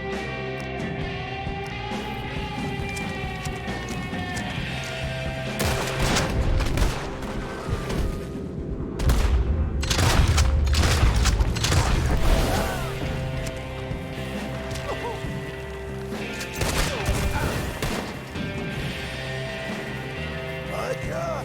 Micah! Shit! Micah! Yeah, I'm not taking it for granted. I'm trying to take cover. This is the take cover button. Oh boy. Okay, that's fine.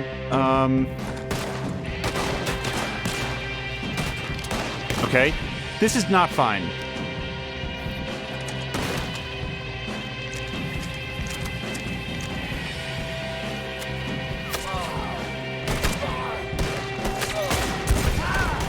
Get down, John. Okay, I am completely out of life juice. I need, yes.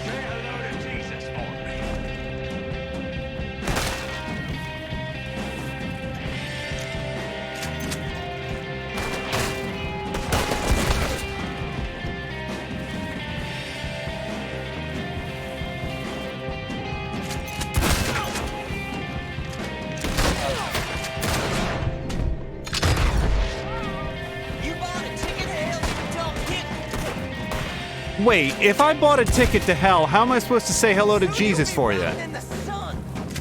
Have there been some new developments?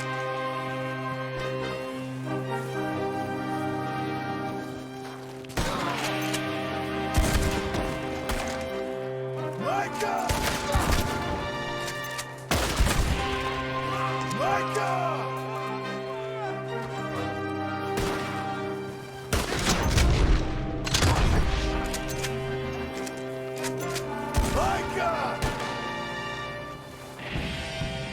Hold on. Do I have anything good to eat? Sure, playing big game. Hey, Micah! This is very triumphant music for a situation where I feel like my life is dangling by a string.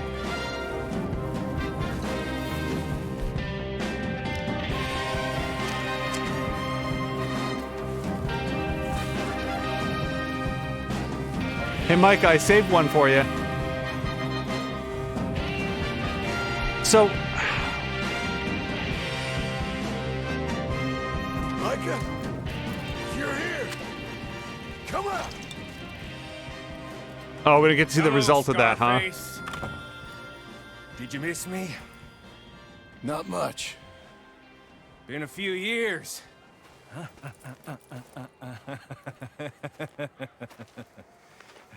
How's that, whore of yours? She's good. Didn't reckon I should waste my time killing you. But I felt different. So it seems. Well, maybe after all this is over, I'll go pay her a call. And the boy. Whatever you say.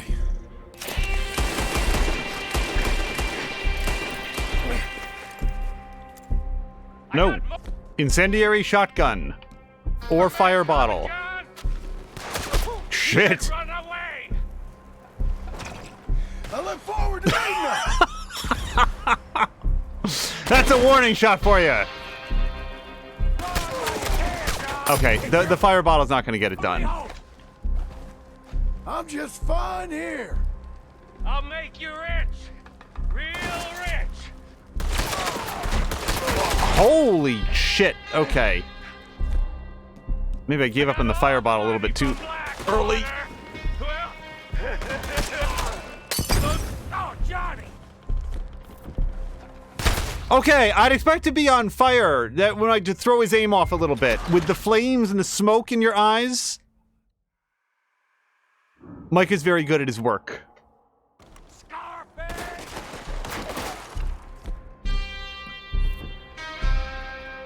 I'll make you rich. Real rich. I got all the money from Blackwater. Most of it anyway. Wow. So I, as far as I can tell, actually can't take a shot on him.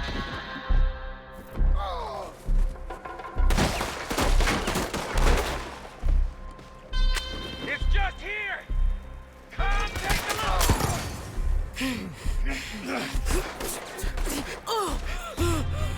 Come on now, Micah. At least die like a man. Hellfire. It's just like old times. Come on. You turn around and start walking. You got me. Just like old times. All manner of folk paying social calls. Hello, son. Mrs. Adler. It's been quite a while.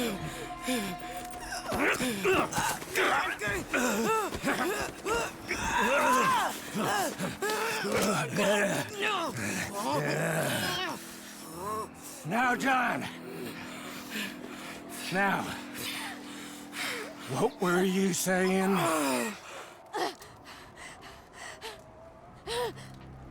Dutch and I are teaming up once more. We got money. We got dreams. Join us, John. Join us. Let her go. No, I can't do that, John. Dutch. Dutch, come on now. You shot at me, son. I shot at him too. Oh, son of a bitch! Oh my god, it was so gory as he went down. I sort of thought that maybe I'd take the shot and then move out of the way, but sure.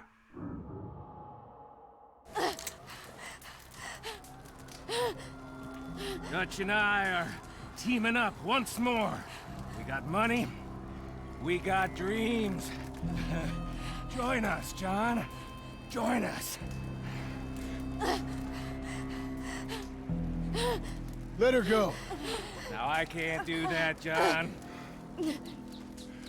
Dutch. Dutch, come on now. You shot at me, son. You started. You betrayed me. I could say the same as you. I was trying to do my best. You just cared for yourself. I think differently. Join us. Join us, John. Let her go! She ain't well. I don't want to kill you, John. Arthur saved my life. More than once. Arthur's been dead a long time. This is a new century. Oh, what? Dutch. Dutch. We all did our best for you. Ain't our fault. Things turned out the way they did. Dutch, killing me won't solve nothing. Put down your gun, Marston! Say something, Dutch. Say something! I ain't got too much to say no more.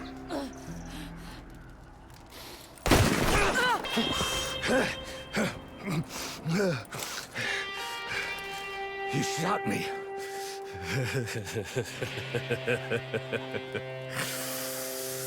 You shot me pretty good.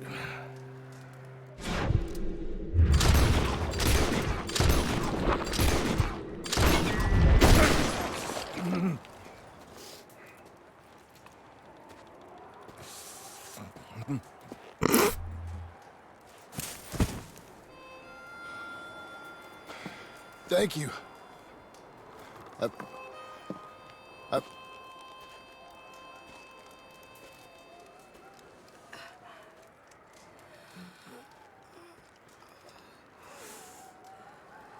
You okay? Fine. You're crazy. I hope so. Help me up. Let's go get Charles. There's money. Lots of money. In the cabin is Blackwater. I'll go see. Hurry up. I got a wedding I want to go to. There was a question in chat if this is the first playthrough. Yes, it is.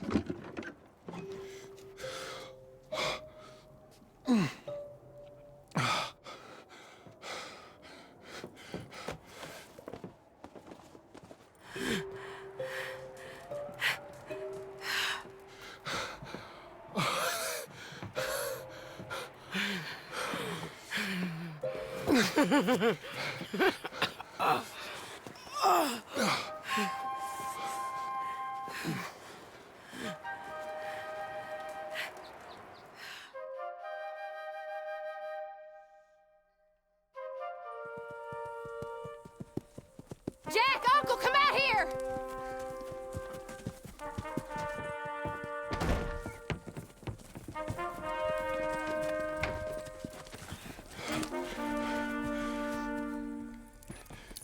It's over, Abigail. It's all over.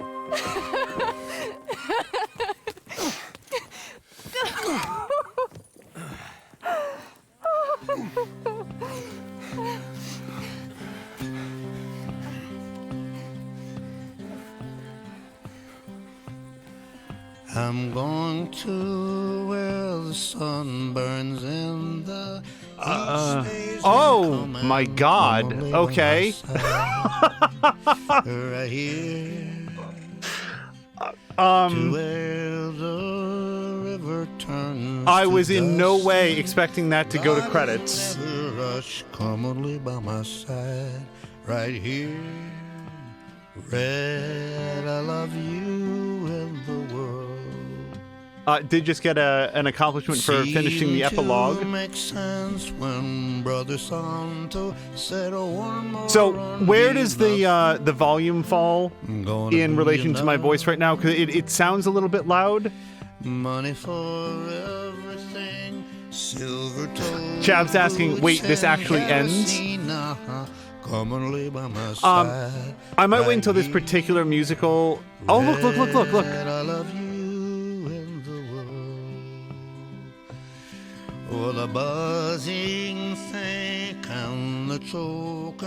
And Sadie's there. Wow. They jammed a knife the size of a cat into her, and she was still around to see that wedding. I don't know how she did not go into sepsis, just keel over dead. Mio says that you're fine. Carolina says I can hear you. Tiny bit too loud. Okay, and Jägermeister was asking, you can pull it down a little. Yeah, the trouble is, if we Alt-Tab out, this tends to happen during credits. If I Alt-Tab out, it's going to blank out the stream and do weird stuff. This game does not handle Alt-Tabbing very well. Red, I love you and the world. Devil TTV says, best game ever. Okay, I think this musical bit is drawing to a close. Oh, and now we've gone into something slightly louder. Okay, I'm gonna try to dial it down. Hopefully this does not interrupt the credits. It is going to make it blink out to like searching for game for a second, but we'll see how it goes. Hopefully it's not too disruptive, because these credits are going to last basically longer than their honeymoon, and I want to have a chance to talk during it. So hold on just 1 second, we'll try to get this done. I've been living too fast, I've been living too wrong. Cruel world, I'm gone. This big old world sure got me running round. Heard a voice, it told me settle down.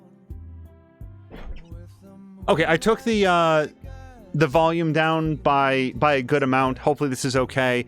And hopefully the frame rate for the in-engine stuff hasn't completely cratered. So to answer Jägermeister's question, exclamation point Jeremy is a celebration from Mia's stream. You'll see it used there, and now others have implemented an exclamation point Jeremy command. It's basically an expression of celebration, congratulations. It's from Mia's, but what's her story on it? Let's put a pin in that just for a moment, because she would be much better at answering it than I would. It has to do with a Pearl Jam song. The quick version is there's a Pearl Jam song which has a line, Jeremy, his arms raised in a V. And so Mia has always associated the name Jeremy with celebration. Okay, hold on. We are getting some... Look who it is. It's members of the FBI come to see what's up with Micah, and now Dutch. I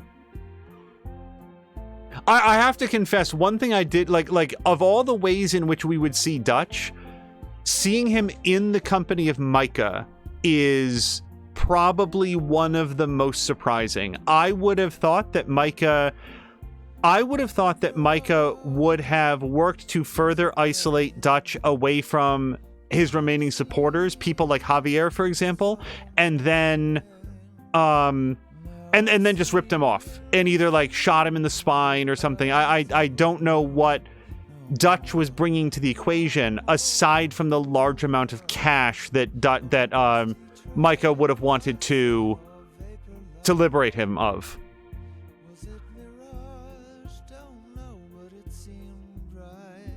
So we talked a little bit about Dutch before. One of the things that I wanted to touch on here during the closing credits was what on earth the game was about, because it didn't follow an act structure that I was very good about following. Sorry, I'm just watching. It looks like Charles is going on his way. Big ups to Charles, by the way, who I thought... Like, as soon as he said, I'm going to move up to Canada and start a family, I was like, oh, we'll see it, Charles. Like, there's no way that he's going to live long enough for that to happen. And here he goes. Riding off. Wow. Congrats to Charles.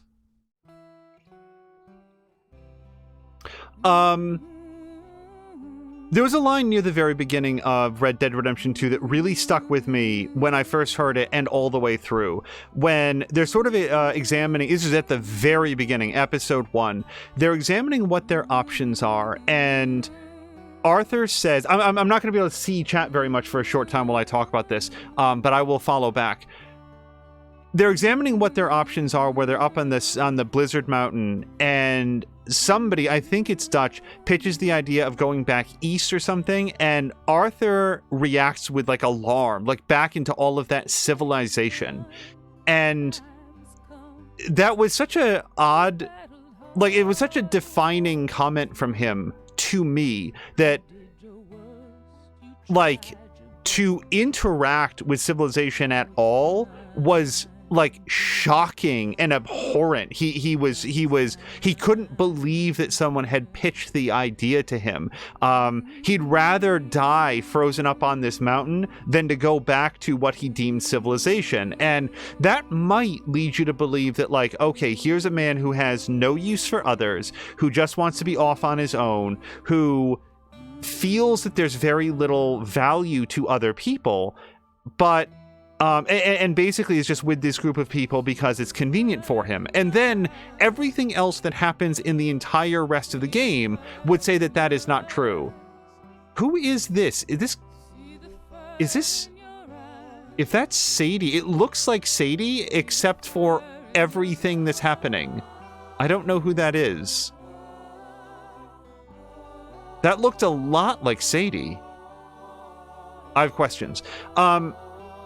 What you come to find out about Arthur is that he is a man of high loyalty, high intelligence, high cunning. He's very innovative isn't the word that I'm thinking of, but inventive, and he's he has a very quick wit, and he seems like someone who in every way would thrive at a variety of professions in civilization, except that he doesn't want to. And given how affable and supportive he is of his friends in the gang, what is it about civilization that he doesn't like? And the further there's one other point where this is specifically raised. When Arthur and Dutch go to Saint Denis for the first time, it wasn't my first time, but when they go for the first time, they go up on a hill overlooking the city, which is belching out black smoke and has all of this, like, this haze of soot around it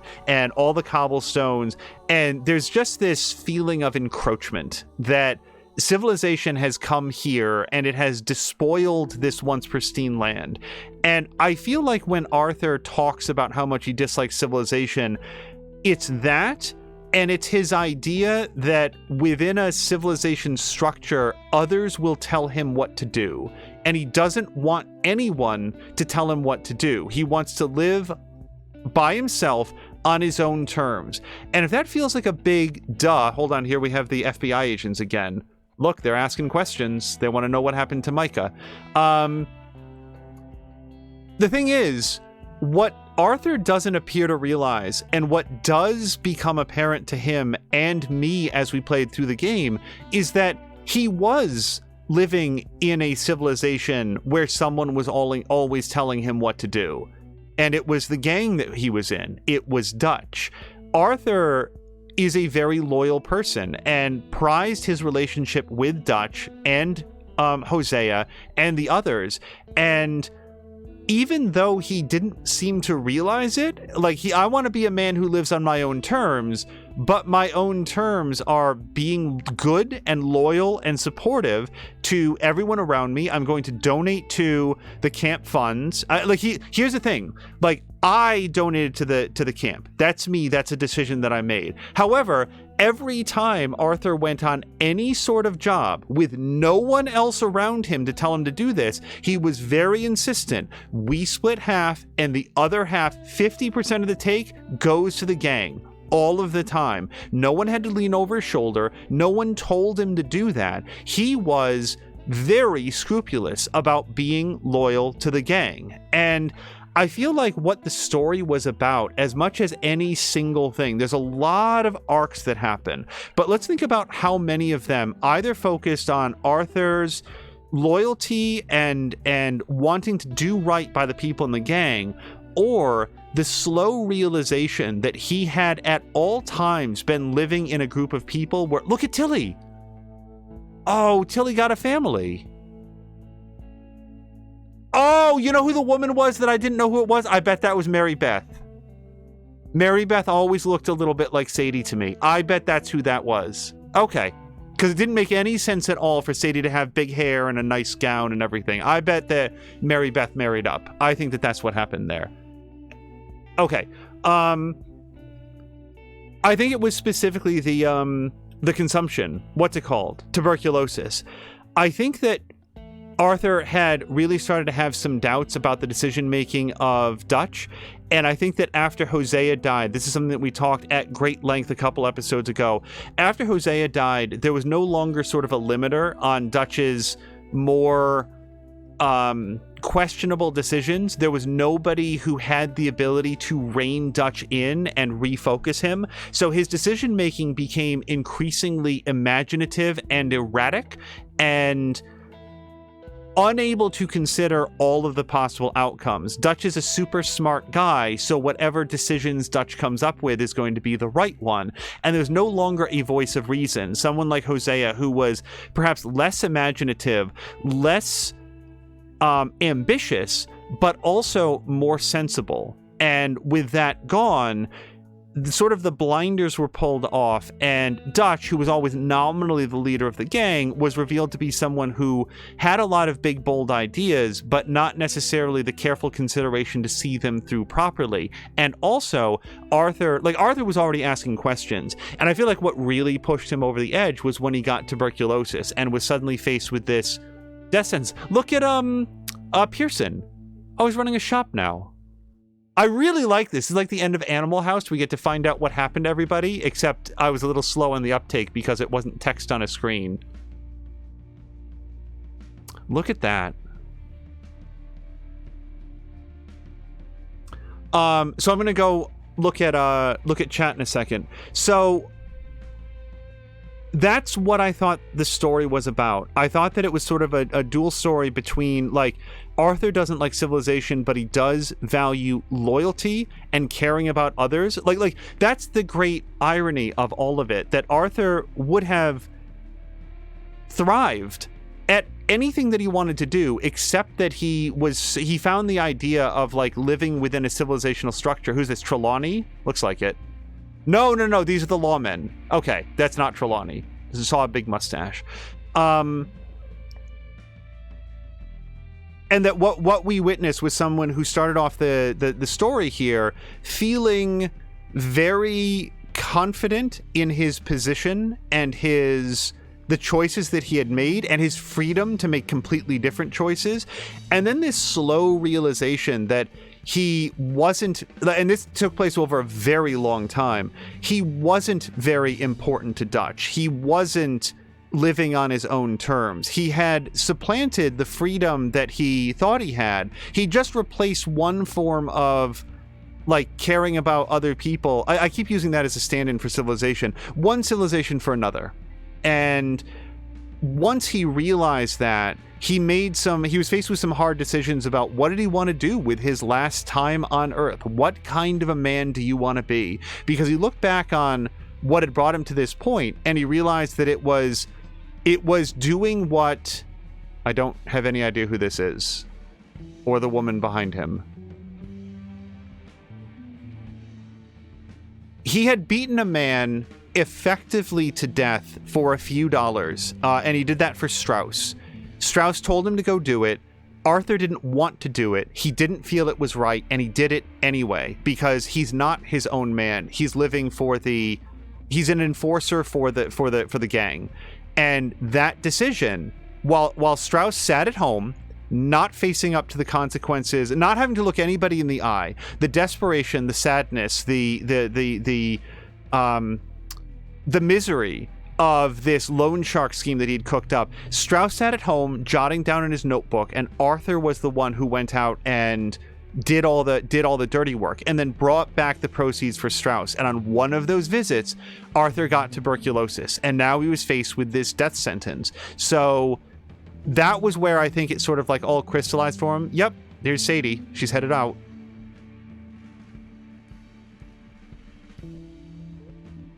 And in the balance, I spend a lot of time trying to work out, like, what the hell is this story about? Because there's so many different things and so many different characters and character arcs, but I feel like a lot of what we see fits into that story of Arthur learning who he is and what he wants to be and how far apart those things are. And then in sort of the final act of his life, he's finally, like, here's another thing to make this point.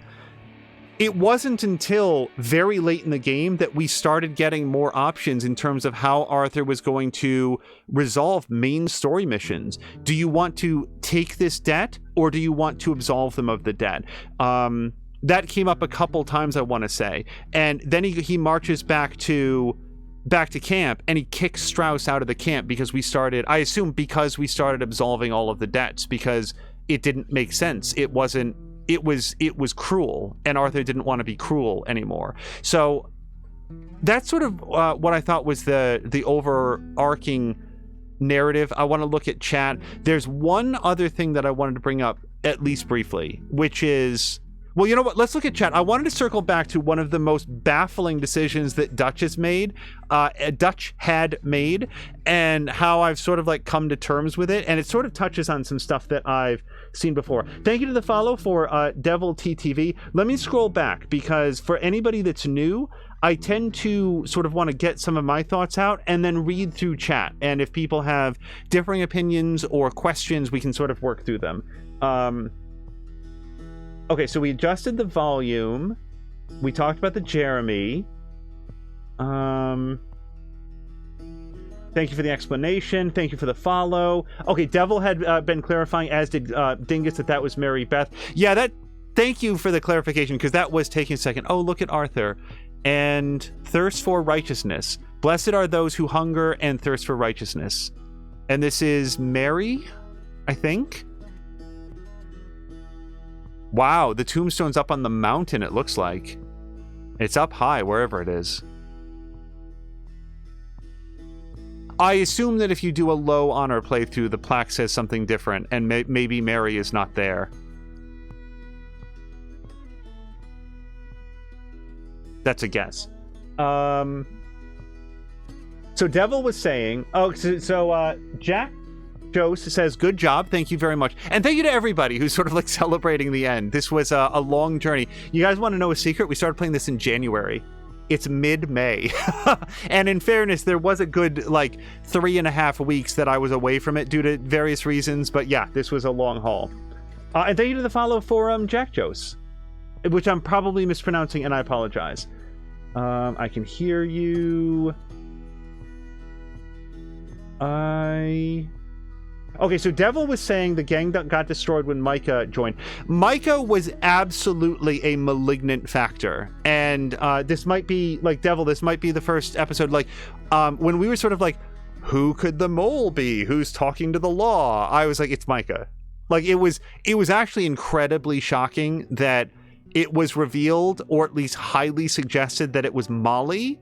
And I was like, Molly confessed. So I was like, well, it's definitely Molly. But then we find out a relatively short time later that although Molly did talk to the law, she actually didn't give up any information.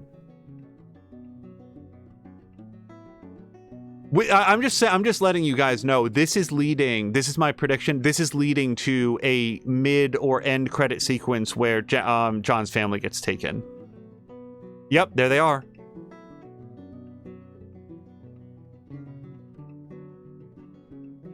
See, this wouldn't have happened if Charles had stayed there. I'm not blaming Charles. I'm saying that John should have paid Charles.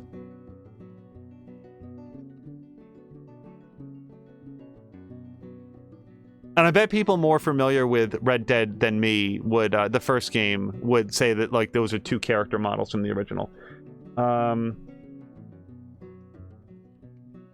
Mrs. Downs. Oh, the two people on the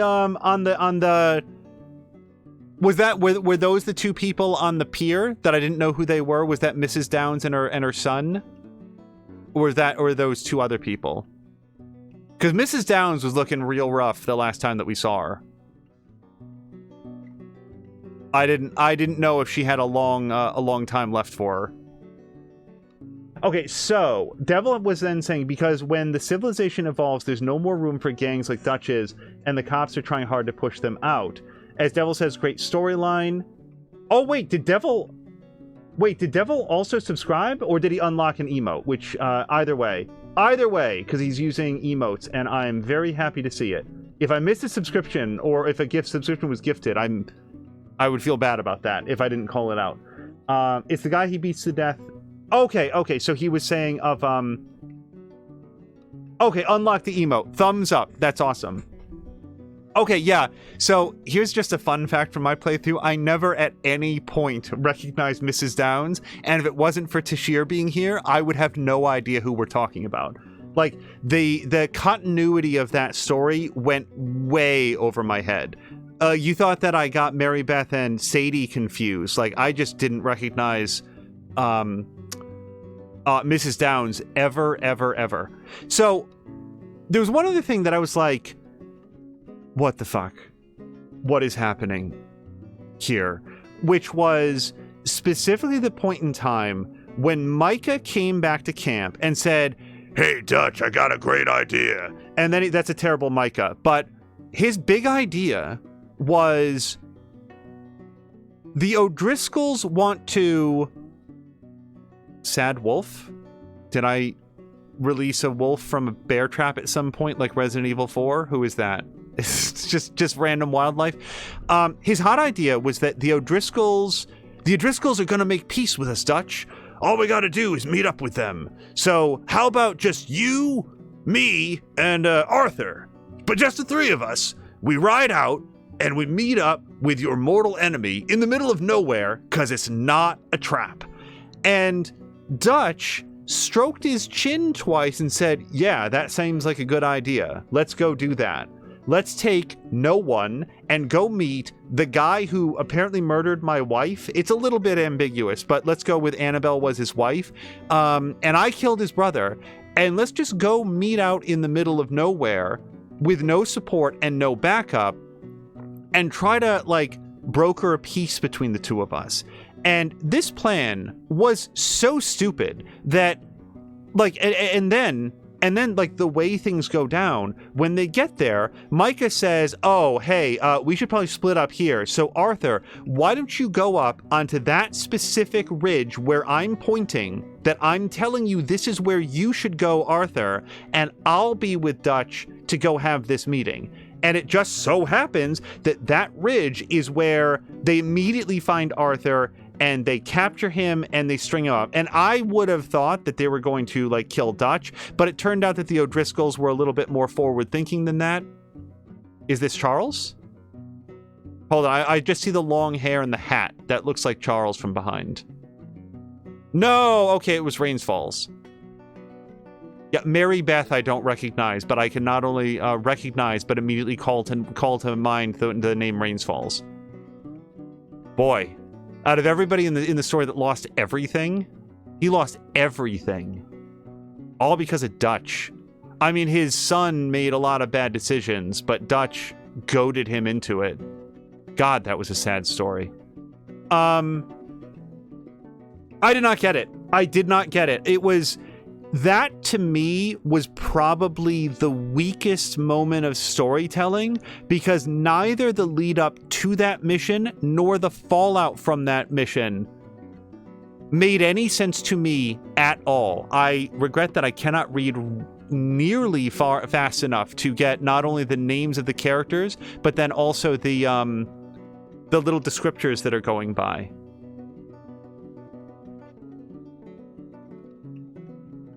I need to look away from this because it's mesmerizing. A Saint-Denis bookmaker, a monk, that's one of them, a matriarch. Oh, that's Catherine Braithwaite. Weird. Okay, I need to let this roll. to me, that was and remains the most confusing and I did not like the giant at all. The most confusing and poorly delivered upon plot beat. I'm not necessarily saying it's bad. I'm saying that I didn't like it very much because I couldn't make sense out of it, because it seemed to me that the next thing that should have happened is that Arthur, who already didn't like Micah, who is no dummy, who broke himself out of that torture chamber and got back, should have said, hey everyone, isn't it weird that I just happened to got on the specific ridge where Micah had cooked up this plan?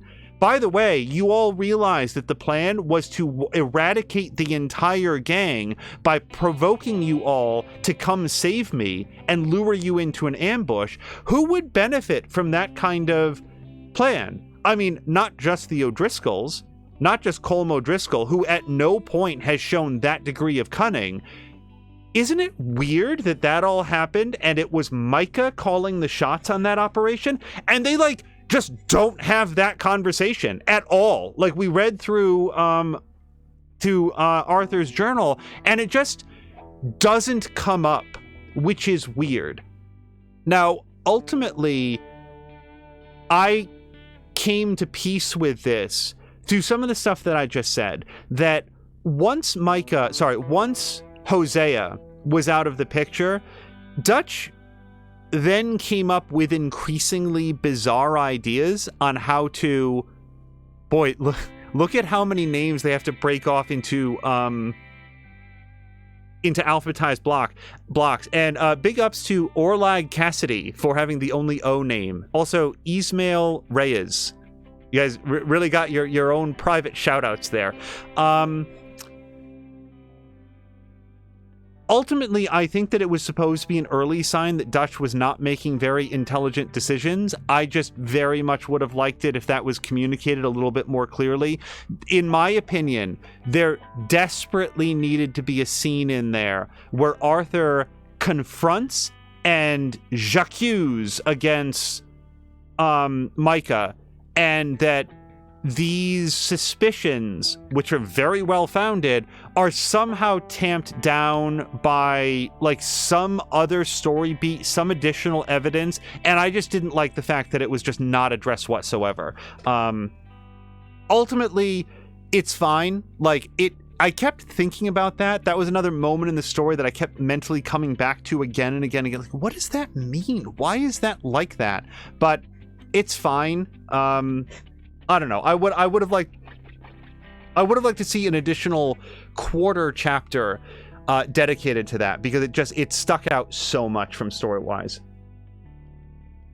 Mio says, so did you ever look into the animal cutscenes and their meaning? I did not, Mio. I wanted to wait until it was done. If you have... Tashir saying random black eye 23 Tashir Rizé. Unless that's not a joke and you're actually in the game, which, I mean, Tashir has a history of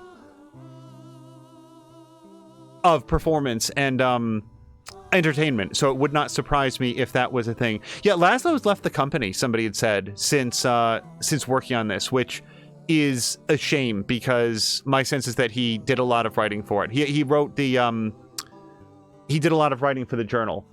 So, Mio, no, I never did look into that. If you would care to share that information, you guys, this is it.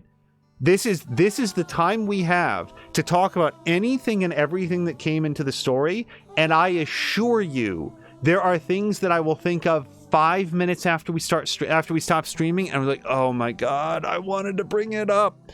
On that note, the music. This came up a whole bunch. I brought it up earlier in this stream. Tashir said that he observed that the soundtrack of the game progresses from 1950s to 60s to 70s style Western music. It was awesome.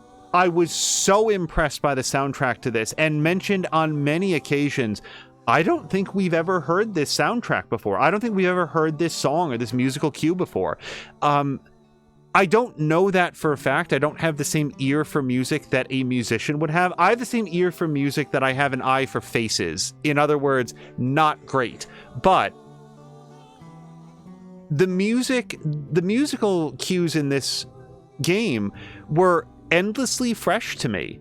I never had the sense that, oh boy, it's this one again. It's the Velvet Room song from Persona, which I really like, by the way. But oh, it's that song again. And no, it felt like they had such a variety. We can actually see the music. See, okay, Patikin, Willie Nelson. It's not all I knew I recognized at least some of the music in here. Not the specific one that Patikin and I were talking about earlier, but yeah, I had a feeling there was at least some licensed music in here. Let's see. Oh, another thing that I very much enjoyed about the game was Tashir saying my big screen debut. Let me look at chat again. Devil says, as soon as Hosea died, Dutch lost his right-hand man that made Dutch think straight. Yeah, I that's what I got out of it as well. Mark Quack, and hello to Mark Quack. Given his performance in Control, it's a shame that Matthew Peretta was relegated to voicing local pedestrian populations in this game. I didn't see his name run past, but yes, Matthew Peretta was let's say a very, very memorable character. He was my favorite performance in Control, and does a lot of incidental voice work, and it also was on 90210, which I didn't know when I was playing Control. But yeah, he is very good. I want to say that. When we were watching Control, I was like, so is this like one of the motion capture staff, or like a random programmer who they realized partway through had a real screen presence? And no, professional actor and professional voice actor. On the note of acting, this was something that was covered in depth before. I again need to say, so just generally speaking, how good. So Tashir's asking who was he in Control. Matthew Peretta played Dr. Darling. In other words, the guy who was in all of the little cutscene pieces that were in the base game of Control. Yeah, Tashir goes, yeah, super good, right? The voice cast in this game was above reproach. Every once in a while, you'll be playing a big game, and maybe there'll be an NPC or some line that sounds super flat, or like they just didn't bother to get somebody talented, so they just grabbed a random like scenic artist to voice this one act. This is unsurprising for a Rockstar game, but the voice cast in this game was so good. Everybody sounded unique. Like, any failings I have in like telling the difference between Sadie or Mary Beth in a quick black and white cutaway, that's on me. The character models, the character designs, and the voice acting were all so good, and the writing for every character felt very well considered. In other words, not just in terms of voice acting, but in terms of like personality and character. Karen was not Tilly. Tilly was not Mary Beth. Mary Beth was not Molly. These were all separate characters with distinct personalities who spoke differently, who appeared to have different relationships inside the camp.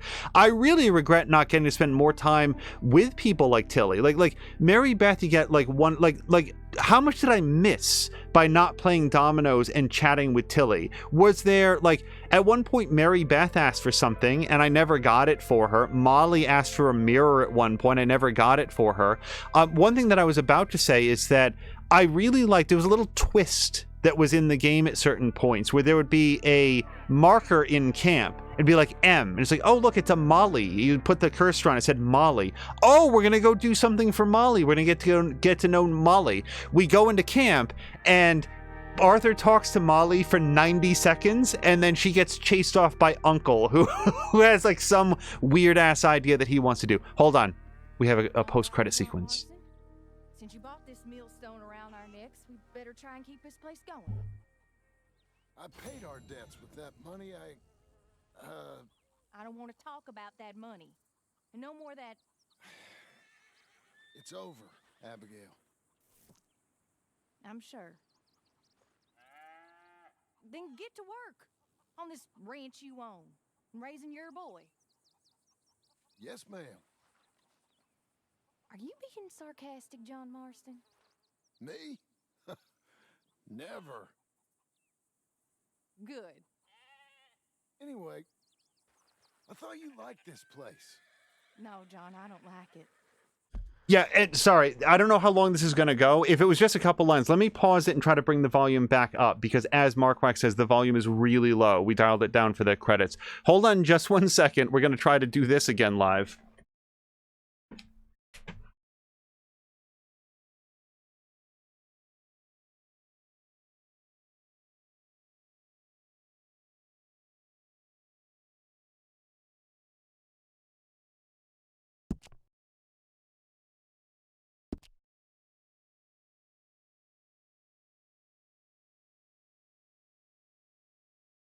All right, and for what it's worth. I love it. It's home.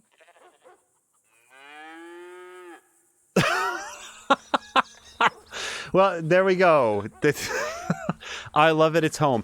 If the volume was particularly low, all it was Abigail telling John, all right, get to work. We have to keep this place running. And John, it wasn't much. So there's that.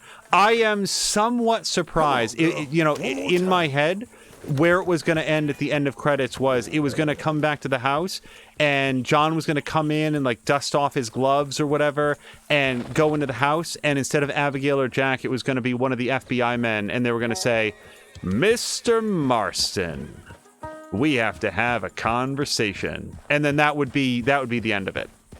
But I guess what they decided to do is go the Fallout route, and oh look, they're growing.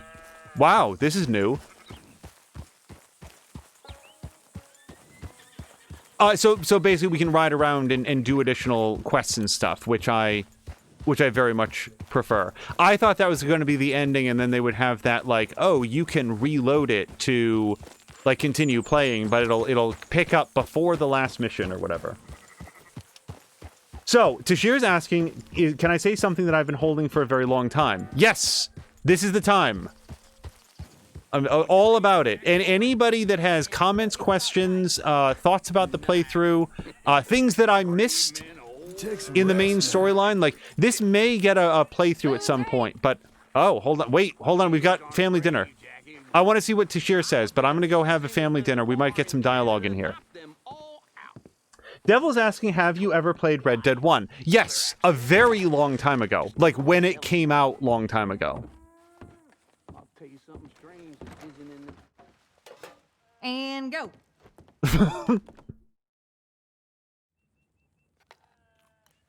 You must be tuckered out. I know Hi I there. am. Uh-huh. Oh, this is a very small table for this many people. I think it came out good.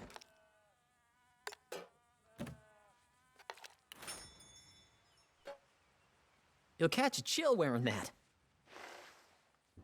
Oh, somebody had brought up, gosh, and I apologize for not remembering exactly who, but somebody had mentioned that like there's a bug in the game that was introduced through the recent patch that the characters will invariably tell your character that they're freezing. Oh no, you must be so cold in that. And I didn't notice or pick up on it at first, but I've heard that a lot more now. Let's just take a quick look at this. Yeah, temperature fair. And Jack just said like, oh, you're gonna freeze to death in that. So, Tashir absolutely despises Abigail. Samlander says it feels like Red Dead 1 should be next. Samlander, if it were possible, if we had any vector to stream it, I would strongly consider doing a playthrough of that game. Because again, I have not played or interacted with it since probably about 6 months after it came out.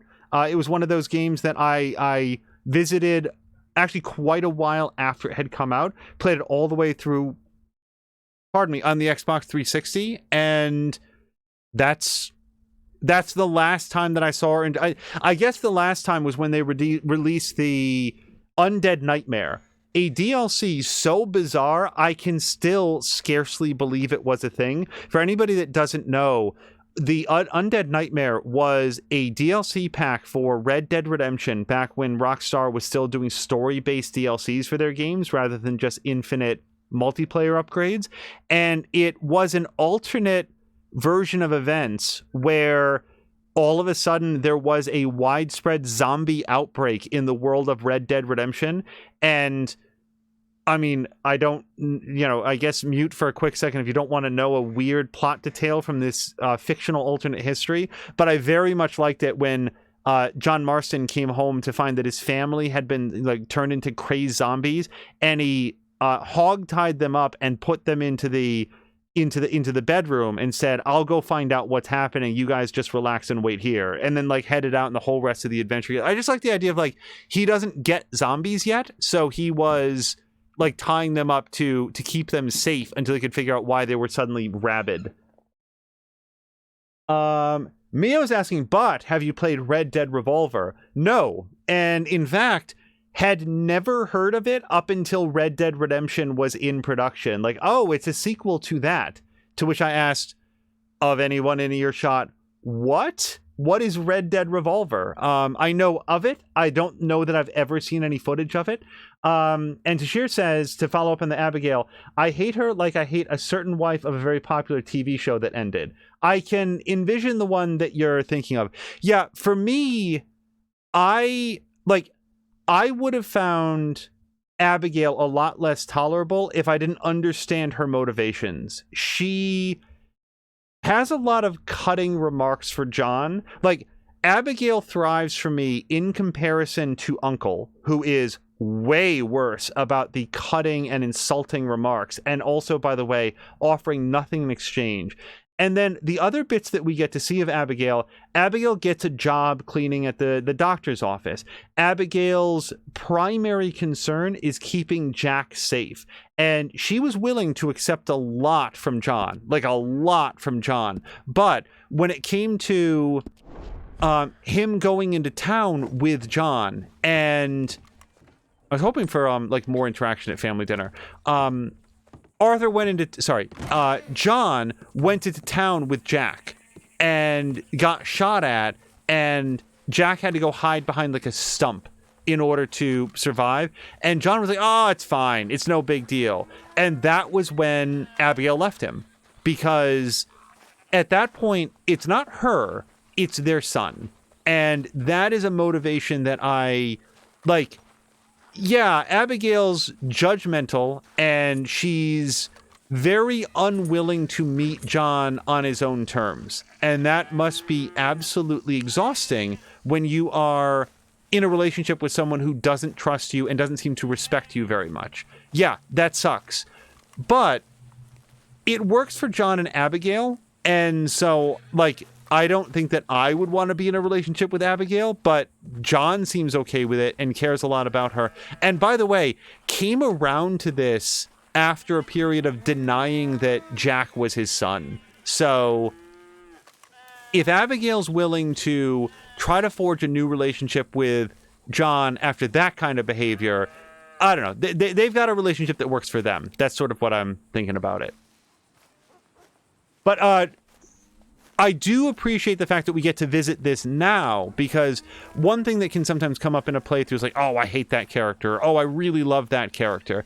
And that can sometimes set expectations. So I'm very glad to hear from, I actively solicit thoughts like this right now, because, this is it. And it'd be tough to talk about it at any other time. Mio was saying, so Devil's saying that's when the cops raid the ranch and kill John. That's at the very, so just real quick spoiler alert for the first Red Dead. Oh, and on that note, okay, so we are now going to talk about severe spoilers for the first Red Dead Redemption. Whatever didn't already get out. Just be aware that if you're planning to play that, or there might be a remaster or something like that, I want to give everybody a chance to duck out, so give them just a few seconds. Considering the situation, I understand Abigail. I understand that she left him, says Caroluna. Dingus says, Red Dead Revolver was a more arcadey shooter. I think that's what I've heard of it. Pseudo open world game that had certain hub worlds. You ended up playing multiple characters. Story was very mediocre. Was pretty fun, but not especially memorable. Yeah, Rockstar, as they did with Max Payne 3, does have something of a history where they will pick up somebody else's franchise and sort of run with it and do interesting new things with it. So here's what I wanted to say about Red Dead Redemption. A, it has that super memorable ending where, again, last chance, spoiler alert, the feds eventually do come knocking. Like, there's this whole epilogue segment to that game as well, where Arthur, I'm going to say Arthur a few times, I mean John. John goes to the ranch. Oh, didn't approach this fast enough. Holy shit, I broke the fence. Well, I'm going to have to mend that tomorrow. Arthur and Abigail and Jack go and settle down at, like, a ranch, and there's a whole bunch of missions about, like be a rancher, and, like, teaching the player how to be a rancher. And it was like, oh, okay, I guess this is a thing now. And then the feds show up, and, you know, John Marston is thrust into an unwinnable duel, which is a very memorable ending. And then the way that they accomplish this, like, hey, you can still go around the world and continue to do things, is the game story suddenly fast forwards, let's say, 10 years or so. I forget how much, 5 or 10 years at that point. And you are then playing as Jack Marston. And I played as Jack Marston for maybe about 30 minutes and said, I don't like Jack. Because I had gotten so accustomed to John's voice and the way that he would, like, giddy up the horse or, like, you know, greet people, that when it was somebody else's voice, all of a sudden I was like, oh, I don't like this anymore. I don't want to be Jack. And I always sort of thought that I would replay it as, like, a low honor playthrough and be like a real scoundrel, but then didn't. Oh, hello to Haseo, and thank you so much for the resubscription and the raid. Oh my goodness, I hope that anybody raiding did not... We just issued a great big spoiler warning for our discussion of the first Red Dead. Haseo and everybody raiding in, thank you so much for coming in. We have now finished Red Dead Redemption 2, the main storyline. We are wrapping up and having a frank and open conversation about the story and the characters and everything that happened in it.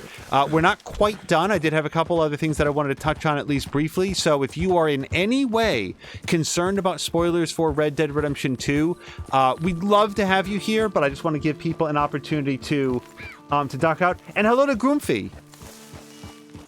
Okay, so let me just take a quick look. Okay, so Jab is saying, I want to know who the wife of the dead TV show character is. Well, the TV show is dead. If you don't want to stay here, you can whisper to me.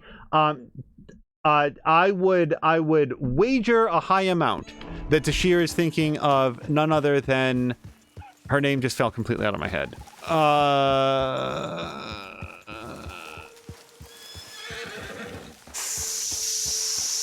The last name is White, and the first name is... Skylar. There we go. I came there eventually. I was thinking Sky for a second, but Sky White wasn't quite right. I bet very heavily that Tashir is thinking of Skylar White. A divisive character, to say the least. Yeah, ding, ding, ding. So the other thing that I just wanted to say, and I talked about this a little bit, actually a whole bunch of time when I thought that... I paid top dollar for this beauty. Okay. Fast as a bullet. Yep. No, thank you. We're not doing a race right now. I am ignoring you and not doing the race. I knew it. A coward can't bear to face the better race. Yeah, I'm just yellow. Dutch Vanderland was my favorite character in the piece. This was Arthur's story, no doubt. Arthur was the main character. Oh boy, hold on. This might get bad. Easy there. Shotgun if it's a... Is that an angry turkey? Is that what I'm... Oh, hold on. I need non-incendiary... I really wanted to shoot Micah with the incendiary bullet. Okay. It sounds like a bear, and it sounds like it's on its way. Carolina was about to suggest snow. Like...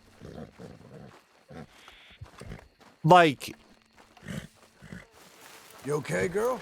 I'm trying to think of a television show. I never watched Happily Ever After, whatever that fairy tale based television series was. Was that what it was called? Once Upon a Time? Maybe that was what it was called? Anyway. I liked Arthur. I liked Arthur's character. I loved his dialogue. Arthur had some real great one-liners. He was very quick-witted. I like that. Dutch was for sure my favorite character because I talked a lot about what we got from Arthur. What we got from Dutch was, at least for me as a player, the slow revelation that the guy who was the leader of the group was instead the face of the group. And the leader of the group was a hybrid combination of Hosea and Dutch. And when Hosea died, Dutch was left so unmoored. He was so unanchored from good decision making and rational thought. Like, rational thought is not quite what I mean, but without a moderating influence, everything fell apart for him relatively quickly. And I think that even Dutch had a very hard time admitting, if he ever came to grips with just how important Hosea was from him. But one of the things that I believe about Dutch that I can't prove, and there's certainly a lot of a lot of people might look at this and come to a different conclusion, but I kept waiting, as I talked about, for the scene where Dutch was going to, like, go back to Blackwater, take all the money for himself, and then just take off. Just ditch the gang. Not split it with everybody. Your loyalty meant nothing to me. I'm out. I'm on my own. Ha ha ha. I'm going to go live as, like, a super wealthy man, and you'll never find me because I've got all the cash in the world to do whatever I want with. And that never happened. And I kept wondering why it never happened. And to me, it is that as much as Dutch van der Linde wanted to be wealthy and he wanted to like lead everybody to prosperity, he wanted to be a wealthy and respected man, he also wanted to be an admired and respected man by the people around him. That there was a very pronounced need within Dutch van der Linde to be loved and respected by people, to be recognized and heralded by people. And that's why Dutch continued to lionize himself and continued to work so hard for, to keep the gang together, even when it would have made a lot more logical and financial sense for him to just go off on his own. So I thought that portrait of a man who had all of this charisma and all of this smarts, but was still ultimately shackled by the opinion of others, even though he himself would never recognize it and never accept it. I thought that was really interesting, and I thought that the voice actor knocked it out of the park. And like, to go with that kind of like that idea of Dutch as a like pathological narcissist, the way that Dutch always dressed. Like, even up there in the woods, I bet that if Dutch had opened up his coat, he would have still been wearing, like, the finest garments that were available to him. Dress for the job you want, not the job you have. Well, Dutch wanted to be a Viscount someplace, and he dressed for the part, and it was awesome. And I always loved the way that Dutch was done up. And also, let's not undersell the fact that Dutch was willing to get up and dirty. Dutch was willing to go meet Colm O'Driscoll, even though it had to occur to him that it was a trap, that he was going to die. He thought he was smart, but it had to occur to him that he was putting himself in danger. Dutch also rode with the gang and took point with the gang when they raided the O'Driscoll camp near the beginning of the game. Dutch was there to go after the train. He wasn't jumping aboard the train. He wasn't going to do something that dangerous, but he was there to participate in the shootout and ride in and shoot people. I mean, Dutch wasn't just a middle manager. He was a leader and a general who went in himself and was good at what he did. I very much enjoyed the character of Dutch van der Linde.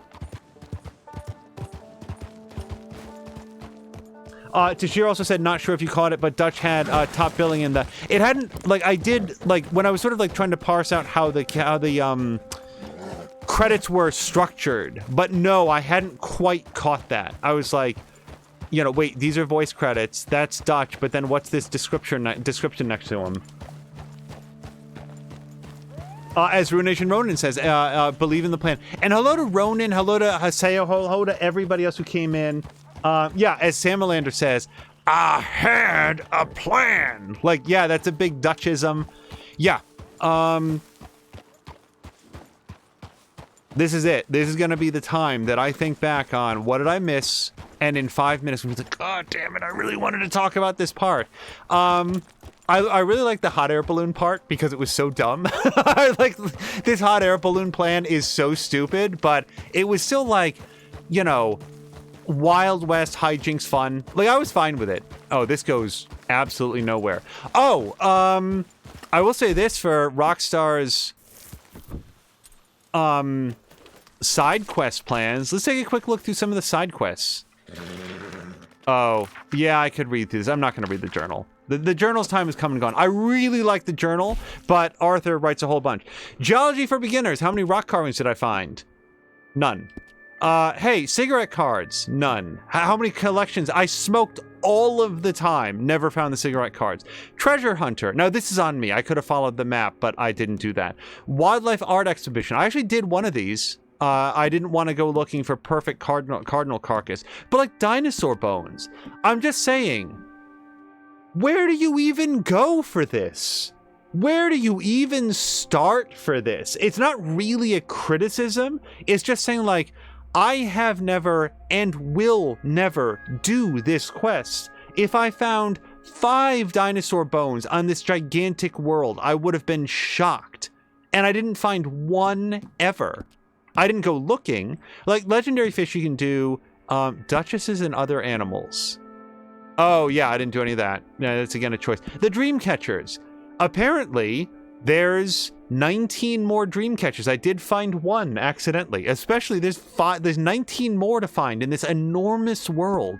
Where do you even start with some of this stuff? And then we got the quests and stuff. The challenges I actually thought were pretty cool. I didn't do very much of it, but like Horseman 3, I could probably go do that now. I'm not going to. You just need a leveled up horse with a good horse stimulant. You could probably knock that one out pretty quickly. Okay, so Ricardnio says bedtime for me. Thanks for the entertainment and good night. Yeah, and we are wrapping up here as well. Tashir says Dutch was first, Arthur was second. I find that fascinating in terms of the credits. Yeah, and in terms of like who I enjoyed in the story, I still feel like the story was about Arthur for sure. Like it was Arthur's story, but Dutch was front and center through so much of it that if there is to be a secondary protagonist, it was Dutch for sure. So we're gonna go get back to the homestead and wrap it up there. On the way, I'm going to think if there's anything else that I wanted to say about the whole adventure. Only that I very much enjoyed it, I would say. At one point, somebody stopped by and they said, hey, how are you enjoying Red Dead Redemption 2 so far? And my reaction then was something that we had talked about here, which was, it is an intimidating game. I always had fun when I played it, but I also always felt like I was in danger of missing out on things, whether they were mechanical or story-wise or optional quests. And indeed, I missed out on a lot of side quests. There was like a quest to go find some lumber to build a house that I did not do. And just to let people know this, I had actually specifically said to Mia when she started the game, hey, some of those side quests that open up, you might want to grab those and do them immediately because they can age out before you even realize that there's a story-based time limit. And she missed that quest, I believe. She looked through her journal and doesn't have it anymore. Same thing happened to me. And that's not really a knock on the game because I feel like it gives it a very high degree of replay value. But every time, especially when starting up, that I would start up Red Dead Redemption, I was like, oh boy, like this game is so big and there's so much to it between like eating and bathing and donating to the camp and finding specific crafting materials to craft special things for the camp, some of which are just cosmetic, but some of which are like upgrades for the character. There is an element to Rockstar games where there's so many mechanics. Oh, stay away from... Is that a... Okay, that's a fox. I thought it was a skunk. Okay, I don't really want to have whatever gun thing this is, but we're gonna ride past it to get back home. Don't blame me any further. I'm just a homesteader looking for a patch. Ain't no room. Chase you to... I don't know if there's more of you. We're talking here. You're gonna get it now.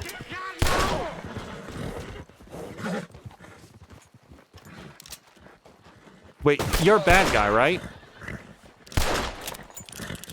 Hold on. Hold on.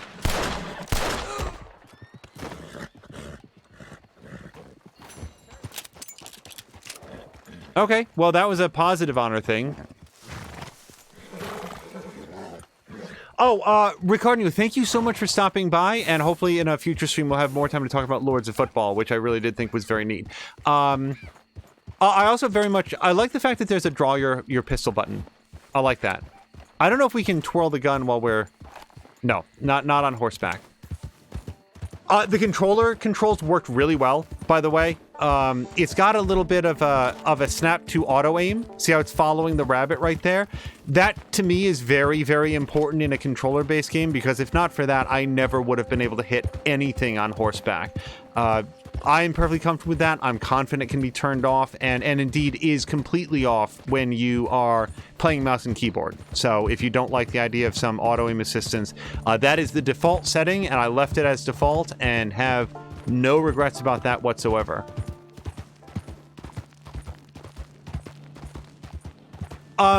But sort of like as we went further in, like I never stopped feeling like I was missing something or maybe playing at least 15% incorrectly.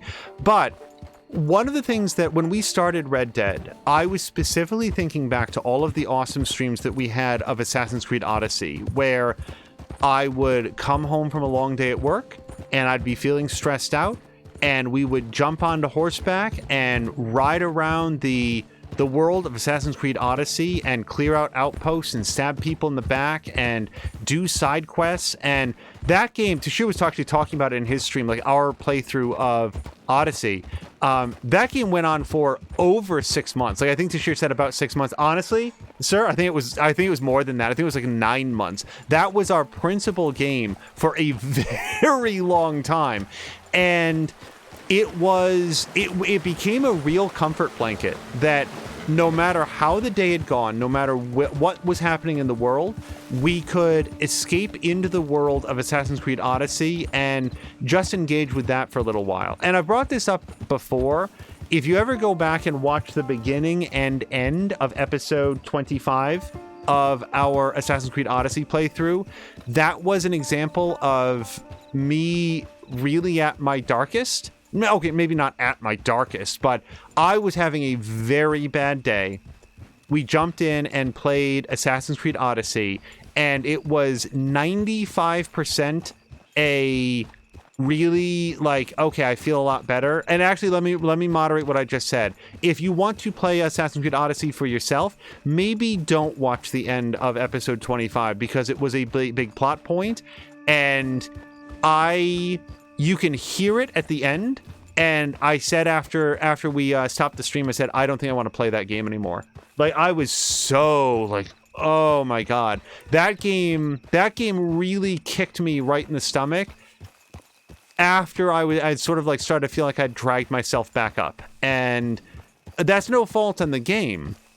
It's just me sort of, like, sharing a couple memories from that, and frankly, the kind of memory... Oh, look!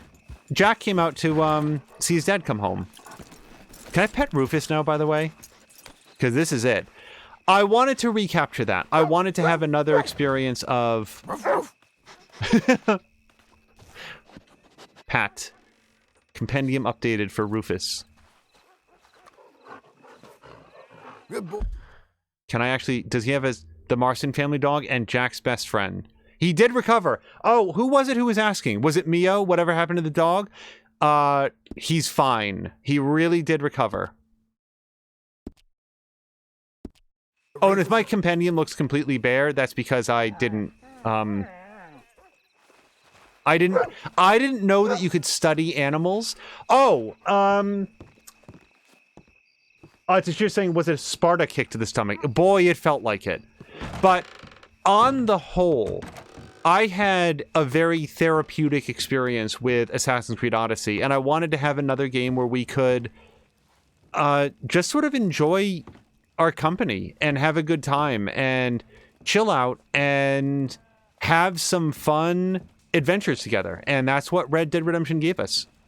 And this is where we're going to end it. It is John Marston enjoying the house that he built with his own two hands, with his family here, alive, safe, and happy, having wrapped up all the business that he had with the Vanderlyn gang, and having gotten away with it scot-free, and never, ever having to worry about his past sins coming back to visit him again. So we're going to hit save, and that's going to be it. Let's see what we got for story completion. 85%. I am okay with that, because I earnestly thought that we were going to get like about 60%. Mio says, thank God. So on the way out, I'm going to flip the coin.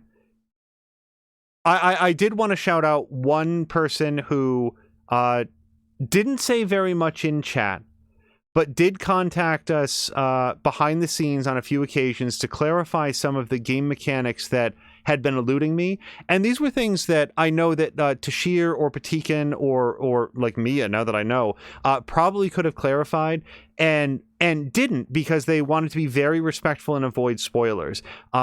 And in this case, it gave us an opportunity to make a connection with like a brand new friend of the stream who, in my experience, sometimes we meet people during a particular playthrough and then they really like that game and don't wind up coming back. But other times they wind up hanging out and coming back for multiple streams again. And I would be very happy if this person elected to do so. Scrooge McDuck reached out behind the scenes on a few different occasions and said, oh, hey, you were asking about this, and never gave away any story spoilers whatsoever, but helped to clarify some mechanical questions that I'd had. And to a large extent, I am fine with not understanding things that the game doesn't bother to explain, because that gives me an opportunity to learn it myself. But these were things where, I don't know, Scrooge McDuck had a very good insight into, like, he's not going to figure this out. And that's what it was with the hunting. I had expressed a desire to advance the hunting track. I wanted to get some perfect rabbit pelts. I wasn't using the proper weapon. I didn't know how to study animals to get good quality versus perfect quality versus poor quality pelts. And Scrooge McDuck reached out behind the scenes and said, hey, I think, by the way, did ask, hey, I've got some tips for hunting if you want them. And we reached back to say, yeah, you know what? I'm open to suggestions. So I just wanted to thank out Scrooge. I didn't want to do it by name for a long time, because we generally want to treat private messages as being private. But I hope that he'd be okay with, I actually don't know he or she, but be okay with me just saying thank you, because I thought that was super cool. So thank you to you. Sam Melander's voting for 100% speedrun or riot. Yeah, I have to assume that the remaining, what is that, 83.3% would be... Is it 84.3%? Whatever. Would be finishing out the compendium and doing all the challenges. And then, by the way, probably some side quests that were permanently sealed off, like find the lumber for the family, go do this house robbery that I looked for. That was another thing. I actively looked for some of those house robberies and could never find them. Oh, and he is here. Scrooge McDuck says no problem. Yeah, very much appreciated. We want to be careful about too much information, but that was a respectful way to reach out to say, hey, here's some things that the game doesn't explain. And I do the same thing for Mia. Like, hey, you need to know, like here's the thing, like, free advice is worth what you pay for it. I do not know. I'm just going to say this. It is not a spoiler. I do not know if this has been in any way patched for Mass Effect, the Legendary Edition, like the first Mass Effect. But if I was to give people, players to the first game, one piece of urgent advice, is that game on the Xbox 360 effectively has no autosave. When you arrive in a location, it autosaves one time, and then you can play for, honestly, hours. And if you wandered to an environment on that original Xbox 360 game and just get turned into paste because you didn't realize that a combat encounter was starting and you just get melted on the spot, you can lose hours of progress in that game. So depending on the structure of the level and so forth. So I don't know about the Legendary Edition. Maybe they patch that. But my strong advice to people would be to auto-save, save again, manual save over that, save early, save often in that game. It does not apply to Mass Effect 2 and 3, but boy, did that first game have some rough auto-saves. And that's an example where that's not a spoiler. It's super important to know stuff like that when you're going in. Was it super important to know how the hunting worked? No, but by the time that we were like in episode 28, like if I haven't figured it out, it's like, all right, Scrooge, come on in. you, green light, we're waving you in, semaphore on in.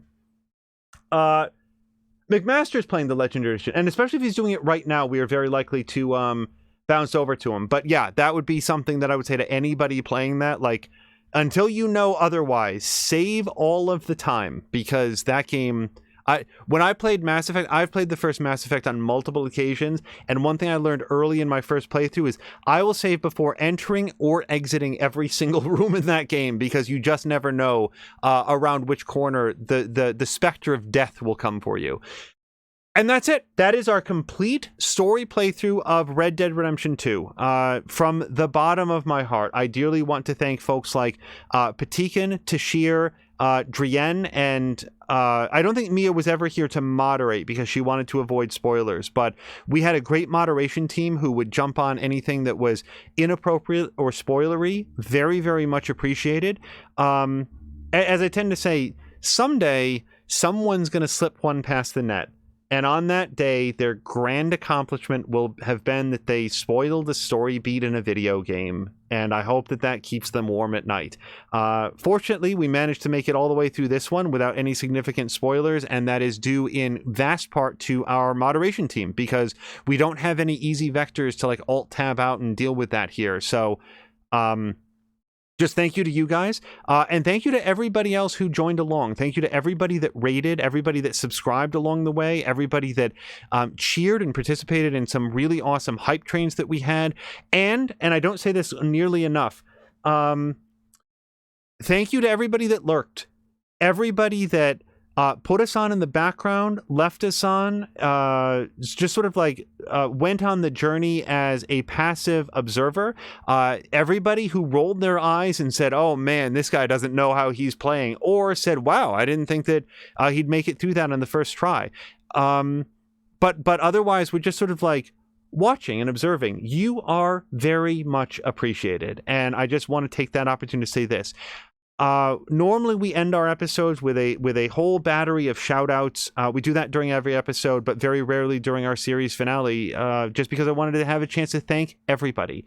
On that note, we did have a chance to go through and revamp some of our about page. So if you have access on the PC to the about page on our channel, we went through and updated what everybody is playing and swapped out some people who regrettably have announced that they are not streaming at this time. Though among those are Papalotko and Mr. Binky, streamers who I miss very, very much, and I would love to see them back on the sticks.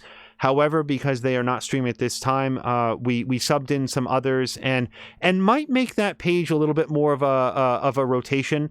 I want to have as many different people on there as possible, so that we can try to highlight some of the awesome talent that there is here on Twitch, because whatever it is that you enjoy about our channel, we look out elsewhere and see so much to envy about the streams that other people do. So that's why we want to shout people out and call them out and talk about what they're playing. I think that's where we're going to call it. So let's go find somebody fun to raid. And until next time, you guys, thank you so much. And I hope you have a great night.